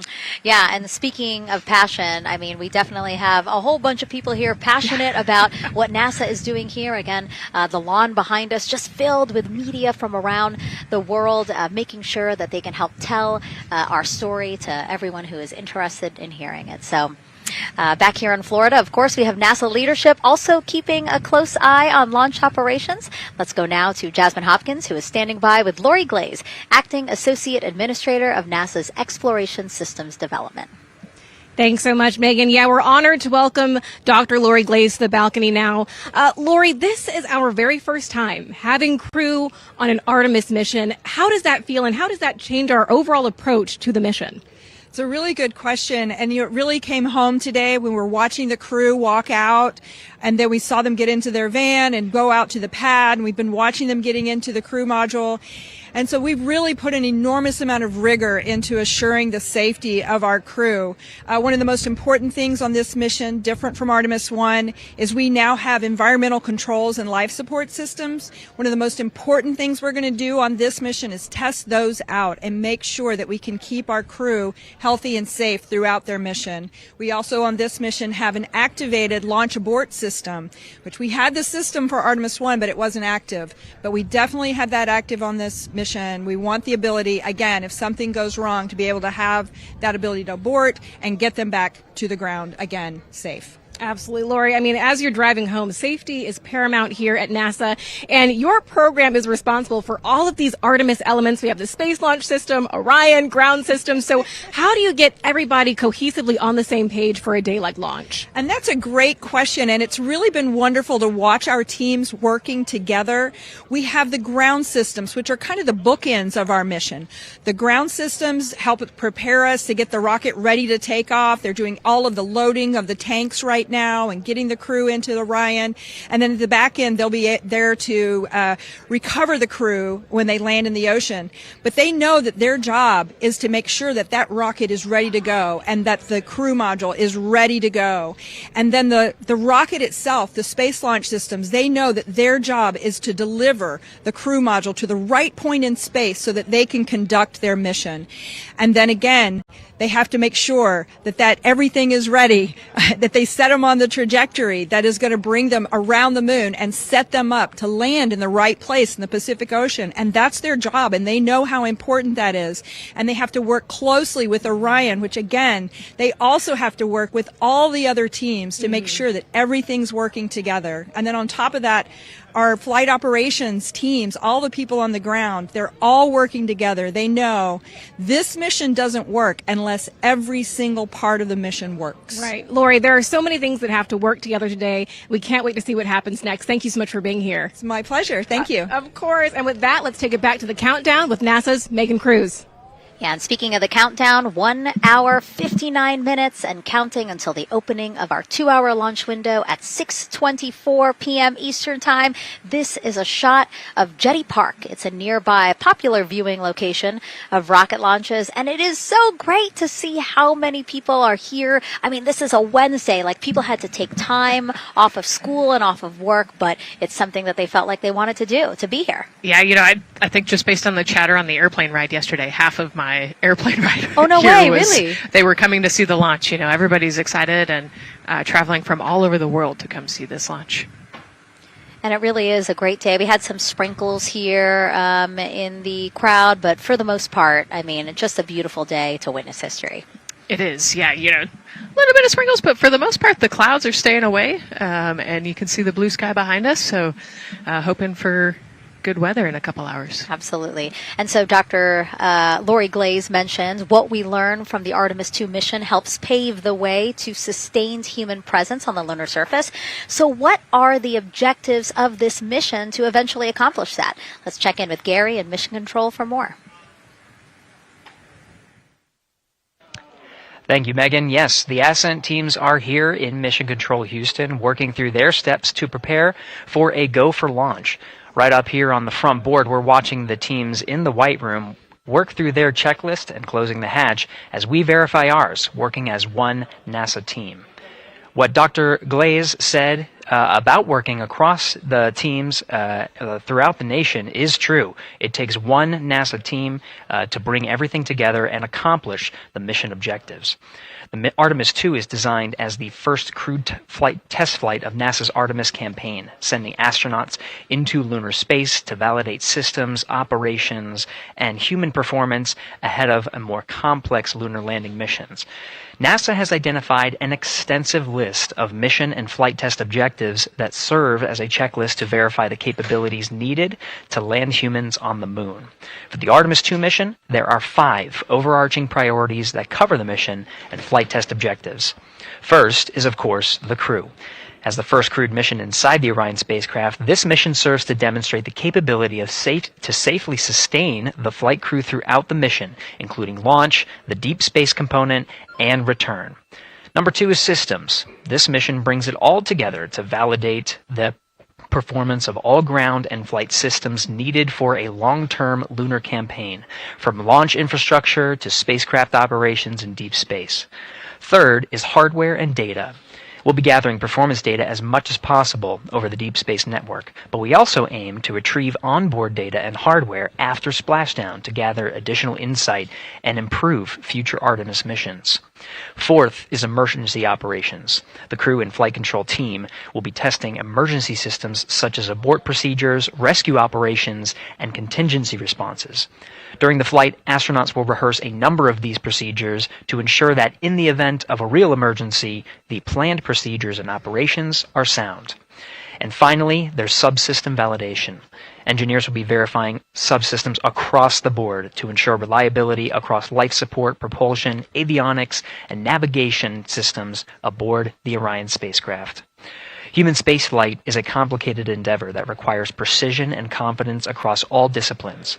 You may hear the phrase, human spaceflight is the greatest team sport, a few times in today's coverage, and it's absolutely true. Not only does it need mastery of specific components, but the integration extends across thousands of people and facilities around the world to come together and make it all work. A lot of the work from many people has led to this moment, a rocket at the pad with humans on board, ready to put everything we worked for to the test. I'm certainly excited about it. The teams here in this room are looking forward to supporting the mission, and I hope those watching are as excited as we are. We are following the countdown here in Mission Control Houston. Everything continues to look good, now inside 2 hours from the beginning of the launch window. With that, I will send it back over to you, Megan and Nicole. Hey, Gary, thank you so much. We are getting word that the launch team is working something that we would like to give you an update on, so let's get on over to Daryl. All right, thank you, Megan, and we are live in Firing Room 1 here at the Launch Control Complex. Yes, we are currently not working any constraints with regards to the rocket or the ground systems. But the launch team has been made aware of an issue that the range is working. And currently they're monitoring that work that is going on over at the range. We understand that that issue is related to the flight termination system. Now, the flight termination system, just to give you a quick explainer, every rocket has a flight termination system. It's the system that the Eastern Range here uses in order to send a destruct signal to a rocket in case it veers off path. So it's a very critical, important safety component in terms of how the range keeps the public safe here. We understand that the flight termination system, they're working an issue. And so as they continue to work that issue, they've asked for some assistance from the launch team to help verify some of the work that they're doing on their FTS system. And this is where it gets a pretty unique situation here. The assistance they've asked for is to verify what's going on with their system. They want to check it to see that the work they're doing is okay. And in order to do that, the FTS console operator inside the firing room has been asked to help them verify it, and the way that they're going to do that, and the solution that he proposed to check and verify the system with the launch director, and she gave the approval, is to go get a piece of heritage equipment from inside the VAB that was used during the space shuttle program. And this equipment is able to receive commands by the range through the flight termination system. And so with this piece of equipment, this console operator who works FTS was granted permission to go and go over to the VAB next door and get this equipment that he's very much aware of and used during the space shuttle era. And so that is in work right now. The bottom line of all this is, at this moment, the range is no-go. But that is not stopping us from moving forward in the countdown. We can continue to process and work the countdown. The closeout crew will continue to do their work, and the launch team will continue to do their work as well. But we'll keep you updated on what happens in regards to, as far as my understanding goes, a pretty unique situation here with trying to bring resolution and kind of help out the situation that we're seeing at the range right now. And that's the latest here from the firing room. I'll send it back to Megan and Nicole out the host desk. Thank you, Daryl. Yes, very unique, but I think it speaks to the ingenuity of this team, right? To say, hey, we have this equipment at the VAB. Why don't we leverage it to try to solve this issue and work it? Yeah, what a great example of human creativity, right? We know this thing exists. Let's go solve this problem. We have time, like Daryl said, we're going to continue to march down the countdown. So we'll continue to get the rocket and the crew ready, but we still have that 2-hour window. So in the meantime, let's try to figure out what's happening with the range. And speaking of the range, what is the range for people who might not watch rocket launches with us often? Sure, yeah. So anytime that you launch a rocket, you have to clear the airspace, right, in the launch corridor. So where the rocket's flight path is going to go, you have to make sure that that whole airspace is clear. And so we actually have assets. The Space Force helps us out with this one, but we want to make sure that there aren't airplanes in the way and there aren't other maritime assets in the way or things like that. So that there's a whole group of people. We talked to, actually, Gary said it great, right? It's a huge team sport, and so there's a whole group here on the ground that is monitoring that launch corridor to make sure it's clear and ready to go. And so if they're having issues, then we definitely can't launch this rocket. We don't want to launch blind into a corridor that we can't see. Yeah, because as Daryl said, I mean, it is very important, the flight termination system, needing to activate it in case of an emergency. So yes, something that we will closely be monitoring throughout the countdown, and hopefully again won't be an issue, that they can fix this issue by going to the heritage hardware that's in the vehicle assembly building. Right, what a great idea. Okay, so again, under 2 hours from the opening of our 2-hour launch window, 6:24 p.m. Eastern Time. The crew, as you can see there, inside of Orion, relaxing, getting updates from the team, but also just getting in the right headspace for hopefully launch today. Let's learn a little more about each of them now. The moon, to me, it's the thing that connects me together with all the other humans in my life. I remember being a little kid lying in bed at night and just looking out at the moon in whatever phase it was in, and I was thinking, man, my friends that live like 20 miles away, they can probably look out and see that same exact moon. And then when I was in the Navy and I would look out at the moon and I'd be halfway around the planet, and I would think, man, my brother can see that moon where he is, and he's halfway around the planet from where I am. To me, it's a connection of life on Earth. We can all look up and see that moon, and it's always changing. The moon is never the same 2 days in a row. I love that. My name is Reed Wiseman. I'm the commander of NASA's Artemis II mission around the moon.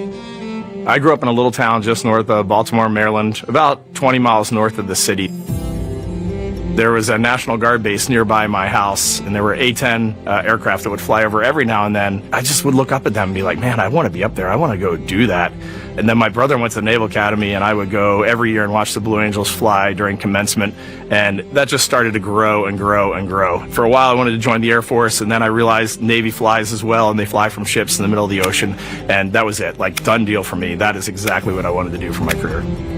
Flying is freedom to me, especially when you're in a jet aircraft coming off of an aircraft carrier in the middle of the Pacific Ocean.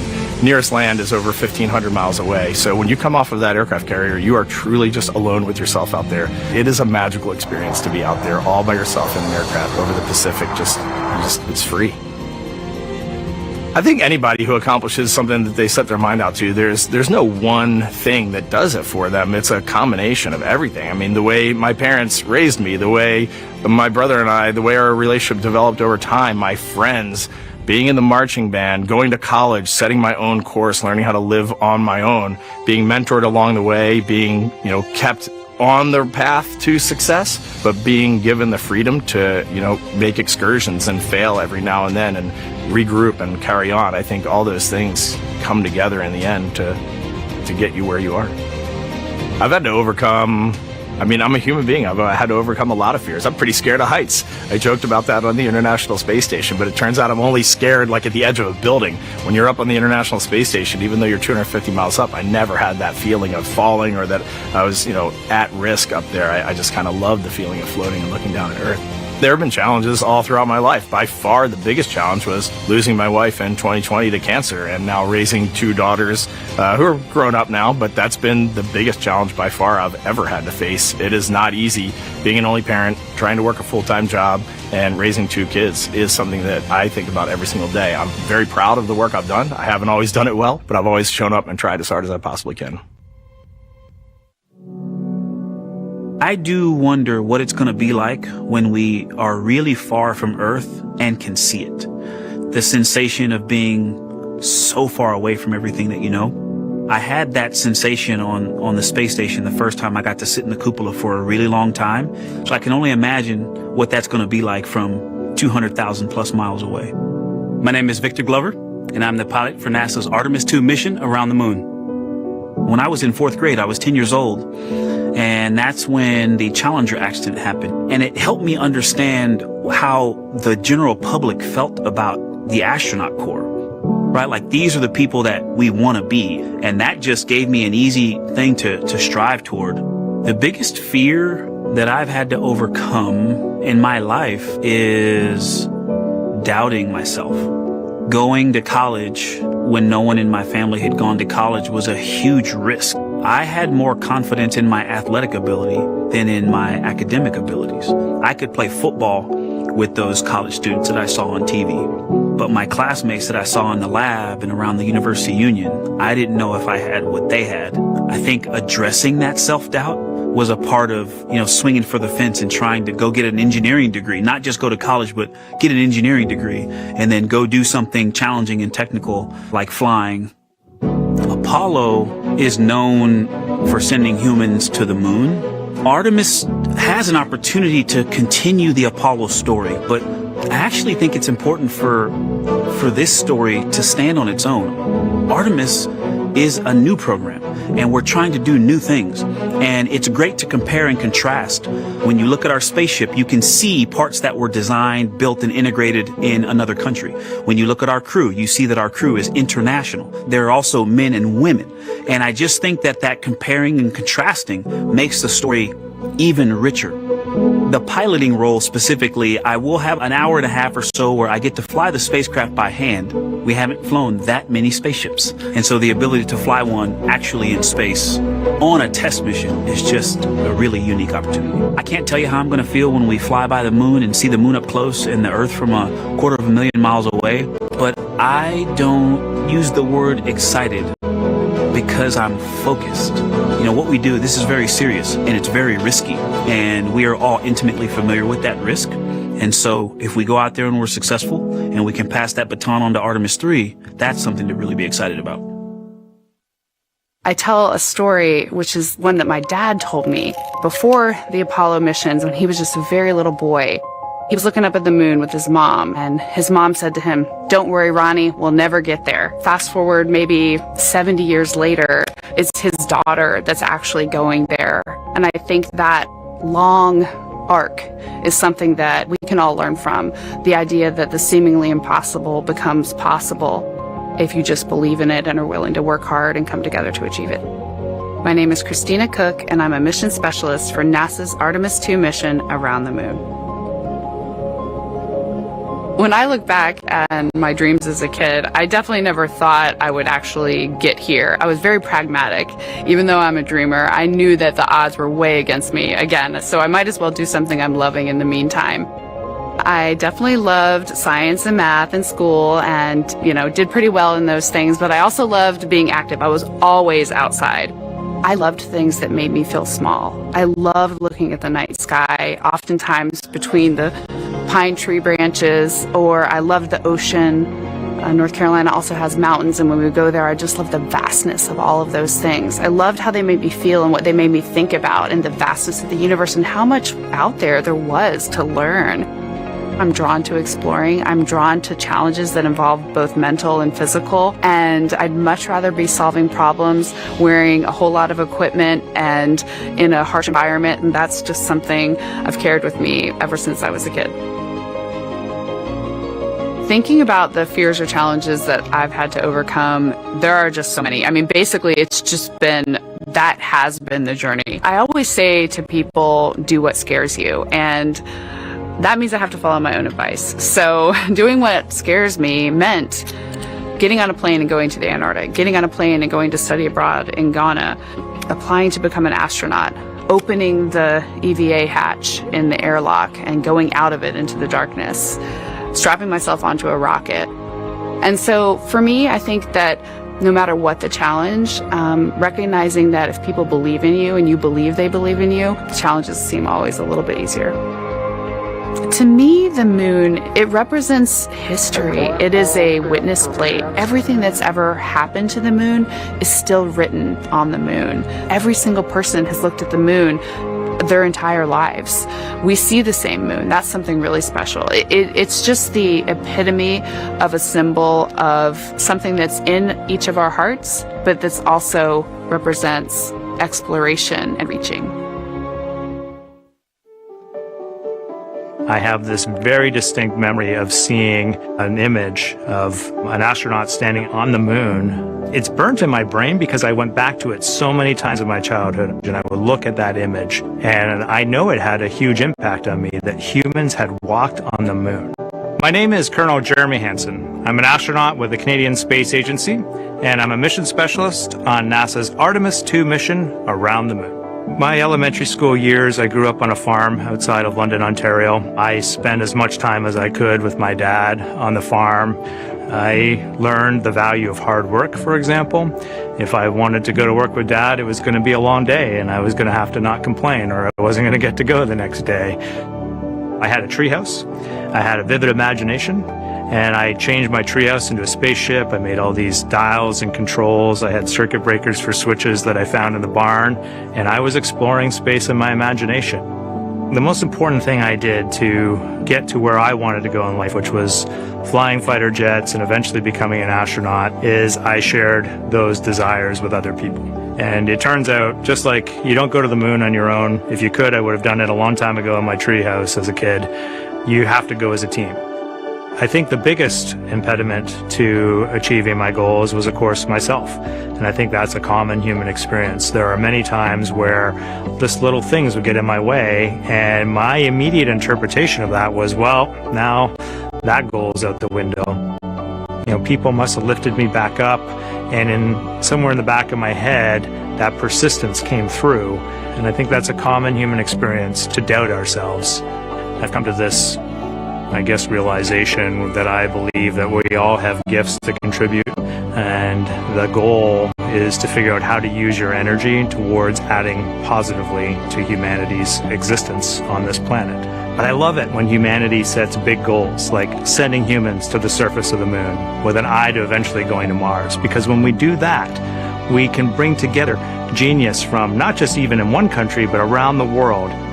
I've also learned from my indigenous mentors that they refer to the moon as Grandmother Moon. So you've probably heard of Mother Earth. They use Grandmother Moon because Grandmother Moon is responsible for the water in their community. Just like the moon moves the water around the planet, affects the tides. And I think that's a really beautiful thing for us as we go back to the moon, to think about all the different cultures around the world and how they view the moon differently. And that's really neat because we all share that same moon in the night sky.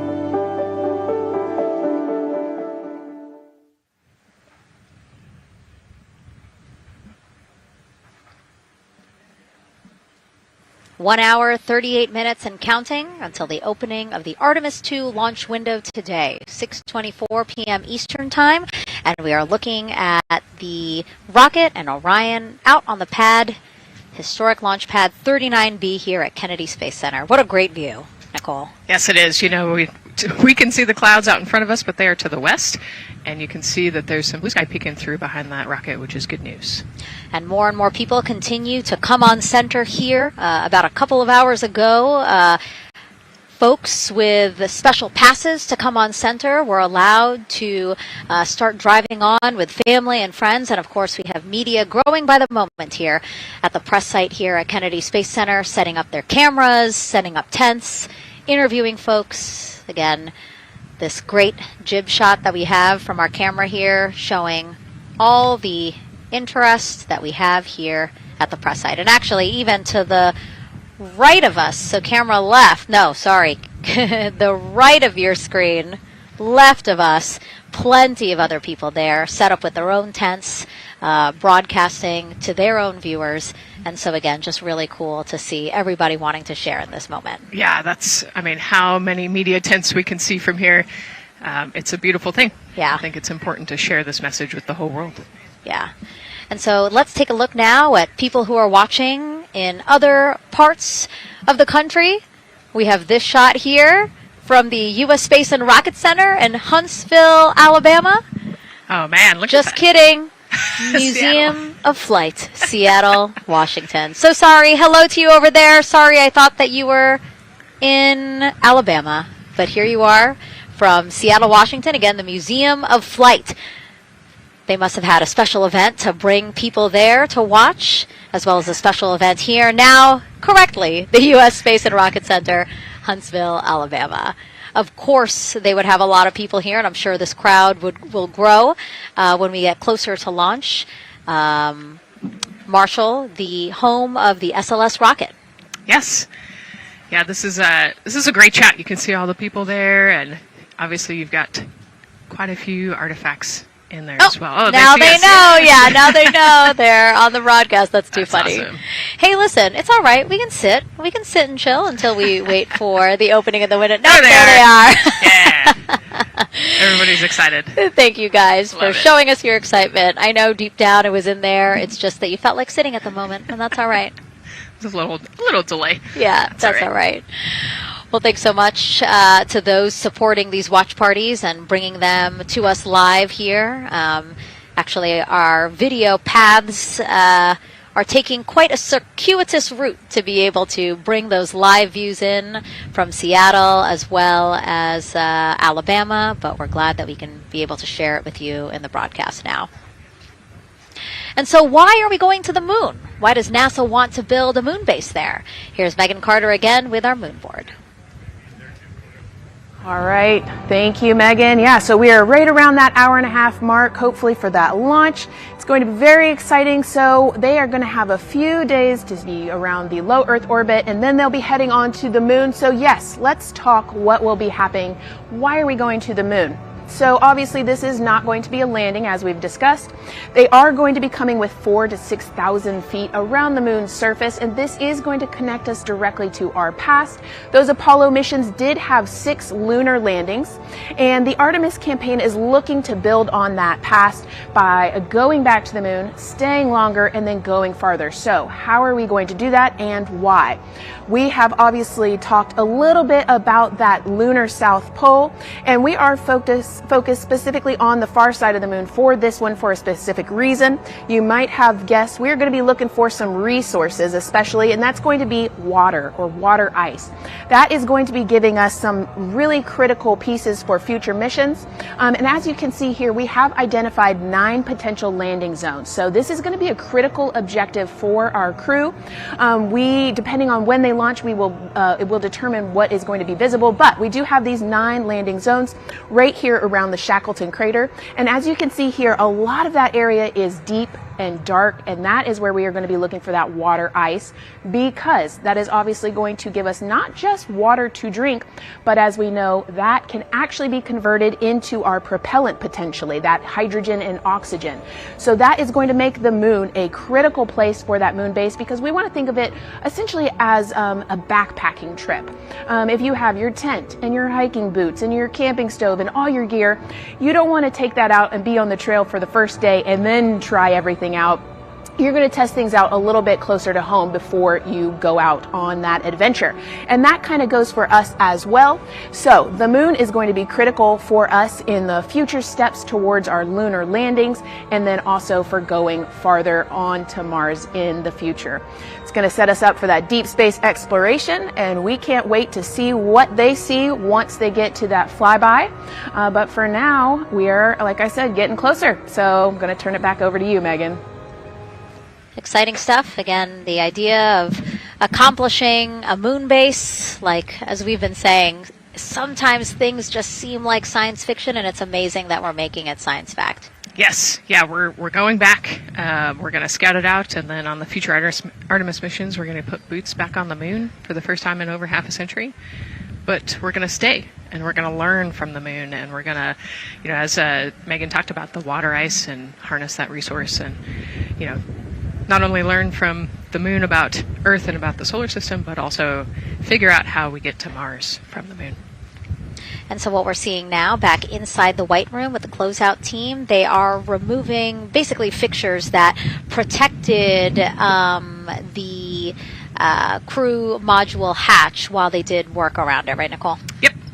Yeah, so anytime that you're moving around and working, there are some sensitive sensors and parts of the crew module that we don't want to kick or bump into, and so it's easier to just put a guard up while you're working in there and then take it down later. And so this is a visual cue for us that the team is getting ready to close the last hatch, again, the launch abort system hatch. Can you tell us about what the last is? Yeah, so launch abort system, this is, we have the crew module, and then what sits basically on top of the crew module is the launch abort system, and it has its own motors, so that we'll arm it about 5 minutes prior to launch, and then it stays with the crew module until about the Kármán line, so that 100-kilometer point in space. Once the crew could safely get to orbit, it will actually be jettisoned, and the crew module will then be exposed. So this is just a safety mechanism that stays on the outside of the crew module, and then as they monitor the attitude and the thrust and all sorts of the roll, all sorts of different data points to make sure the crew is safely getting to orbit. And once they are safely to orbit, then we will get rid of that launch abort system. And it looks like they're putting all these parts that they're removing from around the crew module hatch into a bag, because they have to take this out with them once they leave the pad, right? Yes, yeah, we don't want anything left up there in the White Room, and especially because that crew access arm will move away from the capsule and the rocket, and so we want an empty White Room, no FOD like we talked about, so that we can have a safe launch. And this orange tube that you see on the right side of your screen, that had been inside the crew module providing breathable air to the crew. And now again, with the crew module closed and them getting ready to close the second hatch, that has been removed and is out of the way. So again, the closeout crew can continue to do their work. Yeah, that's just a duct to provide some cooling air and some breathing air to the crew and the closeout crew while they're in there. That's actually a good point, yeah. And so as we continue to watch the crew prepare to close the launch abort system hatch, why don't we take a look at the crew's mission patch? Now, crews have designed their official mission patches since the Gemini 5 launch in 1965. Reed, Victor, Christina, and Jeremy, they really wanted to play on the abbreviation of Artemis II to all, signifying not only the second major flight of the Artemis program, but also a mission to explore for all, by all. The crew chose the iconic Earthrise photo for a reason. It was taken by the Apollo 8 crew in 1968, the first crew to ever fly around the moon. The mission was to prove teams then were ready to land on the moon the same way Artemis II hopes to fly around the moon ahead of a lunar landing with Artemis IV. This time, as we've been saying throughout the broadcast, to stay on the moon and pave the way to Mars. Yeah, we talk about incremental steps, right? And so Artemis II is very similar to Apollo 8 in terms of that increment. They're going to fly around the moon and set up the rest of the Artemis program for landing on the moon, but also with a nod towards the fact that we do this for all humanity. And I love the thoughtfulness and how much importance they put on their patch design. Another camera angle of inside the Orion spacecraft. was going to say, we might be able to see Rise, but I think it's right behind Reed's foot there. And so to orient people again, so basically we have Christina in your upper Christina in your upper left-hand corner. Then you have Jeremy below her. And then the feet you're seeing, those are Reed's feet. And then next to him, the upper right-hand corner, that is Victor, who's unfortunately hidden by Reed's feet. But again, that is the orientation of the crew inside Orion right now. Now, earlier this week, the crew got to stick their patch on a wall just outside the suit-up room. You can play that video there now. You can see that crews have been doing this as part of a pre-flight tradition again. Wow, Reed just making sure that thing won't come sure off. It's flat. And so now Victor is signing there, followed by Christina, and then Jeremy. That's a fun tradition, and your patch is up there too. It is. Yeah, ours is on the left-hand side there. It's a fun tradition. This is a really fun day too. You know, they did this a couple days ago, but it's just another step that makes it a little bit more real that you're going to be launching soon.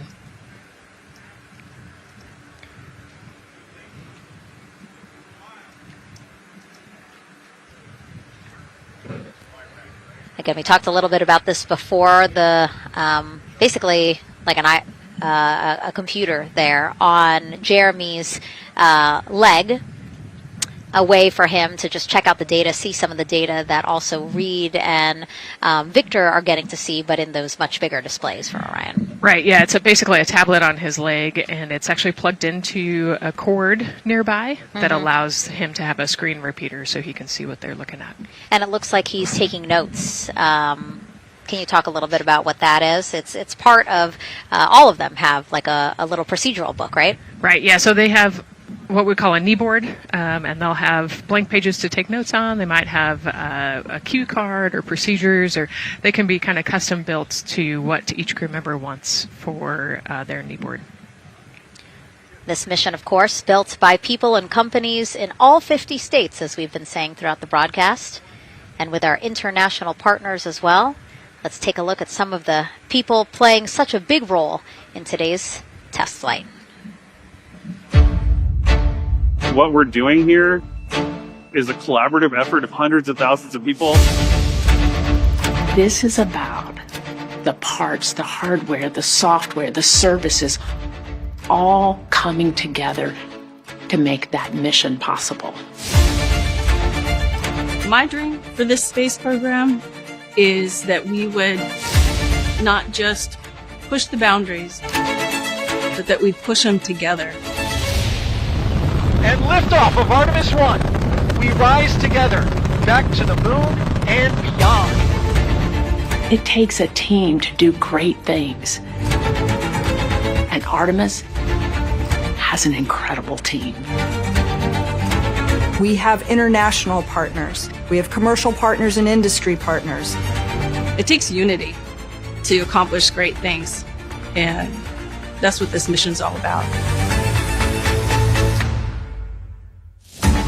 We're not sending our money to the moon and lighting it on fire. We're putting that money right back into the economy in ways that benefit everybody. So every dollar that comes out of the Treasury that goes to support this mission goes back into the Treasury 3 times. What is very important to me is that we do it the right way, and that we do it with our values, that our industries grow, that our communities grow, that our families are healthy and safe and have amazing things to work on. Then we're going to build machines to go even further onto Mars. That is our generation, the Artemis generation, that defines the starting point of our exploration future. I just want to say thank you to all of the hands that have touched a part of this program and the hearts that have moved everyone to this goal, because we're going to the moon and we're going beyond. One team. One team. One team. One dream.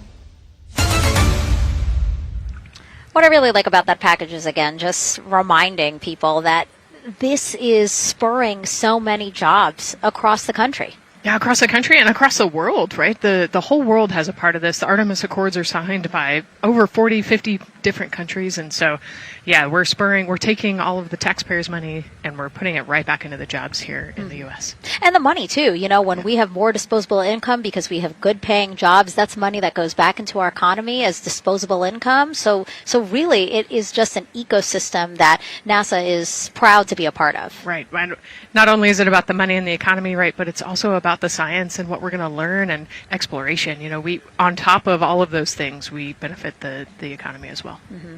Obviously, Nicole is a wealth of knowledge. We're very lucky to have her. We're going to be tapping into that knowledge throughout the broadcast, and we have been for now close to 4 hours. So thank you, Nicole. I hope you're holding up okay. Yeah, I'm loving it out here. It's been great. Let's learn a little bit more about Nicole. Her first mission to space was actually last March. She launched from here at Kennedy Space Center as pilot of NASA's SpaceX Crew 10 mission to the International Space Station. And what a beautiful launch that was. She spent 148 days in space conducting science experiments that could benefit us on Earth.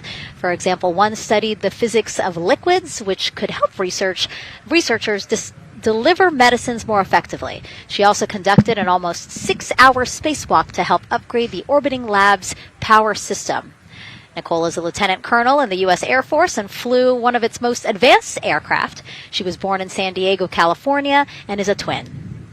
That's a cute photo of the two of you. Oh, that one too. Young explorers. Yeah. Yes. Yes. That's so great to just see how far you've come. Again, I think that speaks to what we've been saying. Just if you're passionate about something, go for it and see where that takes you. Yeah, I think that's a great example. I was a serious little kid with really high goals and just kept working hard and never got bumped up the path and ended up here. Mm-hmm. I think it's a testament to the human, like we talked about, if you're willing to work hard, be a good team player, you can really get anywhere you want in life. And that's what I love to talk about. Christina has mentioned similar things. And so it's been kind of a theme for the day. Yeah, definitely a theme for the day, a theme for the team. The team has said the same, the crew has said the same sort of things. So absolutely, Nicole, thank you so much for being here. And hopefully only a little bit more until launch today. Hopefully. So today's Artemis II test flight will mark only the 7th time NASA astronauts will launch on a new NASA spacecraft designed for crew. And then controlling the flight will be Mission Control in Houston. Our Gary Jordan is inside with flight controllers. Hey, Gary. Hey, Megan, you are right. This is a significant milestone, and we may be putting the names of a few more astronauts in the history books today. The Artemis II crew is set to launch today will join a select list of humans to fly in a spacecraft for the very first time. And Artemis II, like missions before it, is a test mission. During Ascent, the crew and the teams here in the room are prepared for a variety of scenarios. Some of these will be called out directly by Capcom's Stan Love during Ascent, and some are a little more subtle. These calls can be split into 2 categories: alternate main engine cutoff or MECO targets and aborts. First, there are 2 alternate MECO targets, or AMTs. These note milestones to give flight control teams and astronauts an idea of what would happen after that moment should the core stage lose one of the main engines. First is AMT low. You won't hear it called out by the crew or Capcom since this happens right at liftoff. If the core stage loses one engine at this moment, an abort once around option could be made at main engine cutoff, meaning the crew could target a splashdown in the Pacific. The second is AMT high, which would be called out by Capcom's Stan Love around 22 seconds. After this moment, if the core stage loses an engine, we can still pursue an alternate mission in low Earth orbit to accomplish some of the test objectives. And at about 5 minutes, 16 seconds into the flight, you'll hear the call 3-engine press. This is a good moment. After this point, if the core stage loses an engine, we can still make a nominal main engine cutoff and pursue a moon mission as expected. Again, these MECO targets give the flight control teams and crew an idea of what lies ahead should one main engine be lost, but assumes we are otherwise continuing to a main engine cutoff target. This differs from an abort, where the Orion capsule separates from the Space Launch System prior to the planned separation time. There are abort options at every moment that integrity is attached to the Space Launch System, from the pad to more than 3 hours into the mission. During the first 8 or so minutes of powered flight, there are 3 abort options. First is the use of the launch abort system, which you see at the very top of the rocket, and here in the White Room where the hatch is open and teams are working to close it.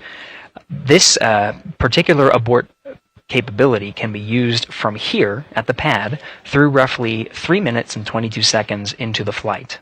Next is an untargeted abort splashdown, or UAS.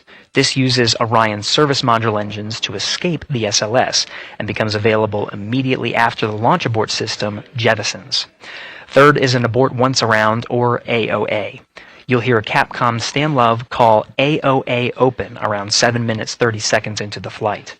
This also uses the service module engines, but the burn profile is a bit different to aim for a splashdown in the Pacific after one trip around the Earth.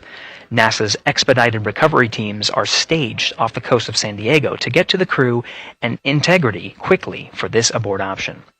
An AOA option continues to be available until solar arrays are deployed on the Orion service module a little more than 30 minutes into the mission. At this point, an abort to orbit, or ATO option, becomes available until separation from the upper stage around 3 hours and 23 minutes. Mission profiles can vary depending on when an ATO is executed in that window, but with power being drawn from solar arrays, it buys more time for astronauts and flight control teams to make decisions and stay in Earth orbit, return for a splashdown, or continue to the Moon. The Artemis II crew and flight control teams are well trained on all of these scenarios, and the calls you'll hear to the crew on Orion to Earth may help them be in a ready state for whatever challenge may come their way. At this time, we're not tracking any significant issues here in mission control in Houston, Texas. That would be showstoppers for today's launch. We're continuing to, of course, monitor the countdown along the way MS1, and make sure NTV, all systems are Orion go MS1. for when we reach T0. With that, I'll send it back to you, Megan, at the Kennedy Space All Center. right, we are ready for another reading if you are ready over there. Yes, sir. CBA is steady at 2,600 PSI.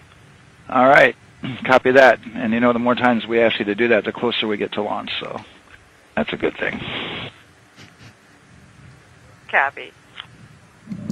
You heard it there from NASA Test Director Jeff Spaulding. The more that they keep on asking her how the pressure is holding in the counterbalance assembly mechanism is a good thing, because it means we are getting closer to launch. So that's amazing news over the loops that we just heard on Orion to Earth 1. Again, that communication channel with the crew. But now I want to get back over to Daryl with the launch team. He has an update now on the flight termination system that the team was tracking. All right. Thank you very much, Megan. And we're getting an update now from the launch team as we speak.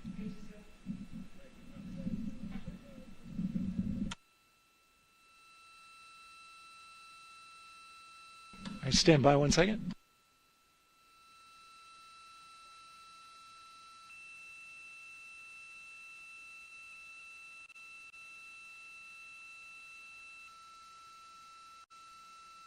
Okay. Sorry about that. We were just getting an update, in fact, about what I was about to report out on the range. And the good news is the range is go. So we reported that they were working to verify their equipment regarding the FTS system. And they asked for a little of that verification work to be done by one of the FTS engineers here in the firing room. He went out to the VAB to get some legacy hardware to help out with it. But in the end, this is a fix that the range had come up with to get clearance, to clear the range rather, and to as well work the FTS system. So now they are go. Again, the range is go. That is no longer a constraint. And so you combine that with the fact that the rocket and the ground systems here also working, no constraints, clear board here is great news. So again, the range is green, and we're continuing to work through the countdown. We got a weather update that came in to the launch director from Launch Weather Officer Mark Berger. He reported out that there's still a little bit of feisty weather activity that's happening up in the Titusville area. That's the city neighboring the Kennedy Space Center. Those showers had passed over Kennedy, and then now they're currently over in Titusville, currently still within that mile kind of constraint of flight through precipitation rule. But we're still far enough from the window that it looks like it won't be an issue. And in fact, we're seeing some good sunlight now breaking through onto the launch pad. As you can see, it's actually shining on the other side of the rocket here, but to the west we're starting to see some of that clearing that was forecast. And so the launch weather officer held his forecast for 80% go for flight during our launch window tonight, which, as a reminder, is 6:24 p.m. Eastern Time until 8:24 p.m. Eastern Time.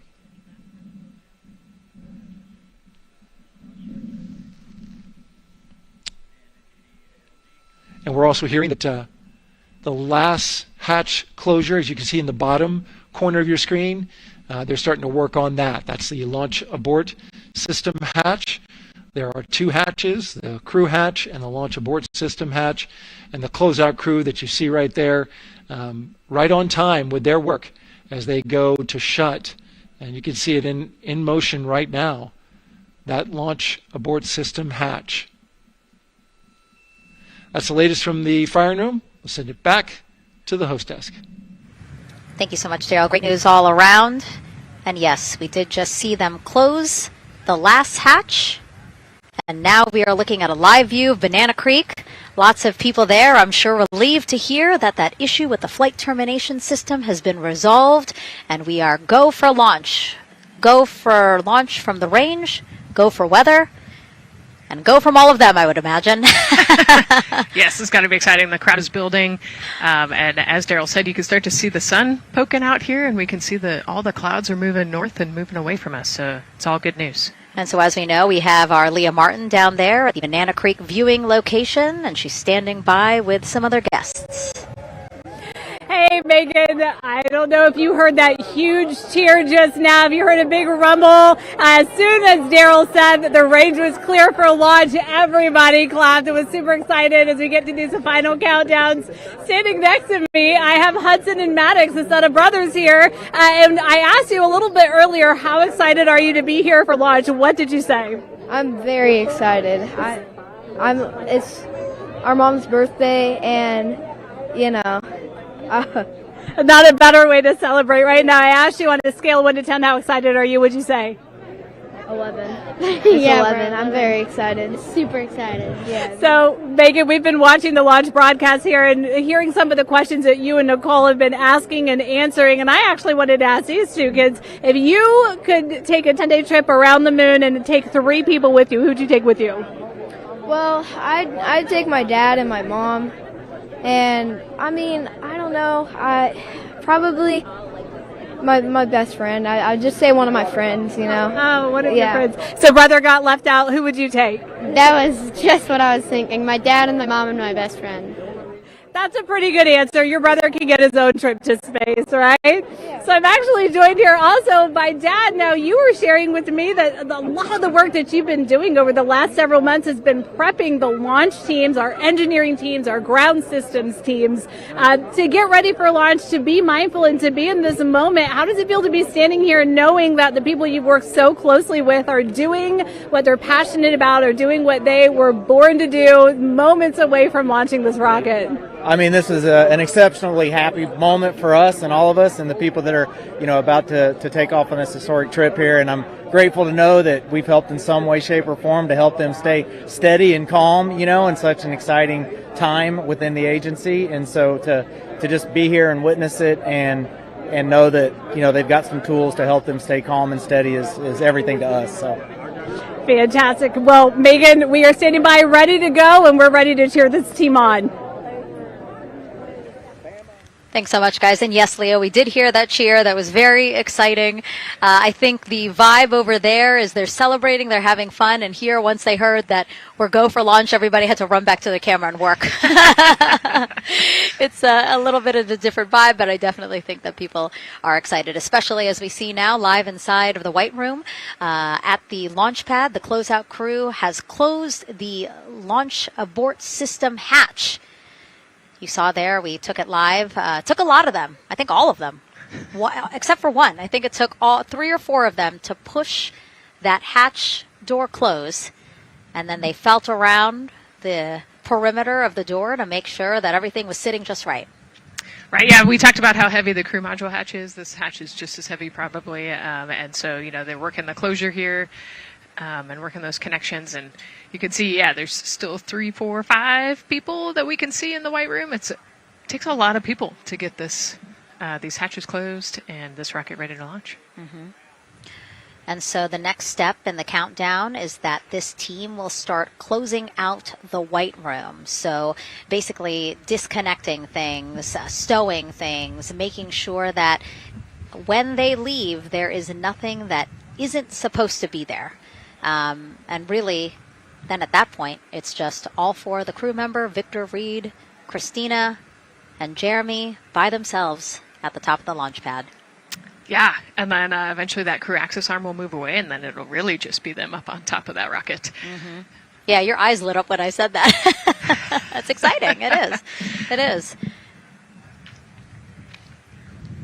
Yeah, we had a moment, we talked a little bit about my fear of heights, but most of our crew is afraid of heights. And so there was a moment where I realized that it was just us, 100 and some odd feet up and no way. No crew access arm, and may or may not have said something that made everybody go, huh.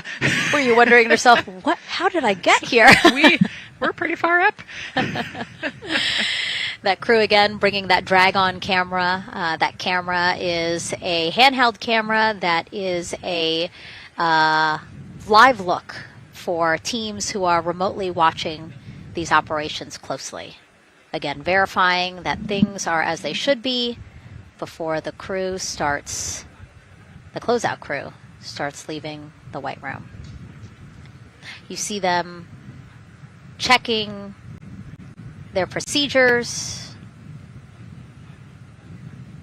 You can see they're covering the ends of those hoses. That's to protect those hoses from FOD, so we don't want any dirt or anything to get into those while we transport them and stow them. So you can see Andre there working to close out the hoses as well while they're cleaning up the white room.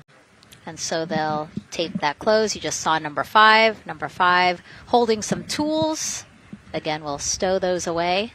You have to account for everything. Obviously, they did have tools out. They did have procedures, paper, notes out. Like all of that has to go. Yes, and you can even see on number 3's hat, he's got a string that's connected to his suit there. Mm-hmm. That's, again, just to make sure that we don't lose anything. If, gust of wind or you get knocked or something, you don't want to lose a single thing in the white room. So everything is tethered, everything is accounted for, and everything is protected.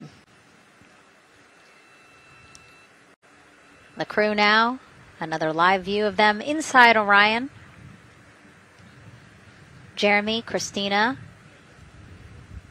and Reed and Victor on the right side of your screen. What do you think they're thinking right now, Nicole? Oh man, just over an hour to launch. There's probably a little bit of a lull right now, monitoring some systems, but you can see Reed's got his feet crossed. So I think just trying to relax and, pass the time by maybe thinking through the items that they're going to monitor through the launch, the different jobs that each of them have throughout the launch, and once they get to orbit, this first day on orbit is actually really busy for them. Mm-hmm. They've got 2 burns that they have to monitor. They've got to get the system set up, and they've got to get the cabin set up. So there's a lot going on in the next 24 hours for this crew. I think they've got a couple sections where they get to take a nap, but I don't think they get a full night's rest for quite some time. So yeah, going through what's next. And so as we say that, imagine what it would be like to live in a spacecraft for 10 days. Let's take a look at what life will be like in Orion. Artemis II is our first crewed mission back to the moon since the Apollo program. A lot of the focus of Artemis II is really checking out systems to be sure that we're ready and well positioned for continued human exploration. My name is Susan Baggerman, and I'm the Chief Health and Performance Officer for the Orion program and the Artemis II mission. And this is 10 Days in Orion.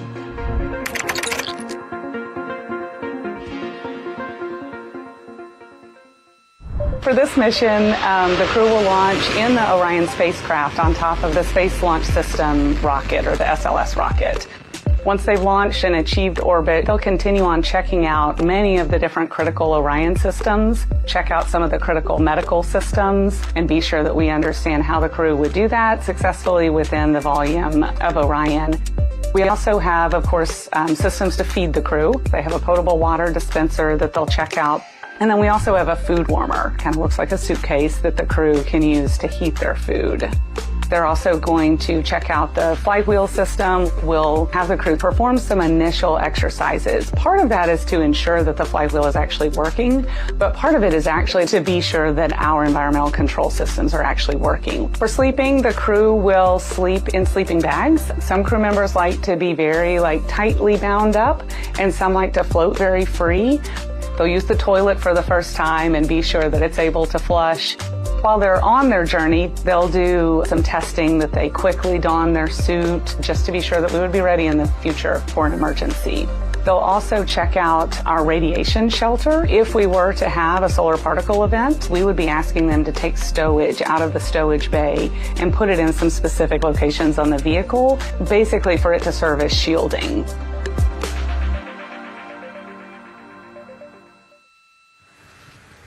And so I want to talk a little bit more about what we just heard in that package. I am interested in the space food. So Reed, Victor, Christina, and Jeremy have a pretty big menu to choose from, so that's really cool. We're actually going to pull up a graphic now that kind of shows you some of the food that they're going to have with them on their 10-day journey around the moon. We know of more than 10 types of beverages.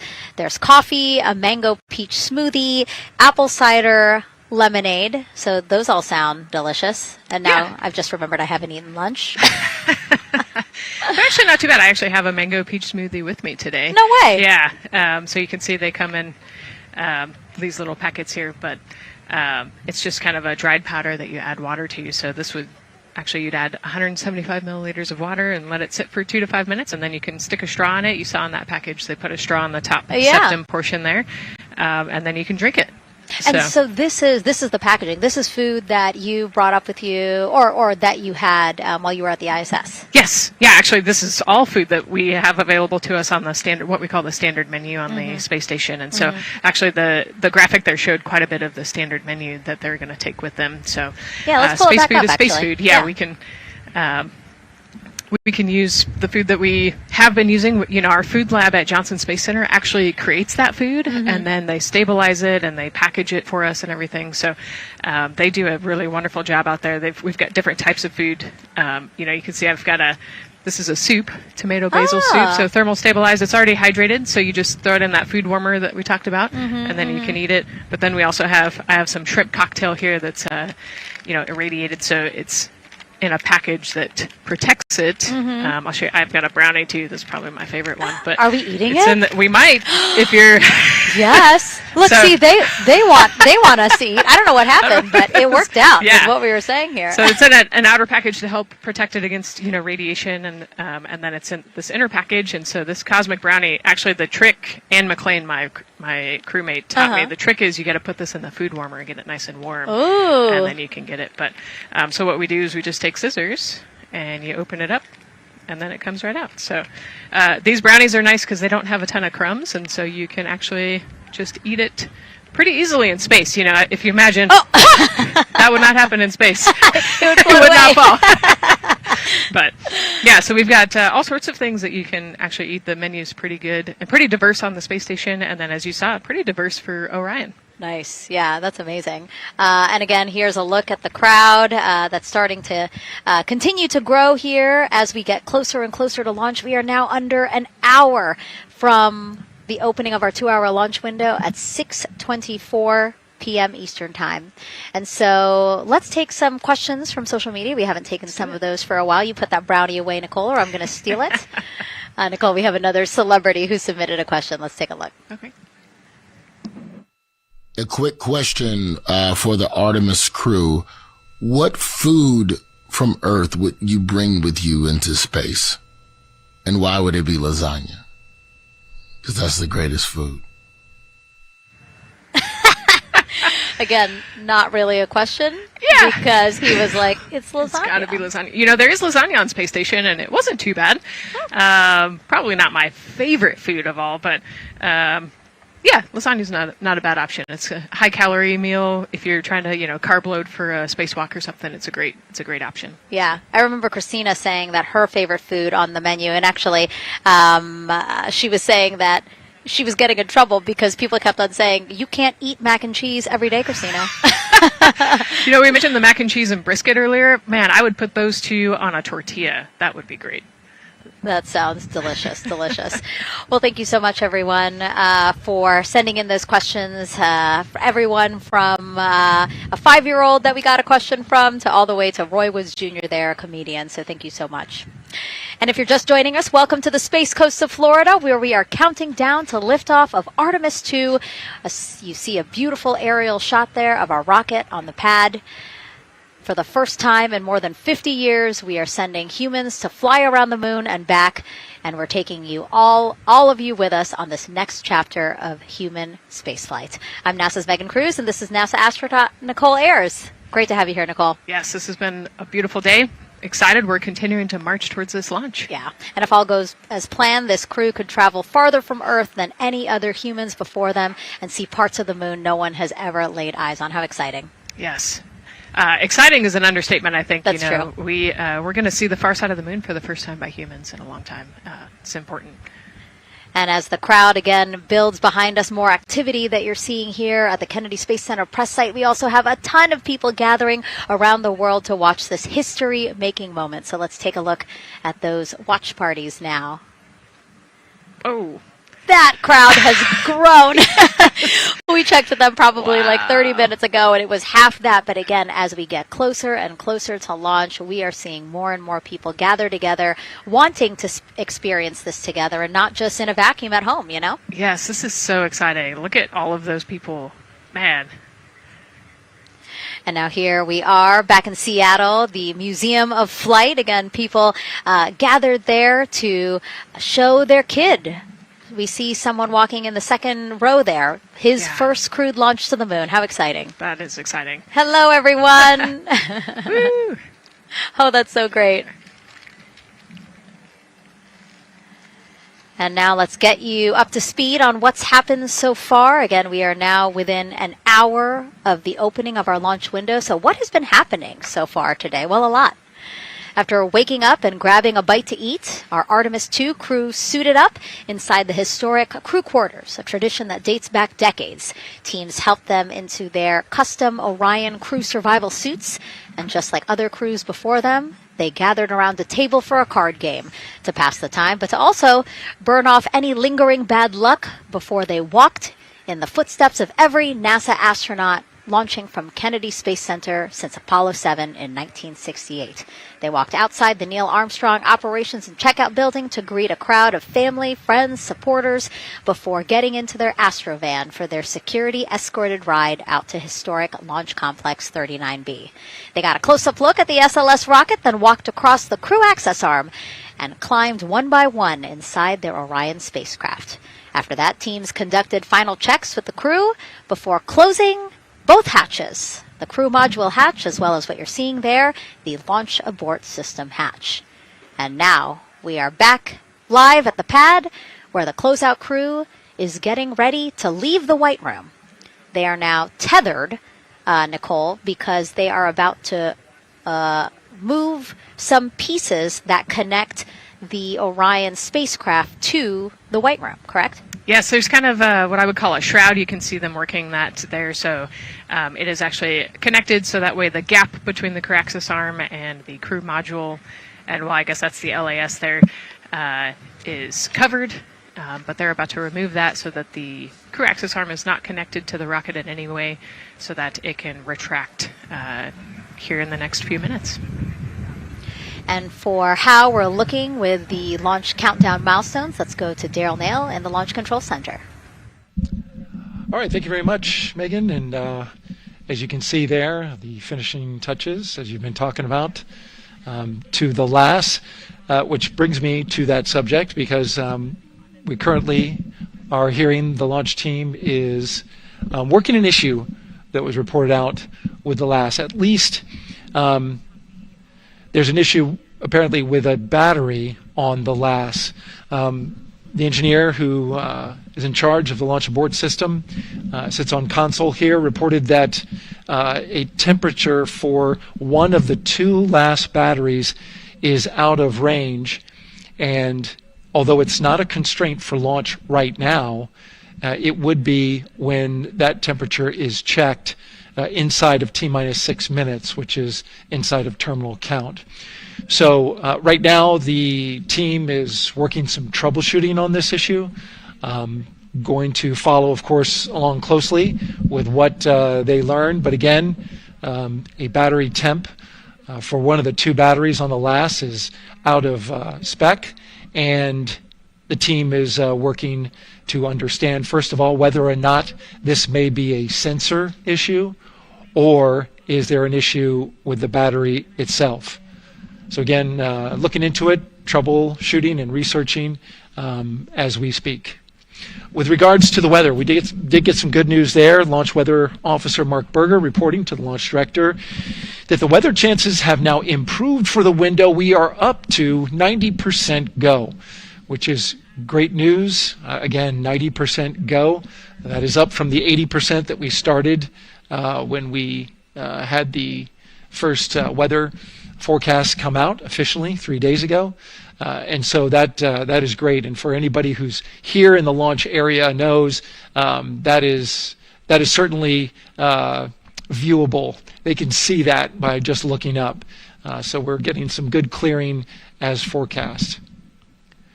And then just a reminder for those people who are watching the launch from the nearby area that if you're watching on an internet-enabled device, just remember that there may be a little bit of a delay. Can't tell you how much of a delay, but since it's on an internet device, sometimes this broadcast might be a little behind what you're actually seeing. So just keep that in mind as you are watching. Don't wait till the last second to run outside if you're inside your RV or your camper or your house. That's the latest here from the firing room. Of course, we'll keep track of that last battery issue. We'll send it back now to Megan and Nicole at the host desk. 2 of them there had to be tethered to the inside of the white room, because obviously now we have detached the white room from the Orion spacecraft. Yes, that view is quite something. Yeah, spectacular. Yep. Oh, no, I'm sorry. I forgot. Nicole's scared of heights. An astronaut afraid of heights is actually not uncommon, as we've learned today. But yes, so obviously, again, things proceeding as we march closer to the opening of our 2-hour launch window at 6:24 p.m. Eastern Time. Again, the closeout crew just finishing up those last couple of things they have to do before leaving the white room and then leaving the pad, leaving only the 4 Artemis II crew members inside the spacecraft by themselves at the pad. Yeah, and then we'll be curious to follow the battery issue on the LAS as well. I think sometimes it's just a sensor issue, sometimes it's a battery issue. So hopefully they figure that out quickly. Mm-hmm. And so if we can take a shot of the crew inside the capsule, if one's available, why don't we talk a little bit more about each of them? So we have Artemis II Commander Reed Wiseman, Baltimore native, and he's actually, you see his feet in that shot there from inside Orion. He's been in space once before as flight engineer for Expedition 41 aboard the International Space Station from May through November 2014. During the 165-day mission, Reed and his crewmates completed more than 300 science experiments in areas like human physiology, medicine, physical science, earth science, as well as astrophysics. They actually set a milestone for station science by completing a record 82 research hours in a single week. He also served as chief of NASA's astronaut office from December 2020 to December 2022. His 2 daughters were out to wave goodbye to him as he made his way to the launch pad. And again, there's Reed's feet. Reed is the one sitting in the seat to the right, closest to our camera there. So looks like he's relaxed by the body language of his feet. Yeah, I think they're kind of in a holding pattern, if you will, or a waiting period. So it makes sense that he's a little bit relaxed. He's also kind of just a relaxed person in general. He's wicked smart, but has a demeanor that keeps everybody calm. And so I think we're seeing that here today. And so in this shot, Reed is the one sitting on the left, and to his right, Artemis II pilot Victor Glover. NASA selected the California native as an astronaut in 2013, and at the time he was actually serving as a legislative fellow in the United States Senate. His first trip to space, November 2020, pilot of NASA's SpaceX Crew 1 mission. That was the first operational mission of NASA's Commercial Crew program, which resumed launching American rockets from American soil to the International Space Station since the end of the shuttle program. Victor is a U.S. Navy captain and naval aviator who served as a test pilot, racking up more than 3,500 flight hours in more than 40 different aircraft. So again, he probably feels pretty at home in the pilot seat of Artemis II. Yeah, I think he does. He got to say goodbye to his wife and 4 kids. Again, those were the family that he had here at Kennedy Space Center before the 4 of them drove out to the pad. Yeah, and you can see there, we talked about Victor's energy earlier, and you can see him working through, pushing some buttons on the displays. Looked like he was pulling up a procedure, so he's following along and ready to go, looks like. And then mission specialist Christina Cook, sitting on the upper left-hand corner of the screen there, native of Grand Rapids, Michigan, was selected to the Astronaut Corps in 2013, same class as Victor, served as flight engineer on the International Space Station from March 2019 to February 2020. During that time, she set a record for the longest single spaceflight by a woman with a total of 328 consecutive days in space. How cool. She also participated in the first ever all-female spacewalk. And before becoming an astronaut, Christina helped build space science instruments and led scientific fieldwork in some of the most remote environments on the planet. Her hobbies include surfing, rock climbing, and community CDR, service, yoga, and photography. Go ahead, NCD. There's a couple of suppressed overvolt messages. We're going to go ahead and clear those off your screen. We see them and we copy. All right. NASA test director. We're still working here, trying to get through everything. So we're getting close, and then trying to talk that other issue that we just picked up a little bit ago. But I think work-wise, we're doing really well. Sounds good, NCD. We're doing great on board. Glad to hear it. NASA test director giving an update to the crew. Some messages flashed on their displays. Just wanted to say that they didn't have to worry about that. We're going to clear that. And that also just reassuring the crew, again, that they are tracking and working the issue with the launch abort system battery. Yeah. All right. And then first-time flyer, Canadian Space Agency astronaut Jeremy Hansen will fly to the moon as mission specialist on the Artemis II mission. The London, Ontario native, selected as an astronaut in 2009. After that, he worked as Capcom at NASA's Mission Control Center in Houston. Capcom stands for Capsule Communicator and is the sole direct voice communicating with astronauts while in space. Jeremy also participated in training exercises, really cool ones, like living on the ocean floor off the coast of Florida to simulate deep space exploration for a week. In 2017, he became the first Canadian to lead a NASA astronaut class. He also enjoys getting out on a sailboat, rock climbing, and mountain biking. He has a wife and 3 children.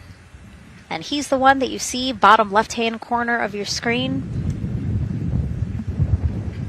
I know, I'm trying to see what he's doing there.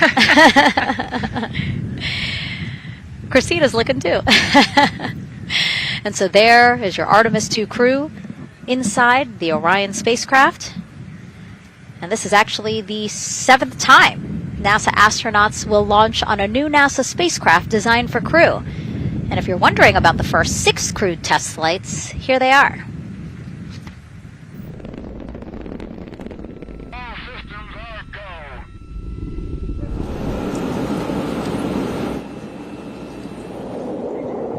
Gemini 3, Gus Grissom, John Young, March 23, 1965. Apollo 7, Wally Schirra, Don Isley, Walt Cunningham, October 11, 1968. Space Transportation System, or STS-1, John Young, Robert Crippen, April 12th, 1981. Then NASA's SpaceX Demo 2, Doug Hurley, Bob Behnken, May 30th, 2020, followed by NASA's Boeing crew flight tests. Butch Wilmore, Sonny Williams, June 5th, 2024. And now,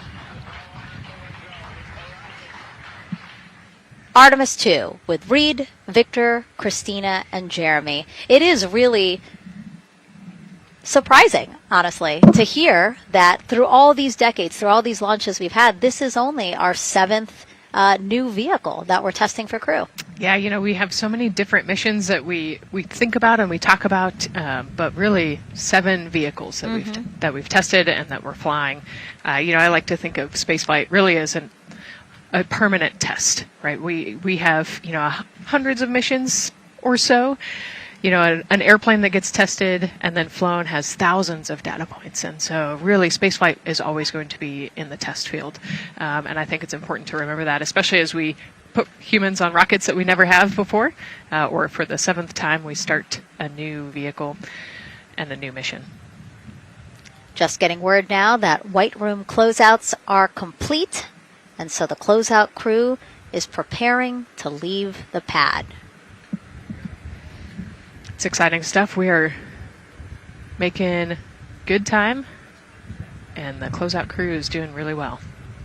41 minutes, 43 seconds and counting until the opening of our window. And Artemis II is a 10-day mission that will send the 4-person crew on a journey around the moon and back to Earth. It will be a critical step towards future lunar and Mars missions.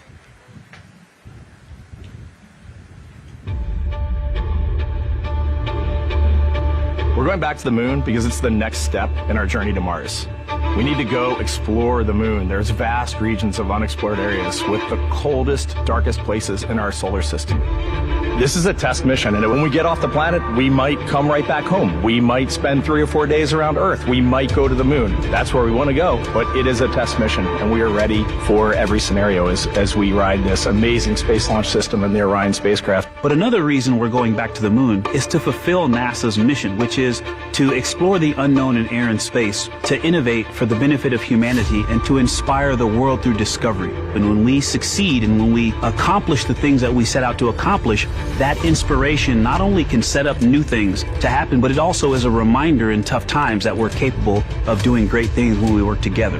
The thing I love about the moon is that it's not just a beacon for exploration and this platform of possibilities for incredible missions like this, but it has benefits. That's actually why we're racing towards it.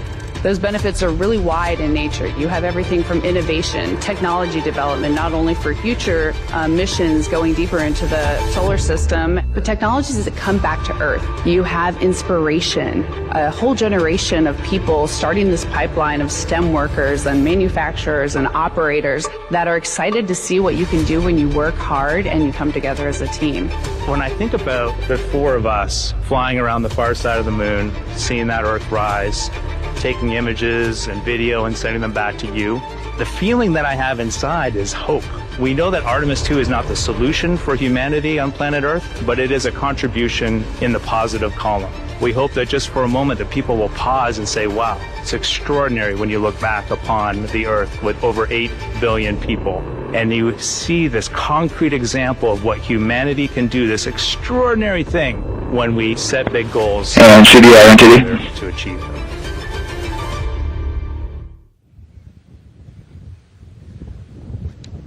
And so Mission Control Houston will control the flight of Orion after a liftoff here at Kennedy Space Center.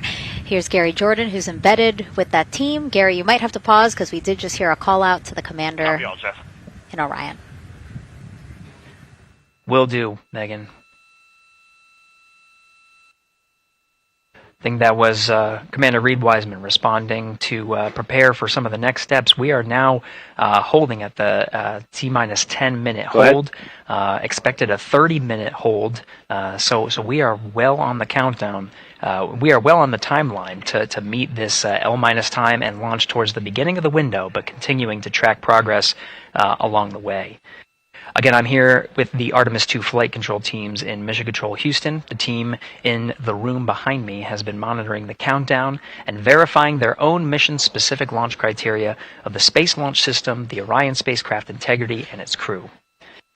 During the final poll before launch, if all looks good from each of the flight controllers in this room, Flight Director Judd Freeling will report a go for launch from Houston Flight. Upon liftoff, teams here take control of the mission and communicate with the crew while they fly on the Space Launch System. This phase of flight is highly dynamic, and each console position has a dedicated and important role of looking after critical systems.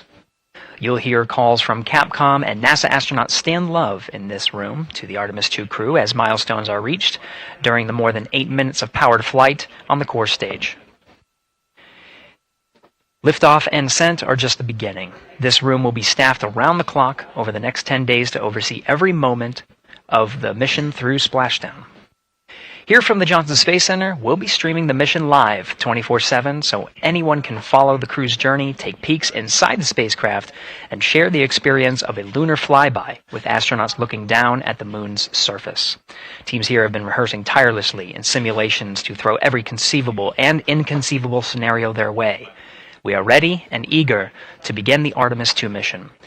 Still milestones to come as we continue the countdown, but we'll be right back with you during the ascent phase of today's flight. With that, Megan, I will send it back over to you at the Space Coast.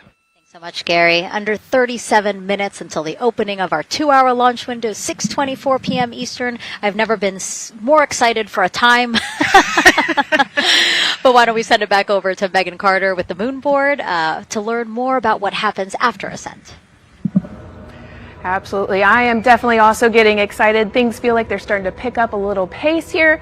A lot is about to happen within the first 10 minutes of launch, but what happens after those first 10 minutes? Let me take you over here to my mission map so we can kind of jump ahead and let me explain a few things. So, our main engine cutoff is going to stand for MECO, and that is essentially where the rocket's job is done, and it is then going to turn the propulsion duties over to our ICPS. That stands for Interim Cryogenic Propulsion Stage. Don't try and say that too many times fast. But the ICPS is going to be right here, and that's our in-space propulsion. About 50 minutes into, after about 50 minutes into launch, it is going to conduct that first burn, and that's going to be the perigee raise maneuver. Essentially what that is going to do is going to raise the spacecraft from a lowest point of Earth just a little bit higher into space, and then they are going to conduct that nice path. It's going to set them on that nice circular path around the Earth. That's when they're going to start to be able to really check out the spacecraft. The Orion spacecraft is going to be able to, like we've talked about, be maneuvered by the crew. They're going to check out those life support systems, and communication checkout's going to be vital at that point as well, obviously. Then they will be conducting that another burn, and that's going to raise them just a little bit higher again. And then they will, it'll be about time for the ICPS to separate, and they will start another lap around the Earth as well. Now, the ICPS, but even after it separates, its job will not be done because they will have the opportunity to conduct something called the Proximity Operations Demonstration. And this is going to be really important for our future lunar missions because the ICPS actually has a target on it, and the crew is going to have the opportunity to manually maneuver these spacecraft like we've mentioned and practice those docking maneuvers. Now, obviously, they will not be docking for this mission, but that is, again, going to be critical for those lunar missions in the future. Now, all right, after that ICPS has separated and they've done that second lap, they're going to conduct 2 more burns. And what these burns are going to do is set them up to the high enough orbit and a fast enough speed in order to conduct the translunar injection. This is going to be that critical moment and that critical milestone where they are going to produce about 6,000 pounds of thrust. And this is that point that is going to take them out of low Earth orbit into deep space, and it's going to set them on that nice path towards that lunar flyby. And I know we have talked a little bit about why this could be a record-breaking flyby and journey to the moon. And with that, I'm going to turn it back over to Megan so she can tell us just why. Yeah, she's talking about the distance record set by the Apollo 13 astronauts in 1970. They were 248,655 miles away from Earth around the moon by more than 4,000 miles. Yeah, That's a long ways. It's tough to fathom 250,000 miles from Earth, right? I mean, space, the space station is only 250 miles, and so we're going, I don't want to do the public math, but we're going much further than that. But it's important, right? Because we want to get back to the moon. We want to see the surface. We want to see the far side of the moon, and the way we do that is by breaking distance records. Yeah, and the exact distance record depends on exactly when they launched, like the time, the day. So we'll learn more as we go into this 10-day mission with the Artemis II crew. But here we are, 32 minutes, 50 seconds and counting from the opening of our launch window. Feels really, really surreal here as more and more people come to gather on the press site lawn here at Kennedy Space Center. Why don't we take a look at this video that we have here? Some familiar faces who wanted to wish our Artemis II crew a safe journey. Reed, Victor, Christina, and Jeremy, you are the real deal. You're flying to the moon for all of us, and we are in awe. You're the true heroes. You are not just astronauts. You are pioneers, venturing deeper into the unknown. But you are not alone. We will be all cheering you on from planet Earth. Hey, I'm Victor Wembanyama, and I play basketball in the NBA. But I'm not only interested in shooting hoops. I'm also interested in shooting stars, dark matter, and all other types of astronomical phenomenon. And to the Artemis II astronauts who are shooting for the moon, I wish them good luck and Godspeed. Hi everybody, I'm Ryan Gosling and I play a biologist who goes to space to save the planet in the film Project Hail Mary. But the Artemis II astronauts are going to space for real, and they will travel farther from Earth than any humans in history. Sending all our best wishes to the Artemis II crew. I just want to say how proud I am of each of you and how inspired you make me. But it's not just about me. Your mission is going to inspire future generations of scientists, engineers, athletes, and dreamers to do something that they never thought possible. Hey, it's Roy Wood Jr., and I want to wish the Artemis II crew a happy and safe journey to the moon, well, around the moon, to go around. I know what you're doing. You got to look for a parking space. This is to go around the moon, make sure somewhere to park, and then you park journey. Good luck. It's actually a really good way to explain what how this mission builds. Again, we are hoping to land astronauts on the surface of the moon in maybe 2 years. So yes, we are looking around the moon on this lunar flyby mission to see where we might park. Thank you, Roy Wood Jr. Okay, and as we look at this live view of the rocket on the pad, there is a spectacular place here at Kennedy Space Center to watch launch from, and that's the Banana Creek viewing area. Why don't we go back there where the crowd is excited, and Leah has the best assignment ever talking to people who are super excited about being here for Artemis II. Oh my gosh, Megan, you talk about the excitement being palpable. I'm telling you, everybody here on pins and needles as we get just about half an hour away from launch. I've been walking around talking to people, and I'm just struck again and again by how many people are here from across the agency. I want to introduce you to just a small portion of the people across NASA who have been supporting this mission. Patty Ortiz, NASA Armstrong Flight Research Center, Orion Program. Orion. Kathy Graves, Glenn Research Center, Office of STEM Engagement. Here we go. David Alexander, NASA Glenn Research Center, Office of STEM Engagement. Jennifer Becerra, Johnson Space Center, the Office of STEM Engagement. Here we go. Right back here. Where are you from? I'm from NASA Glenn Research Center, Joseph Panakitis. Joseph, here we go. Wes Furman from APL. Maria Arredondo from Headquarters, Next Gen STEM. Mark Robinson, Stennis Space Center, Commercial Space. Amira Flores, Armstrong, Office of the STEM Engagement. Molly Kearns, NASA Glenn, Space Communications and Navigation. Matthew Pierce, Goddard Institute for Space Studies in New York City. Here we go, and right over here. Lauren Ring, Ames Research Center, Data Integration. So we're coming together. We're one big NASA team, one big NASA family, and we have one major message before we launch tonight. Okay, guys, what are we going to say? 1, 2, 3. Go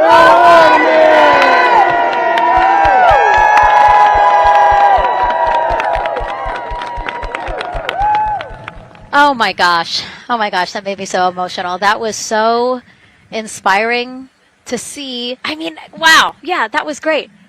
I mean, just to hear everybody say their position, what they're doing to support this mission is amazing. And I'm sure this was something that really rang true and resonated with NASA's Administrator Jared Isaacman, again, to see the workforce come together to do the work and then to be here for launch. So why don't we actually go over to him now with our Jasmine Hopkins at one of our other viewing locations. All right, Megan, thank you so much. The energy here on the balcony is honestly becoming electric as we get so close to launch, and now we are thrilled to welcome NASA Administrator Jared Isaacman. Jared, we're really entering a golden age of exploration. How will Artemis II set the pace for the coming years? Well, I mean, Artemis II is the opening act, right? This is the test mission. This is getting very comfortable with the SLS rocket, the Orion spacecraft. No humans have ever flown on this before, right? And we're going to put it through its paces. We'll go into Earth orbit for a little bit, make sure Orion's doing okay, and then we are sending them, right? We're going to send them farther into space than any humans might have gone before, 250,000 miles away, and it's going to set up for the subsequent missions. That's why we're going into the golden age of science and discovery right now, because you're going to see a moon rocket launch in 2027 when we do our testing with the lander. We're going to go for the landing on Artemis IV in 2028, and in parallel, we're going to build the moon base, right? And that is going to be filled with science discovery and tech demonstrations that's going to support the enduring presence we're trying to create on the surface. Absolutely. So honestly, history-making years ahead of us, with Artemis 3 and 4. But first is Artemis 2. What will be our single greatest takeaway from this mission? Well, I'll tell you, I mean, after ignition, to me, the moment that I'm going to be most excited for is splashdown. There's no question about that. Good shoots coming down off the West Coast. But, look, I think the takeaway from this is gaining extreme comfort in the Orion spacecraft, right? I mean, this is very different than what we've done for more than a half century, right? I mean, the velocities that spacecraft is going to re-enter at, it's going to be new territory for us. We want to get our arms around that completely. So I would say the performance of SLS plus Orion is everything on this one. We want to make sure we do it in as a safe way as we possibly can, understanding what we are undertaking right here. Bring our crew back, learn as much we can from the vehicle, set up for Artemis 3 in 2027. Right. And Administrator, we've actually had a pretty young audience today here, some kids running around the balcony. How do you hope Artemis 2 inspires that next generation? I talk about this all the time. One of our overarching KPIs that we should always be tracking is the number of people living and working in space. Well, what's another strong number 2 on that one? It's the number of kids that are dressing up as astronauts for Halloween, so that they grow up, that they're inspired to want to join in this grand endeavor, whether they come work with us here at NASA or they join in industry, but they're helping humankind venture out farther, pursue all the secrets of the universe. Yeah, I think we'll see a lot of kids dressed as astronauts this year. And finally, Jared, you've really made it a personal mission to get to know the people behind the work at NASA. Do you have any final thoughts, any final words before today's history-making launch? Yeah, well, one, I want to express a lot of appreciation. I'll tell you what, the 4 astronauts on top of Artemis II know this. It takes an army to pull a mission together like this, right? Across all 10 of our centers, all of our commercial partners, the international partners that come together to make this possible. My sincere appreciation for everyone who is currently working the mission right now, so getting them ready for launch, that will be watching over them in mission control, recovering this crew when they splash down off the West Coast. I have complete trust and confidence in your abilities. And everybody else who's not directly working on Artemis 2, Artemis 3 is coming up next year. When this mobile launcher gets back in the VAB, we're going to start stacking. Wow, plenty of excitement ahead of us. Jared Isaacman, thank you so much for being here. Thank you. Thanks for being here. Of course. All right. And with that, let's get back to the countdown with NASA's Megan Cruz. Under 25 minutes and counting from the opening of our 2-hour launch window, and take a look at all these people behind us. I literally, every moment I turn around and I see the clock, I am like, oh, wow. Oh, wow. There are more people and less time. Yes, exactly, which is a great problem to have. Yes. Now, this first crewed test flight of NASA's Artemis program coincides with the 250th anniversary of our country's founders signing the Declaration of Independence. Exploration is a part of America's DNA, and it continues now with our return to the moon. 250 years ago, 13 colonies laid the foundation for the greatest and most enduring democracy in the history of the world. One driven by courage, faith, and freedom. From that moment, we became a nation defined not by where we stood, but by how far we were willing to go. We conquered vast frontiers, invented tools that shaped a modern world. We found light in the dark, and we rose from the earth. Faster, higher, farther. We pushed beyond the sky and into the unknown. We carried our courage into the cosmos, and we planted the American flag on the moon, the defining achievement of American superiority in space. Today, our curiosity stretches farther than ever. American robots search ancient rivers on Mars. New telescopes unfold to glimpse the first stars. And a new generation prepares to return to the moon, this time to stay. For 250 years, America has carried the light of humanity forward. But American exceptionalism isn't inherited. It's earned. Our greatness comes not only from what we've done, but what we're still determined to discover. Because in every era, across every horizon, America is at its best when it's reaching for something greater. America celebrates 250 years, and we are leading the world into the future. "22 minutes, 15 seconds and counting from Artemis II, NASA's boldest test flight in a generation. The crew has said this often, that they hope it inspires children around the world. And recently, a group of kids here at Kennedy Space Center got a surprise of a lifetime while watching that rocket roll to the launch pad.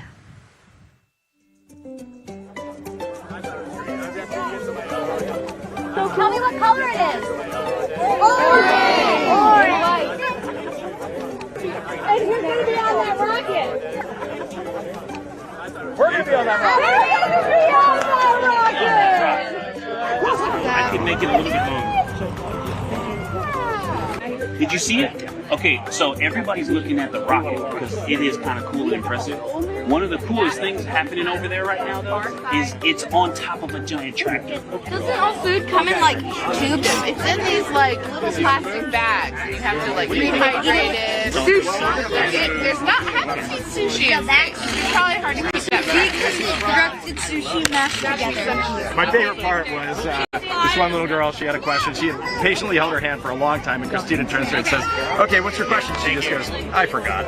It was like, that's a perfect little kid moment. I just love it. Wait, are you my mother's cartoon astronauts? What? Say that again? Never mind. It's a little hard to say. Go Artemis! These two? Yeah. Put it on your hand. Look at this one. Yeah. There you go. I like your dabbing astronaut back there. It's just so fun to see the enthusiasm, the energy, and a little bit of chaos. 3, 2, 1. Wasn't that so cute? I love kids and their excitement and, you know, even just being real. Like, I don't remember what I was I know, gonna he ask. goes, but I'm glad you're here. Now here we are, Space Center Houston. The crowd has exponentially grown throughout the day. We started showing you live shots from in there probably an hour ago. And now take a look at all the people there getting ready to witness history together. It's something really special to be able to witness something like this together. Yeah, you know, we've heard from celebrities and officials and kids, and, you know, it's amazing. People from all around the world came here today to Florida to watch, so it's something, it's hard to put into words, just how much support for this mission we're seeing today. And great news, too. Remember, the team was tracking an issue with the launch abort system battery. They appear to have cleared that issue, so we are go for launch. Yes, it's exciting.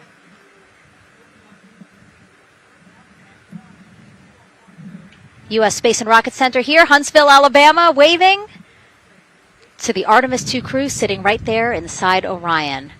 Inside of 20 minutes from the opening of our launch window, and right now we are targeting the top of that launch window, so we could be launching here in about 19 minutes, Nicole. Wow, I don't know if I expected this today. I'm excited, and you know, I'm glad they were able to clear the problem with the battery on the LAS, and everything has gone really smoothly today. It's been great. The weather cleared up. It's a beautiful day for a launch. And so now, as we are so close to possibly launch now. Just what are your final thoughts as we are about to embark on a mission back to the moon, the first time in more than 50 years? Yeah, just so proud of the crew and all of the teams here on the ground that made this happen. They are carrying the torch from the Apollo era into the Artemis era. And it's the crew likes to say they want to be the shoulders that the next generation. And let's see, JLS, can you help us with that, please?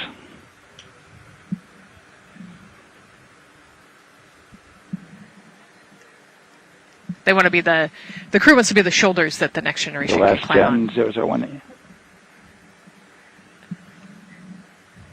I think it's in their patch. We're going for all. It's in the name of their capsule, integrity, representing humility and the professionalism of everyone that got them there today. So proud of them. We love them. We're excited for them. And we cannot wait to see what they see. Just leveraging everything we've learned so far as an agency, taking us from Apollo now to the launch pad here, 39B, with Orion and SLS poised to again fly us into the history books.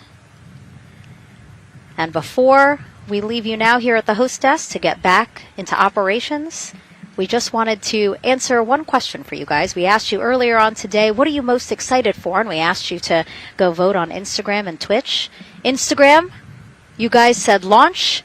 Twitch, you guys said lunar flyby. So I think you guys will all be very excited since we are now about 17 minutes from the opening of our launch window today. And so with that, as we approach terminal count, let's send it back to Daryl Nail in firing room 1. Daryl. All right, thank you, Megan and Nicole, and just want to give you an update on the launch abort system that you just reported that they cleared. They believe, they're convinced, this is an instrumentation failure. So there are 2 batteries on the LAS. The LAS, of course, and with the help of my 2-year-old son's model rocket, Daniel said I could use this, so it's okay. The LAS is right here. It's the tower above Orion. Orion capsule's inside of here. It's used to pull Orion off the rocket in case the rocket is something's going on with the rocket, either on the pad or in flight. 2 batteries are bad. Well, I'm sorry. One of the 2 batteries reported an out-of-family temperature, and it was very much out of family. And so they checked their data going back into the vehicle assembly building where they recharged the batteries and worked on them.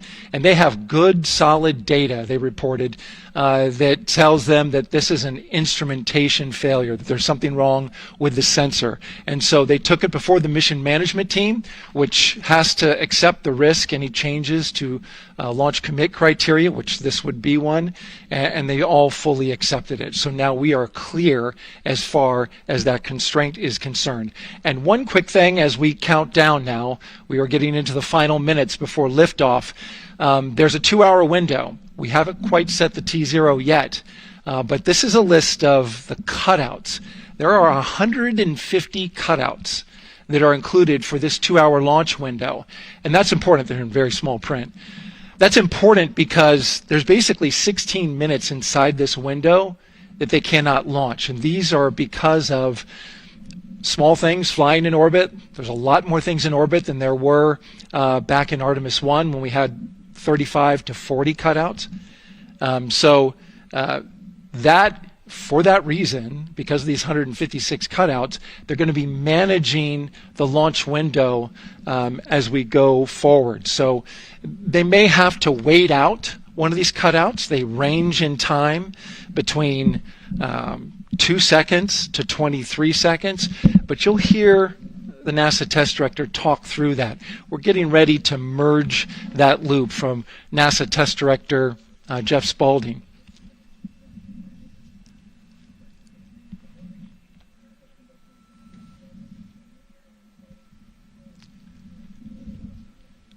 And so now I'm listening to the launch team get ready to merge their operational channel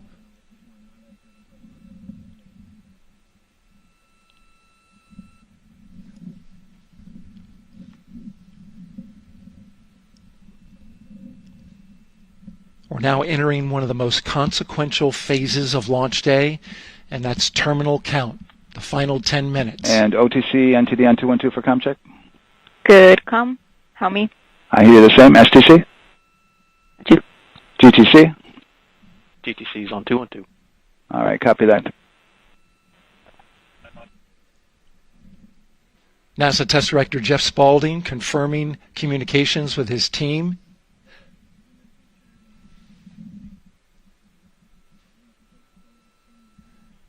There will be 2 polls that we'll hear. One from Spaulding, the NASA Test Director, confirming the ground systems and the launch team are ready to proceed. At this point, we have a clear board, no constraints, but we need confirmation from each individual on the NASA Test Director team. So we'll hear him poll his team. The other poll that we're waiting for is the poll from Launch Director Charlie Blackwell Thompson, who will take that final status from NASA management before giving the go to come out of a hold. And you're seeing the clock count down at L minus 12 minutes. CCL, OTC, Orion, RS1. CCL. Yes, sir. Reconfigure ARS primary loop ISO valves. Copy, that's in work. And CDR, OTC, Orion, RS1. Go. ARS loop ISO valves are being closed at this time. Integrity copies. NGDLP. Go. Yes, I have a discussion with sea ice and with MER manager regarding the observation the sea ice had a few minutes ago. They were able to confirm with BCI photos that the condition that they observed has been there since 2025. MER manager has had a chance to review the findings, and they do not have any constraints from either a sea ice or MER manager perspective. Okay. Copy all. And Launch Director NTD, you copy? Yes, sir. I copy. That's good news. OTC, CCL 212. OTC. ARS primary loop isolation valve configuration is complete. Copy.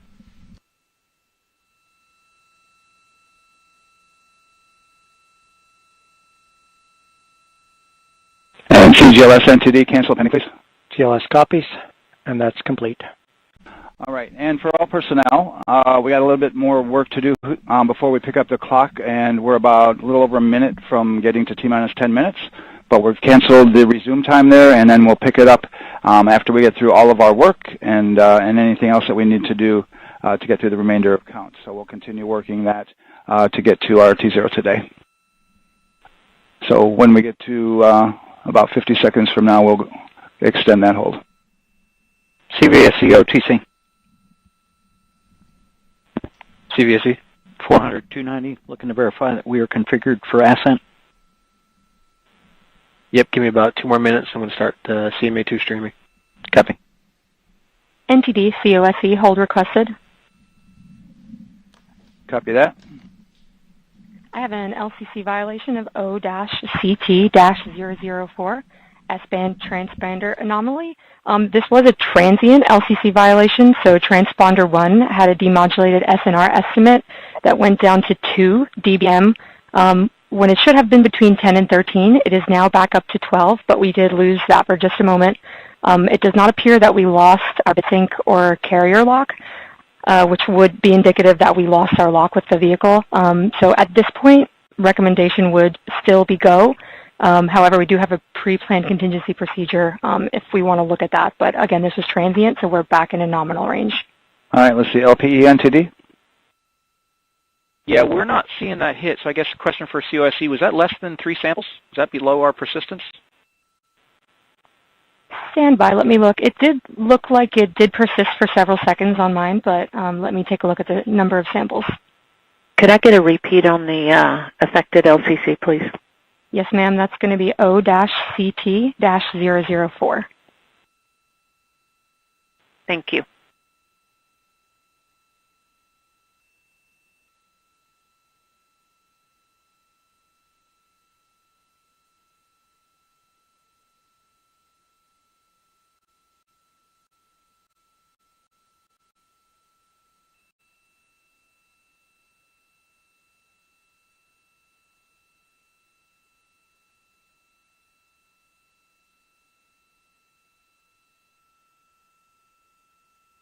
Yeah, us taking a look at the data right here, looks like that was a single sample.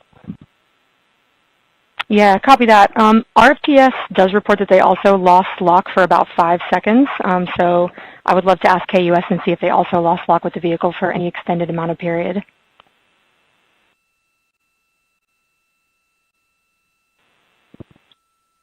And COSE, while we're doing that, these are 1/10 hertz measurements, correct? So we would have had to lose it for over 10 seconds to get a second sample? Yes, sir, that's correct. It is 1/10 hertz. Yeah, so from our perspective, the allowance is effectively up to 30 seconds, up to 3 samples based on the 1/10 hertz. This is not an LCC violation, I believe. Yes, sir, I would agree with that at this point. Copy that. We'll check in with KUS on 232. I don't think they have 212 access. We're trying to verify, but it sounds like they have a loss of lock as well. About 2 seconds. Okay. And I guess for both KUS and COSE, do we have lock now? That's affirmed. We do have lock for COSE.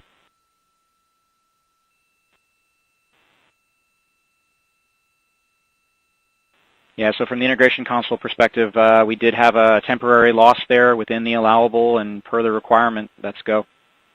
And this is Houston Flight. We have lock and we have good telemetry here in GSE. And KUS is reported to, they have good lock now.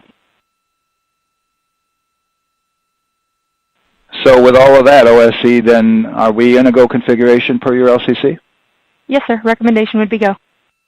Okay. LP, you concur with that? Yes, sir. LP concurs go. And Launch Director? Yes, sir. Launch Director concurs go. All right, and I'm going to go ahead and just verify everybody has everything else complete, Launch Director, and if we do, we'll be ready to pick up the poll at that time, unless there's something else that you're aware of. No, sir. Let's verify all our work is complete, and I would like one last check of our constraints list. All right, let's see. OTC, are you still waiting for ComConfig, or are you... That is affirmed, sir. Okay, is that your only open item? Yeah, OTC, this is CVSC, that 400 step 290 is complete. Copy. Okay, so OTC, you're complete with all of your work? That's affirmed. All right, copy that. STC? STC is complete. And GTC? GTC is complete. Okay, excellent. All right, and LPE, just want to verify we have no open constraints at this time. No open constraints. We have a clear board, sir. Okay, tracking the same here. And Launch Director, with that, we are clear and ready to pick up the launch readiness poll with your go. All right, sir. I am go for the poll. All right. And for all personnel, this is the NTD conducting the Artemis II launch readiness check. Verify ready to resume count and go for launch. OTC. OTC is go. STC. STC is go. GTC. C's go. MCO. CO's go. Safety Console. The safety console is go. LPE. LPE's go. RTD. RTD's go. Houston Flight. Houston Flight is go. ROC. ROC is go. And CDR. Crew is go. Copy that. Thank you, Reed. And Launch Director, NTD, our launch team is ready to proceed at this time. All right, NTD, I copy all. At this time, I'll perform my poll. Attention on the net. This is the Launch Director performing the final poll for launch. Verify no constraints and go for launch. EGS, Program Chief Engineer. Artemis Chief Engineers are go. Copy, thank you. EGS, Chief Safety Officer. The Artemis CSOs are go. Copy, thank you. Range Weather. Launch weather is go. Thank you, LWO.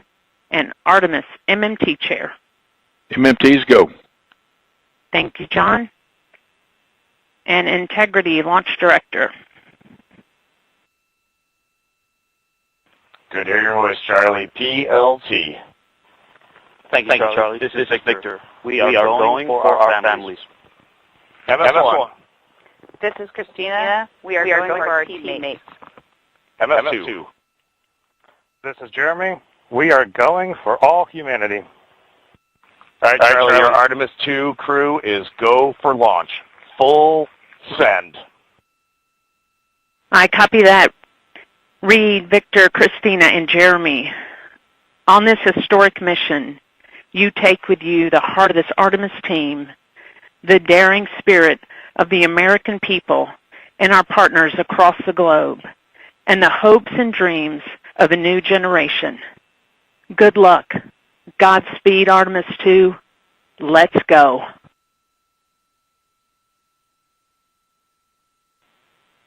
And into the launch director. Go ahead, Launch Director. Yes, sir. You have a go to proceed with countdown. Copy that. I'll put it in work. CDR NTD. Go. Your risers and initiate short purge per your EPROC 10.1.1, steps 8 and 9. 10.1.1, 8 and 9 going to work.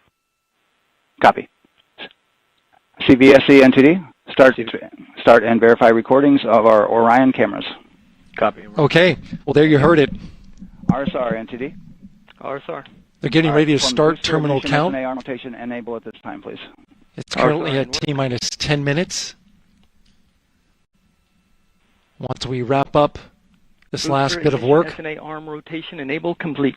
We're going to start that clock. Copy that. Thank you. Integrity crew, close and lock visors.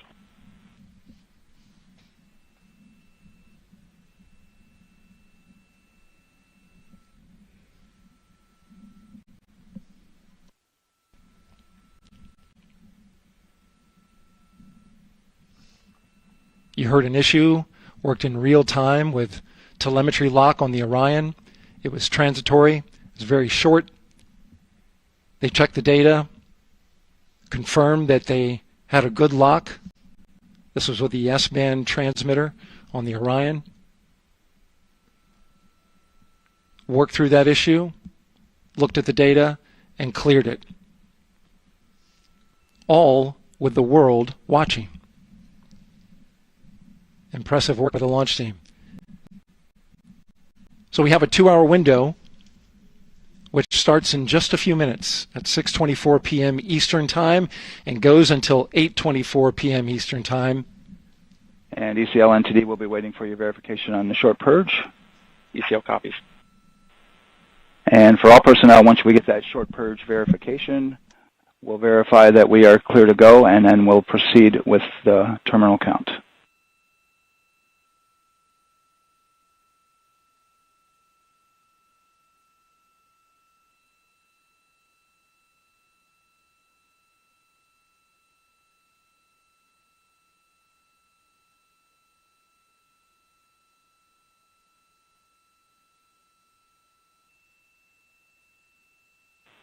ECL time estimate?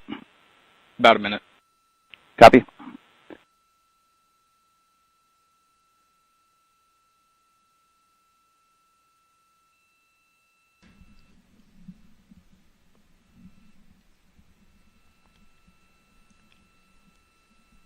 So we're going into the launch window, but not by much, it looks like. Just wrapping up some final work. And once that's completed, you'll hear NASA Test Director Jeff Spaulding ask for the ground launch sequencer operator to go ahead and start the clock. The ground launch sequencer is an application software. It runs on top of the launch control system in the firing room, acts like a conductor of an orchestra, executing hundreds of commands in precise order and timing.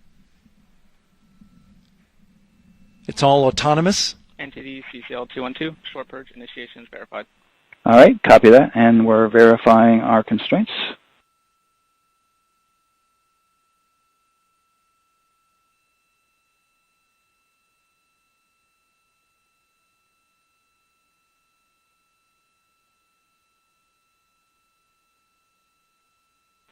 All right, and we're clear from cutouts. And with that, we're going to resume the clock momentarily. And CGLS, you can resume the clock on your mark. GLS copies. 3, 2, 1, mark. GLS mainline has been initiated. T-minus 10 minutes and counting.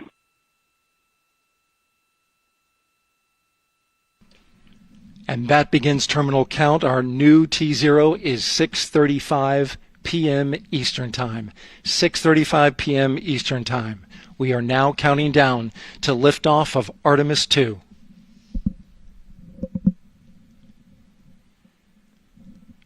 From now on, you're going to hear two voices on the loops. If everything goes nominally, NASA Test Director Jeff Spalding, who's directly managing the launch team, and Alex Bendelos, the GLS operator who closely monitors the software. He has the ability to stop and restart the countdown.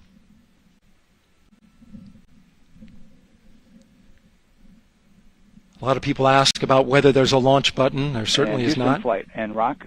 Our new T0 is 22:35:12. Houston flight copies. 22:35:12. Affirm. There you heard confirmation of the exact T0, 6:35 and 12 seconds p.m. Eastern Time. Again, our T0 is 6:35 and 12 seconds p.m. Eastern Time. But as I was saying, there's no launch button. This is autonomous. But there is a button that keeps you from launching, and that button allows the GLS operator to pause the countdown outside of terminal count and during terminal count and submit a hold to the next holding point. So the clock won't stop right away. If there's an issue, we'll go to the next stable holding point. This is how GLS configures the rocket and ground systems to a stable point where they can stop the countdown if that's needed. But right now, we are counting down. Our next big milestone, looking to retract the crew access arm. GLS is go for crew access arm retract. And there you see the crew access arm moving away.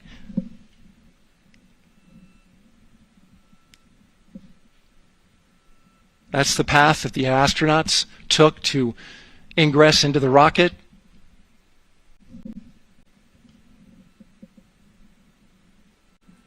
Until this point, that was their way off the pad if they needed to evacuate. But now with that arm retracting, the backup transitions to a launch abort system. And they'll begin arming that shortly.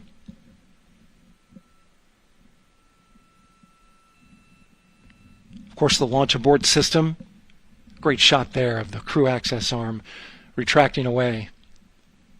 The launch abort system is the tower at the top, and that's what would pull Orion and its crew off the top of the rocket in case of an emergency, whether it's on the ground or in flight. This is critical safety hardware that protects the lives of the astronauts.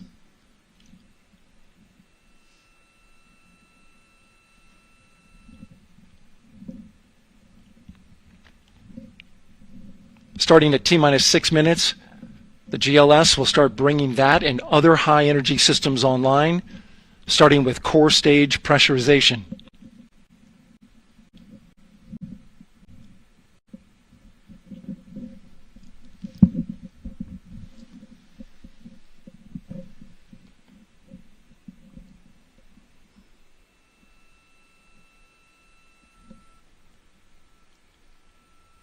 Weather is 90% go.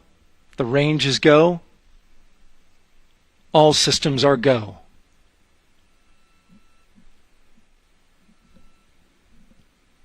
GLS is go for core stage tank pressurization. That means the replenish valve for the liquid hydrogen tank has now closed, and that tank is beginning to pressurize to flight levels because that hydrogen is naturally boiling inside the tank. We'll get the liquid oxygen tank a little later in the count. Now the team is waiting for verification that, if needed, the Artemis II crew could use the launch abort system to pull Orion safely off the top of the rocket in an emergency. Let's listen in for that call. GLS verifies last capability available. And CDR, copy? CDR copies, last available. That's great news, and you heard the NTD verify that with the commander of the mission. GLS is go for FTS arm. Now work is being done to arm the flight termination system.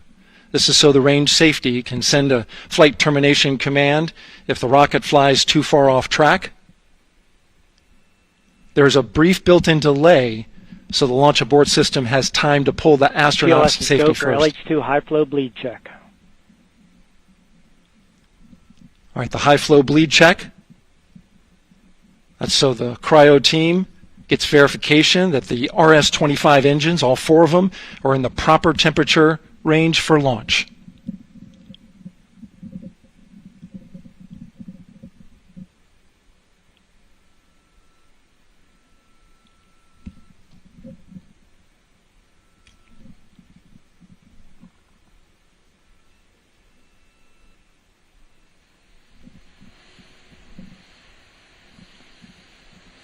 GLS is go for core stage APU start. Core stage APUs start. Those are auxiliary power units, high-speed turbines which provide pressure to hydraulic pumps that steer the RS-25 engines. We're going to see a gimbal test a little later at T-minus 2 minutes and 30 seconds. This is what allows that to happen.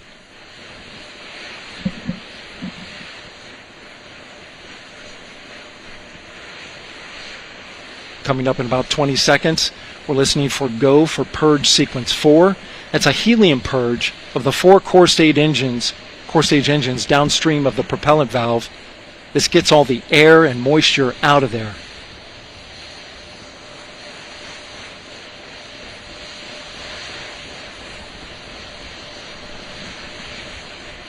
GLS is go for purge sequence 4. Moving through the milestones. All is looking good.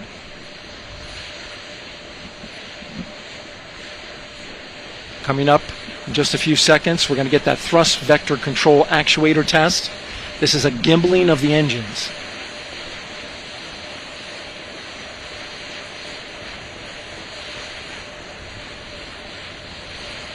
There are the 4 RS-25s, 3 of them shuttle heritage, 1 of them built from shuttle parts. And there you see them moving.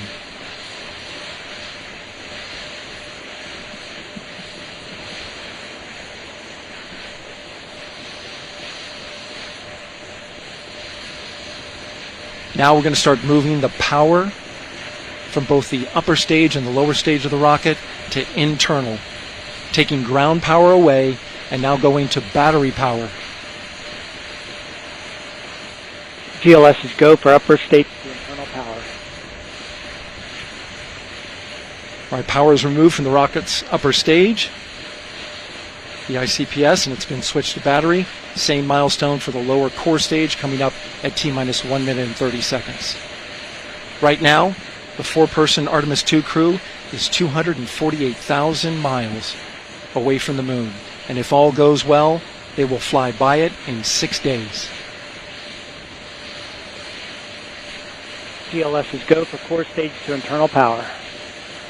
All right, there's the rocket's core stage, which houses 3 flight computers, is now on its own power. There's no more hold time because there's no more margin on these batteries. So we would have to recycle back to T-minus 10 to recharge if we had a hold.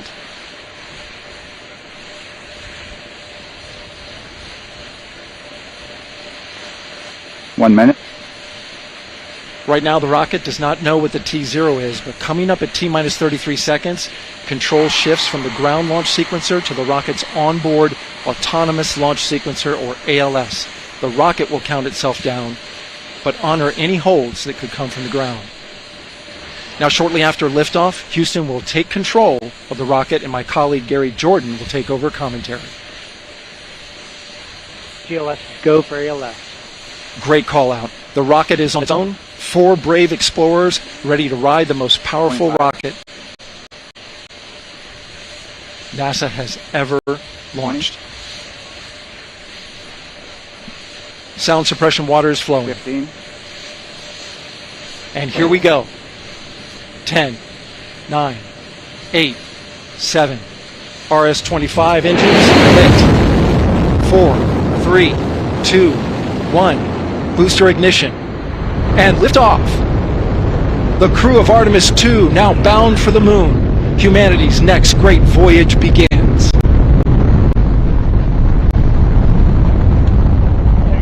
Good roll pitch. Roger, roll pitch.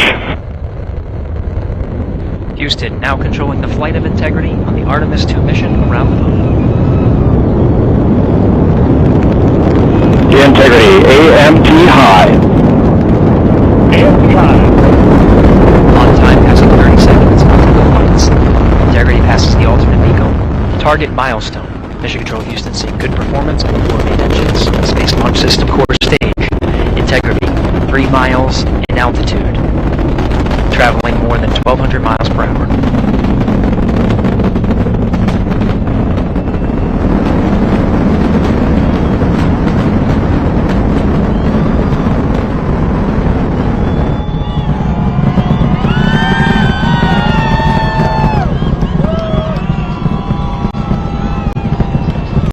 Mission elapsed time, passing 1 minute, approaching max Q. On, Ponce de Leon.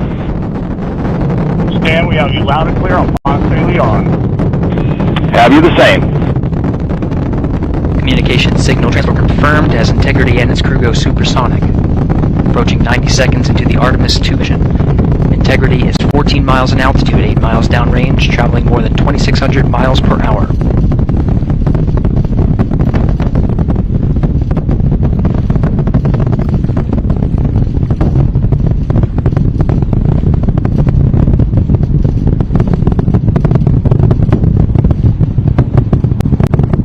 Minute 50 seconds of mission elapsed time, standing by for main engine throttle down to 85%, ahead of solid rocket booster separation, expected at the 2-minute 9-second mark. We see throttle down.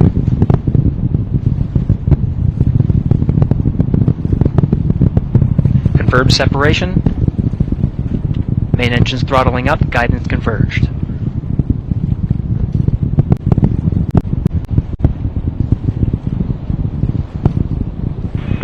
Integrity, guidance converged, performance nominal, upper stage RCS ready. Copy all, Stan. Integrity, SM priming complete.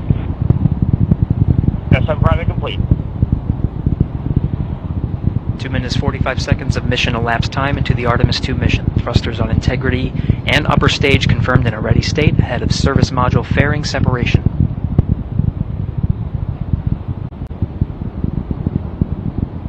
3 minutes into the flight. Integrity, 49 miles in altitude, 78 miles downrange, now passing 5,000 miles per hour.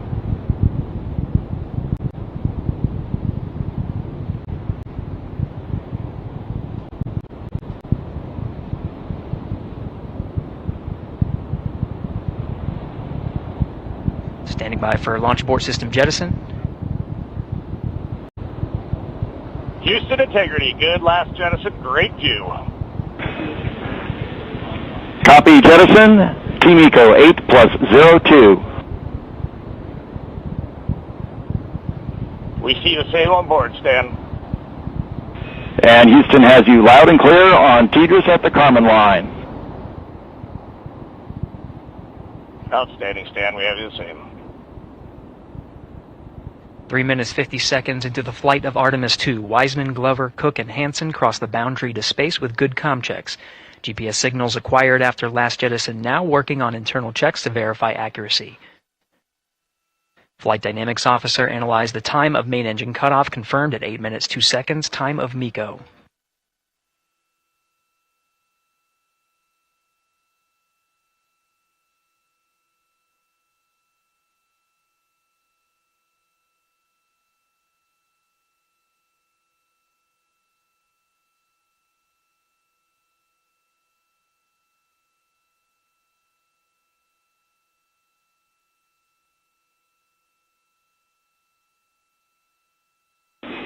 Integrity, GPS processing.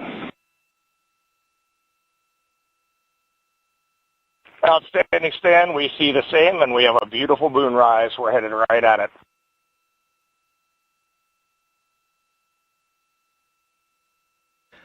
Approaching 5 minutes into the flight, Commander Reed Wiseman confirms he has visuals of his destination. GPS guidance, navigation, and control software finishes internal checks and sends to navigation channels. Integrity, 3 engine press. 3 engine press. On time, now passing 5 minutes 20 seconds of mission elapsed time into the Artemis II mission. At this point, 3 good main engines are all that's needed to carry Integrity to a nominal main engine cutoff target. Though at this time, we're seeing 4 good engines here in Mission Control Houston. Integrity, 75 miles in altitude, 330 miles downrange, approaching 10,000 miles per hour.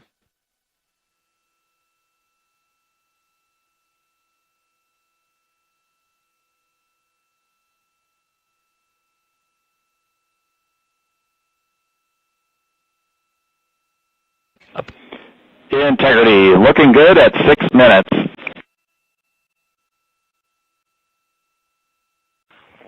Same on board, Stan. Good trajectory and engine performance.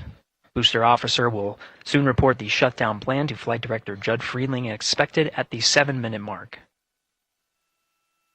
Integrity, 78 miles in altitude, 460 miles downrange. Integrity, expect nominal shutdown. Integrity copies nominal shutdown.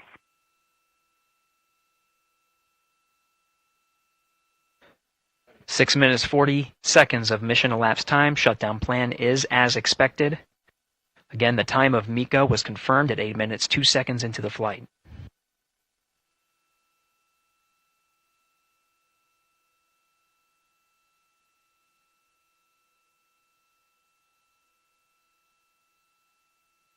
Seven minutes of mission elapsed time. Throttling down as we approach the abort once around option. Milestone at the 7-minute 30-second mark. Now 84 miles in altitude, 650 miles downrange, traveling more than 15,000 miles per hour. Integrity, AOA open. AOA open. The window is now open for an abort once around option that would target splashdown in the Pacific Ocean. Still following nominal ascent at this time.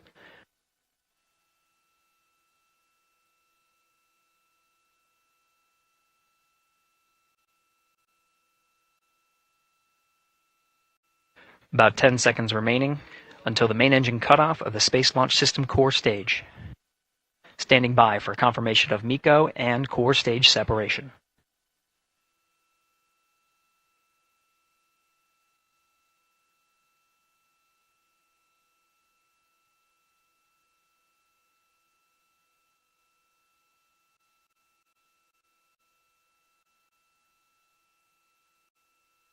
Integrity, nominal MECO, core stage separated.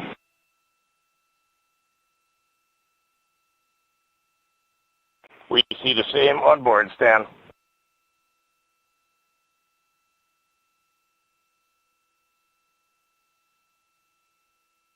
Eight minutes 40 seconds into the flight, we have a nominal main engine cutoff heading in the right trajectory on the way to swing around the moon. Core stage has separated, done its job. The Space Launch System upper stage, the interim cryogenic propulsion stage, or ICPS, still attached to the Orion spacecraft.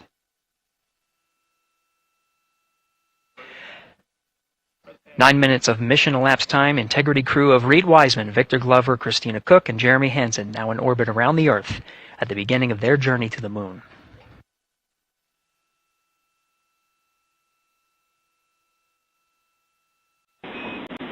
Integrity Houston, looking ahead to PRM numbers so far per the pad.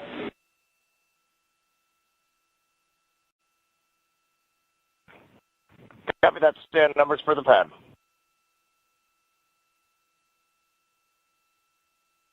Capcom Stan Loves now reminding the crew that the parachute raise maneuver time of ignition is as expected prior to booster ignition. That time being 49 minutes, 50 seconds of mission elapsed time.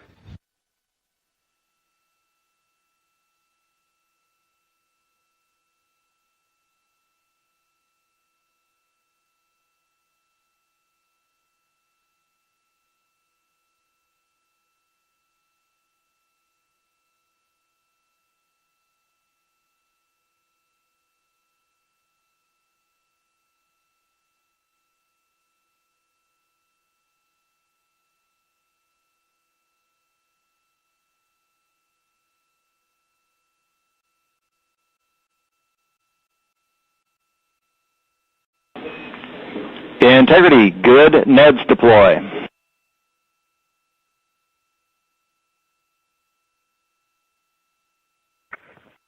Copy that, Stan. Good, Neds.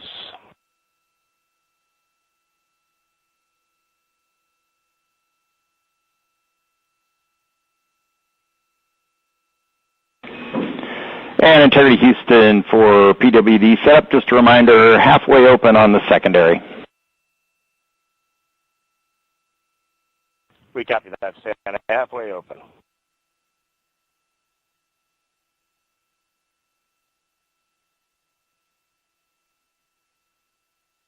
Passing 11 minutes of mission elapsed time. Here, overhearing the conversation between Capcom Stan Love and Commander Reed Wiseman, already passing some milestones. We have a good nozzle extension deployment system. That is confirmed, complete. We also have the visors are confirmed up, now past the dynamic phase of flight that is Ascent. Their launch and entry suits that provided them an extra layer of protection. Now not as needed. They're going to raise those visors. And later in today's mission, they will begin to egress or get out of the suits to begin some of their initial tasks of activating some of the systems aboard in the Integrity spacecraft. It's passing 12 minutes of mission elapsed time. Again, the perigee raise maneuver that's targeted near 50 minutes of mission elapsed time, 49 minutes, 50 seconds. That's what the crew is going to be working towards. The Commander Reed Wiseman, pilot Victor Glover will focus on preparing for that milestone. In the meantime, mission specialist Christina Cook and Jeremy Hansen will start some of the activation of environmental control life support systems. You may hear confirmation of their activation over the Orion to Earth communication network.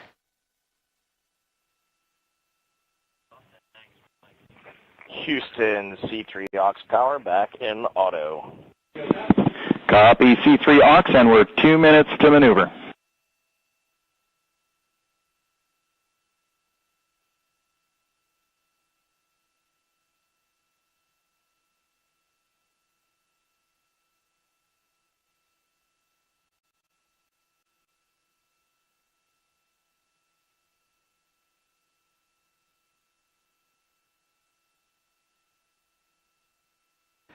$13 minutes and 30 seconds of mission elapsed time. We're going to continue to follow the crew of the Artemis II mission. They are beginning their journey around the moon to verify the systems that will take us to its surface. An incredible ascent. Artemis II is underway. Reed Wiseman, Victor Glover, Christina Cook, and Jeremy Hansen begin their journey to the moon. Still milestones to come up as we await solar array deploy and the critical burns that will get Integrity into high Earth orbit around the Earth before engines are fired to get us around the moon. We'll keep tabs on Integrity and its crew from here in Mission Control Houston. But for now, we're going to send it back to you, Megan and Nicole at the Kennedy Space Center. Very jealous to hear how the launch experience was over on the Space Coast. Yeah, Gary, if people are just joining us, welcome back to the Space Coast, where we just saw Artemis II lift off 14 minutes ago. And wow, what an amazing launch, and an emotional one, too. As soon as the rocket lifted off, Nicole, you had tears in your eyes, I had tears in my eyes, and we had all these people around us cheering. It was amazing. Yeah, the energy was wonderful. I mean, it was a beautiful launch. We've got 4 friends and family members headed to the moon. It's pretty amazing. Yeah. How does that make you feel as someone who, is an astronaut as well, but also, as you said, friends? Yeah, so proud of them. Man, we don't have the words in the English language to describe this kind of an event, and pride, love, so many emotions. They are truly breaking some barriers, and hopefully, as Gary just said, they've got a long day ahead of them, so wishing them well on everything, but so far, what a beautiful launch to watch. Yeah, to be returning to the lunar orbit in more than 50 years. Maybe they go farther from Earth than any other humans before them. Maybe they see parts of the moon that we've never seen before. I mean, what a great start to what could be all of these milestones that we break in just a 10-day mission. Yes, what a way to welcome in the Artemis generation. Yeah, how do you feel? I mean, we saw some beautiful shots we were covering of course, the rocket, of course, the Earth falling away as we continued up into our ascents, but also some of those crowd shots where we saw young and old, just emotional, overcome by this history-making moment. Man, we are going back to the moon for all, and we saw that today. We saw that in all the crowds. And yeah, you guys just saw that view, the sunrise or sunset, I guess. They just made it over the crest of the Earth, and you could see the sun peeking over. One of my favorite views from space, and I can't imagine what they're looking at now, and I can't wait to see what they're looking at in about 5 or 6 days. Yeah, and I know a lot of people are like, you know what, I'm surprised this launched on the first try, because we know, like any little thing, we have to be keeping safety in mind, and we want to make sure we're ready to go. But we were ready to go, and I think it surprised a lot of people. What a wonderful surprise on this Wednesday evening. It did, and it kind of surprised me as well. But it's just a testament to the team here that has been working so hard on Artemis. Artemis 1, we learned a ton of lessons. We learned a ton from the wet dress for Artemis 2. We were able to go in, fix those things. We even had a couple mishaps today, not mishaps, but a couple anomalies today that the team creatively came up with solutions for. It's just a testament to the teamwork that gets us to the moon. And so we can continue to watch Christina, Reed, Victor, and Jeremy on their way now to the moon in Earth's orbit and awaiting the next in-flight milestones, deploying Orion's solar arrays. So why don't we get back in with Mission Control and Gary. Hey, thank you, Megan. Again, we're following along on the action. It is a long day. They have a number of procedures they need to get to immediately in their timeline. And Integrity Houston, CrossTie is on board per the FCDEM. We copy Houston. Thank you.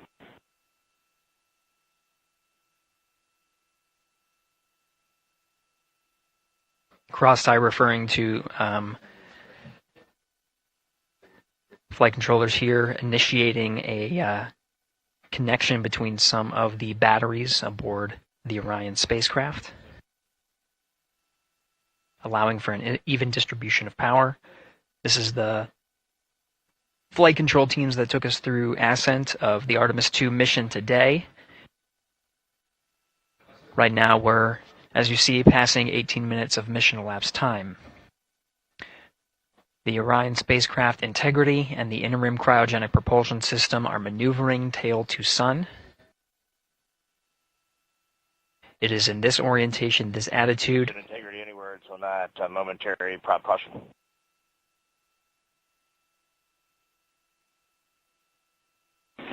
And Reed, no action, we're looking at it.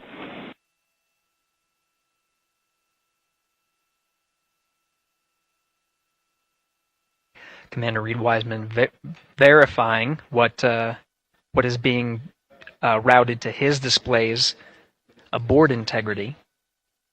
Propulsion engineer confirming that no action is needed at this time. They're pressing through with their nominal procedures to prepare for the perigee raise maneuver, and of course the solar array wing deploy ahead of that. The solar wing deploy is a critical milestone. We'll continue to have our coverage follow the mission until that deployment. Successful launch is just the beginning. The deployment of the solar arrays and successful confirmation that those solar array wings are drawing power is a significant milestone, and says to the flight control teams that we will continue on today's mission. Power needs to be drawn to continue through some of the next milestones. Until then, the AOA open option that was called up upon ascent, the aboard once around, is the current option, and aboard to orbit option ATO will be switched to a preferred mode at the time that the solar array wings are deployed and latched. It gives the flight control teams a little bit more flexibility. Integrity Houston, update on TDRS handover for your pad.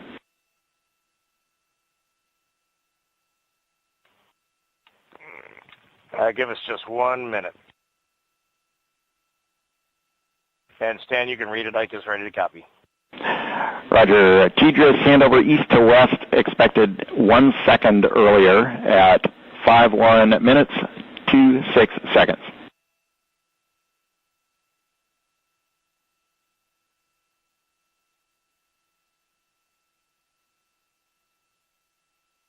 Hi, Stan. We copy 1 second earlier for 5126 Tejas east to west, and saws are starting to deploy. Thermal knives are firing. We concur. Thanks for the report.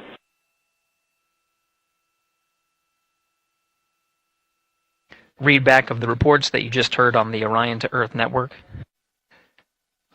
Integrity has maneuvered tail to sun. The RL-10 nozzle on the end of the ICPS is pointed towards the sun, and the solar array deployment sequence has begun. With the deployment confirmed, it'll be several minutes until they are what is called in a latched position. Once they are latched and confirmed to be drawing power, they can switch the mode to ATO and continue along the mission.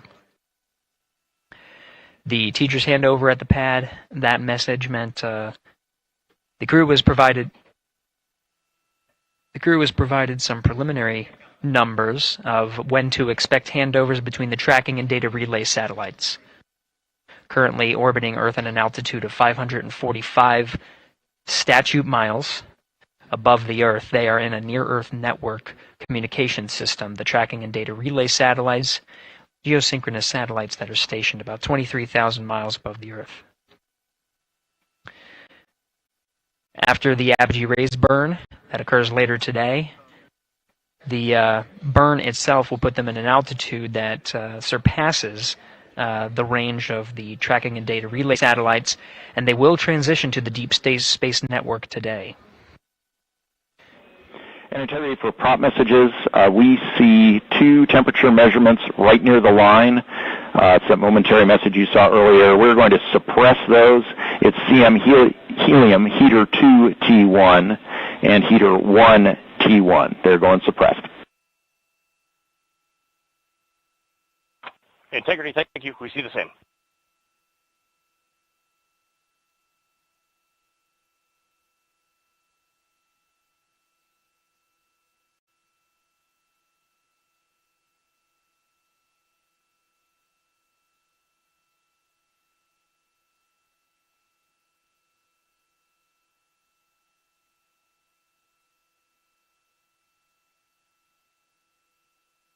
This is Mission Control Houston, passing 23 minutes of mission elapsed time into the Artemis II mission.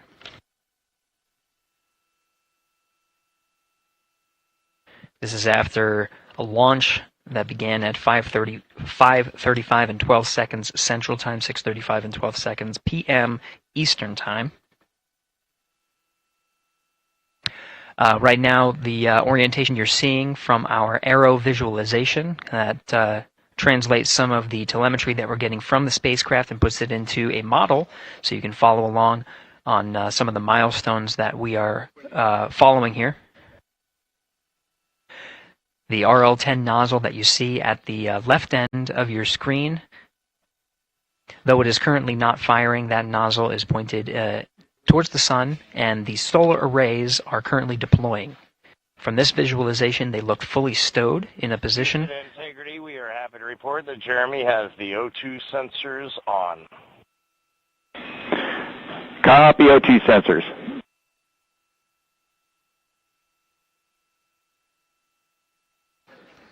Again, Commander Reed Wiseman and pilot Victor Glover overseeing the deployment of the solar arrays. And we'll follow the attitude maneuver changes ahead of the first burn of the ICPS engine, the perigee raise maneuver. Integrity Houston, we see 4 saws deployed and latched, ready for ATO preferred. Yeah, we're almost there in the procedure stand, and we see the same thing.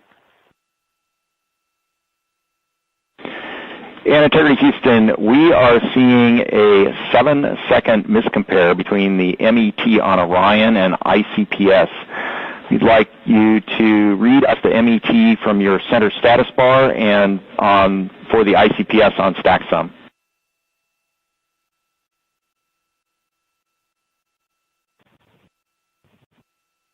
And Stan, we see a absolutely precise alignment. MET 25, 14, 15, 16, precisely aligned with ICPS MET.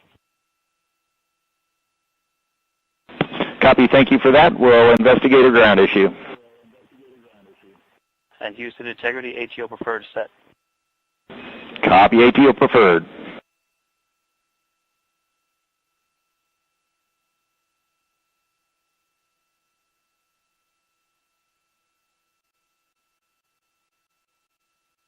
This is Mission Control Houston, 25 minutes, 45 seconds into the flight of Artemis II. We have confirmation that all 4 solar array wings are deployed and latched. This is the configuration needed to switch to ATO preferred, which you did hear confirmed from pilot Victor Glover. That mode has been switched. There was also a discussion with Capcom Stan Love and Commander Reed Wiseman about the alignment of the MET clocks on the Orion spacecraft and the ICPS. Commander Reed Wiseman confirmed the clocks are in sync, no issues, they're going to investigate it on the ground. We're proceeding with today's mission. 26 minutes of mission elapsed time and counting.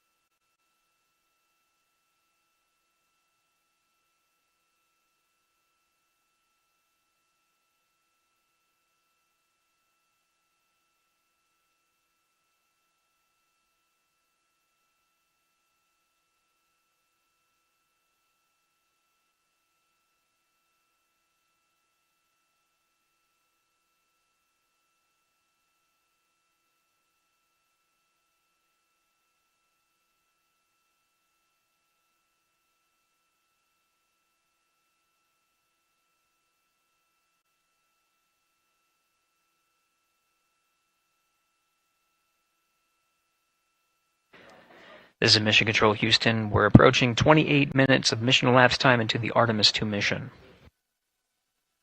At this point, we've had a successful liftoff from the pad at 5:35 p.m. and 12 seconds p.m. Central Time, 6:35 and 12 seconds p.m. Eastern Time.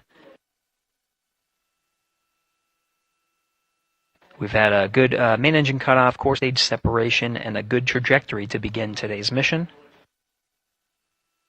Right now, the spacecraft has maneuvered tail to sun.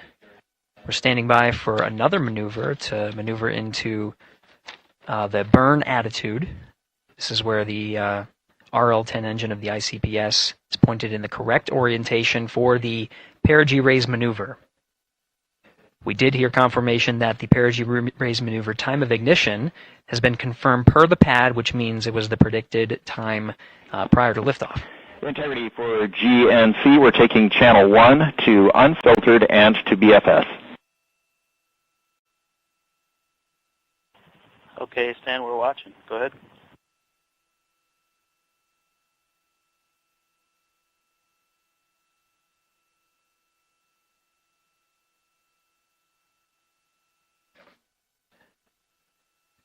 Capcom Stan Love reading up to the crew of Integrity.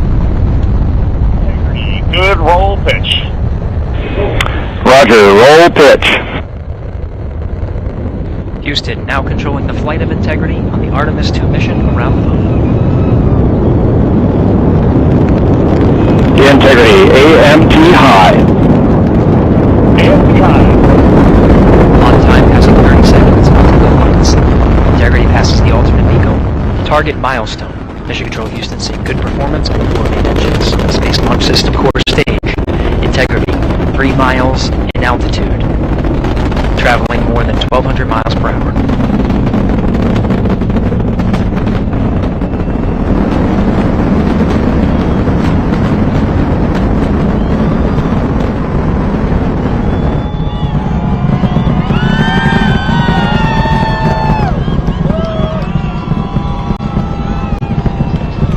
Mission elapsed time, passing 1 minute, approaching max Q.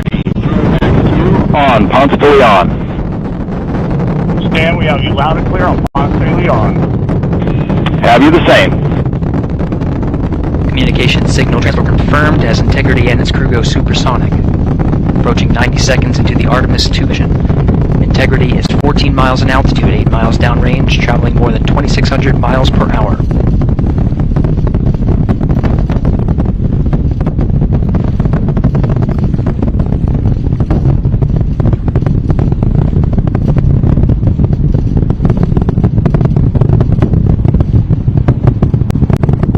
Minute 50 seconds of mission elapsed time, standing by for main engine throttle down to 85%, ahead of solid rocket booster separation, expected at the 2-minute 9-second mark. We see throttle down.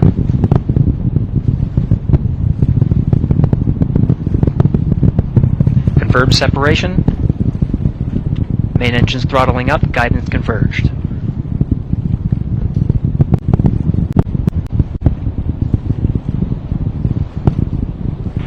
Integrity, guidance converged, performance nominal, upper stage RCS ready. Copy all, Stan. Integrity, SM priming complete. SM priming complete. 2 minutes 45 seconds of mission elapsed time into the Artemis II mission. Thrusters on integrity and upper stage confirmed in a ready state, ahead of service module fairing separation.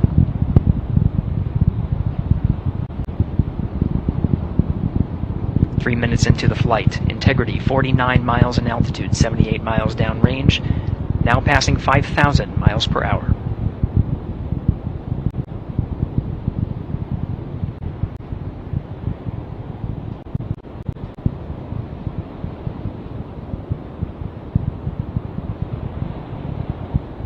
Standing by for launch abort system jettison. Houston integrity, good last jettison, great view. Copy jettison, Team Eco 8+02. We see the same on board, Stan. And Houston has you loud and clear on TDRS at the Kármán line. Outstanding, Stan, we have you the same. 3 minutes 50 seconds into the flight of Artemis II, Wiseman, Glover, Cook, and Hansen cross the boundary to space with good comm checks. GPS signals acquired after last jettison, now working on internal checks to verify accuracy.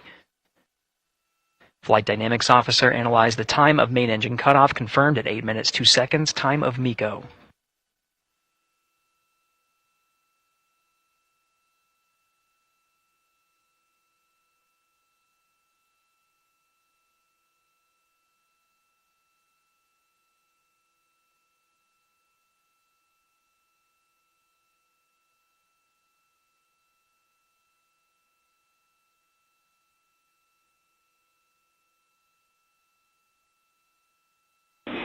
Integrity, GPS processing.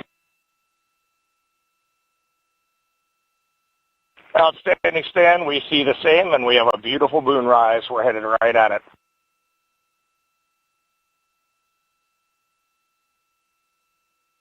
Approaching 5 minutes into the flight, Commander Reed Wiseman confirms he has visuals of his destination. GPS guidance, navigation, and control software finishes internal checks and sends to navigation channels.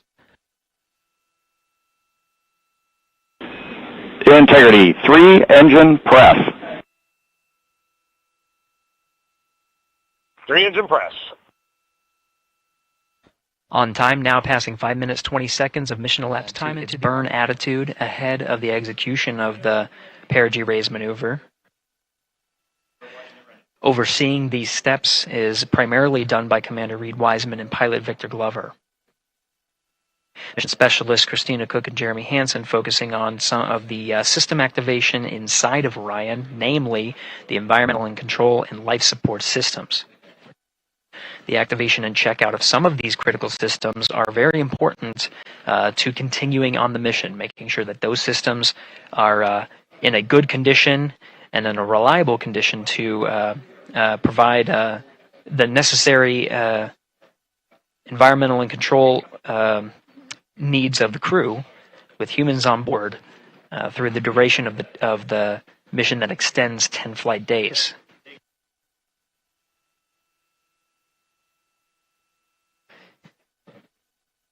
Standing by for an update to the perigee raise maneuver time of ignition. Should be read up to the crew very shortly. Integrity Houston, updated PRM numbers when you're ready to copy. All right, Houston, we are ready to copy.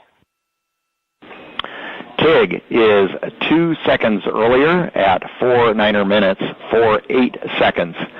TIGO unchanged at 2 seconds. 49, 48, TIGO 26.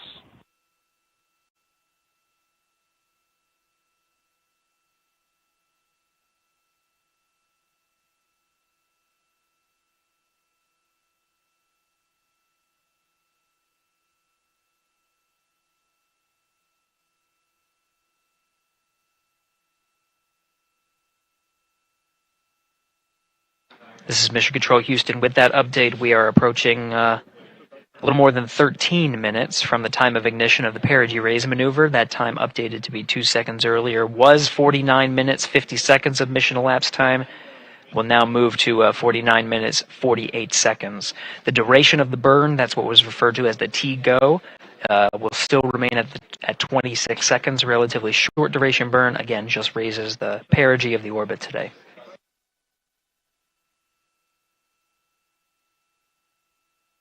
Making sure they hit the mark on that time of ignition is the primary concern of Commander Reed Wiseman and pilot Victor Glover. Mission Specialist Christina Cook and Jeremy Hansen inside activating those environmental control and life support systems.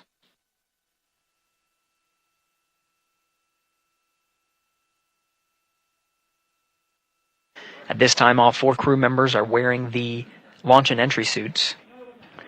Integrity Houston, for Optimus on the PCD, we have time update instructions when you're ready.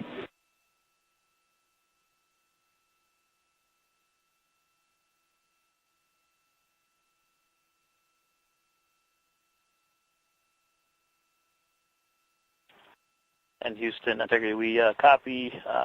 Hands are pretty busy at this time. I think we will call you back when we're ready for that. All right, that one is not urgent.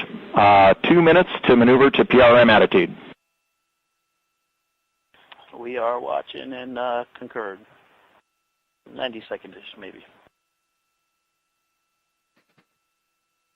Pilot Victor Glover confirming that that maneuver less than 2 minutes. Again, that the point of that maneuver is to point the main engine of the ICPS, the RL-10 engine, in the proper orientation to execute that 26-second burn. It needs to point in the correct position to achieve the goal of raising the perigee to 100 nautical miles.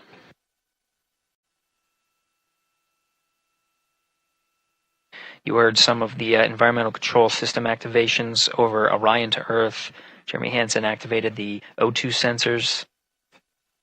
They'll be measuring the cabin of Orion. During all of the activations here on the ground in Mission Control Houston, Flight Director Judd Freeling is doing a poll with all flight controllers in the room to see if we are in a go position to go ahead and execute the perigee raise maneuver.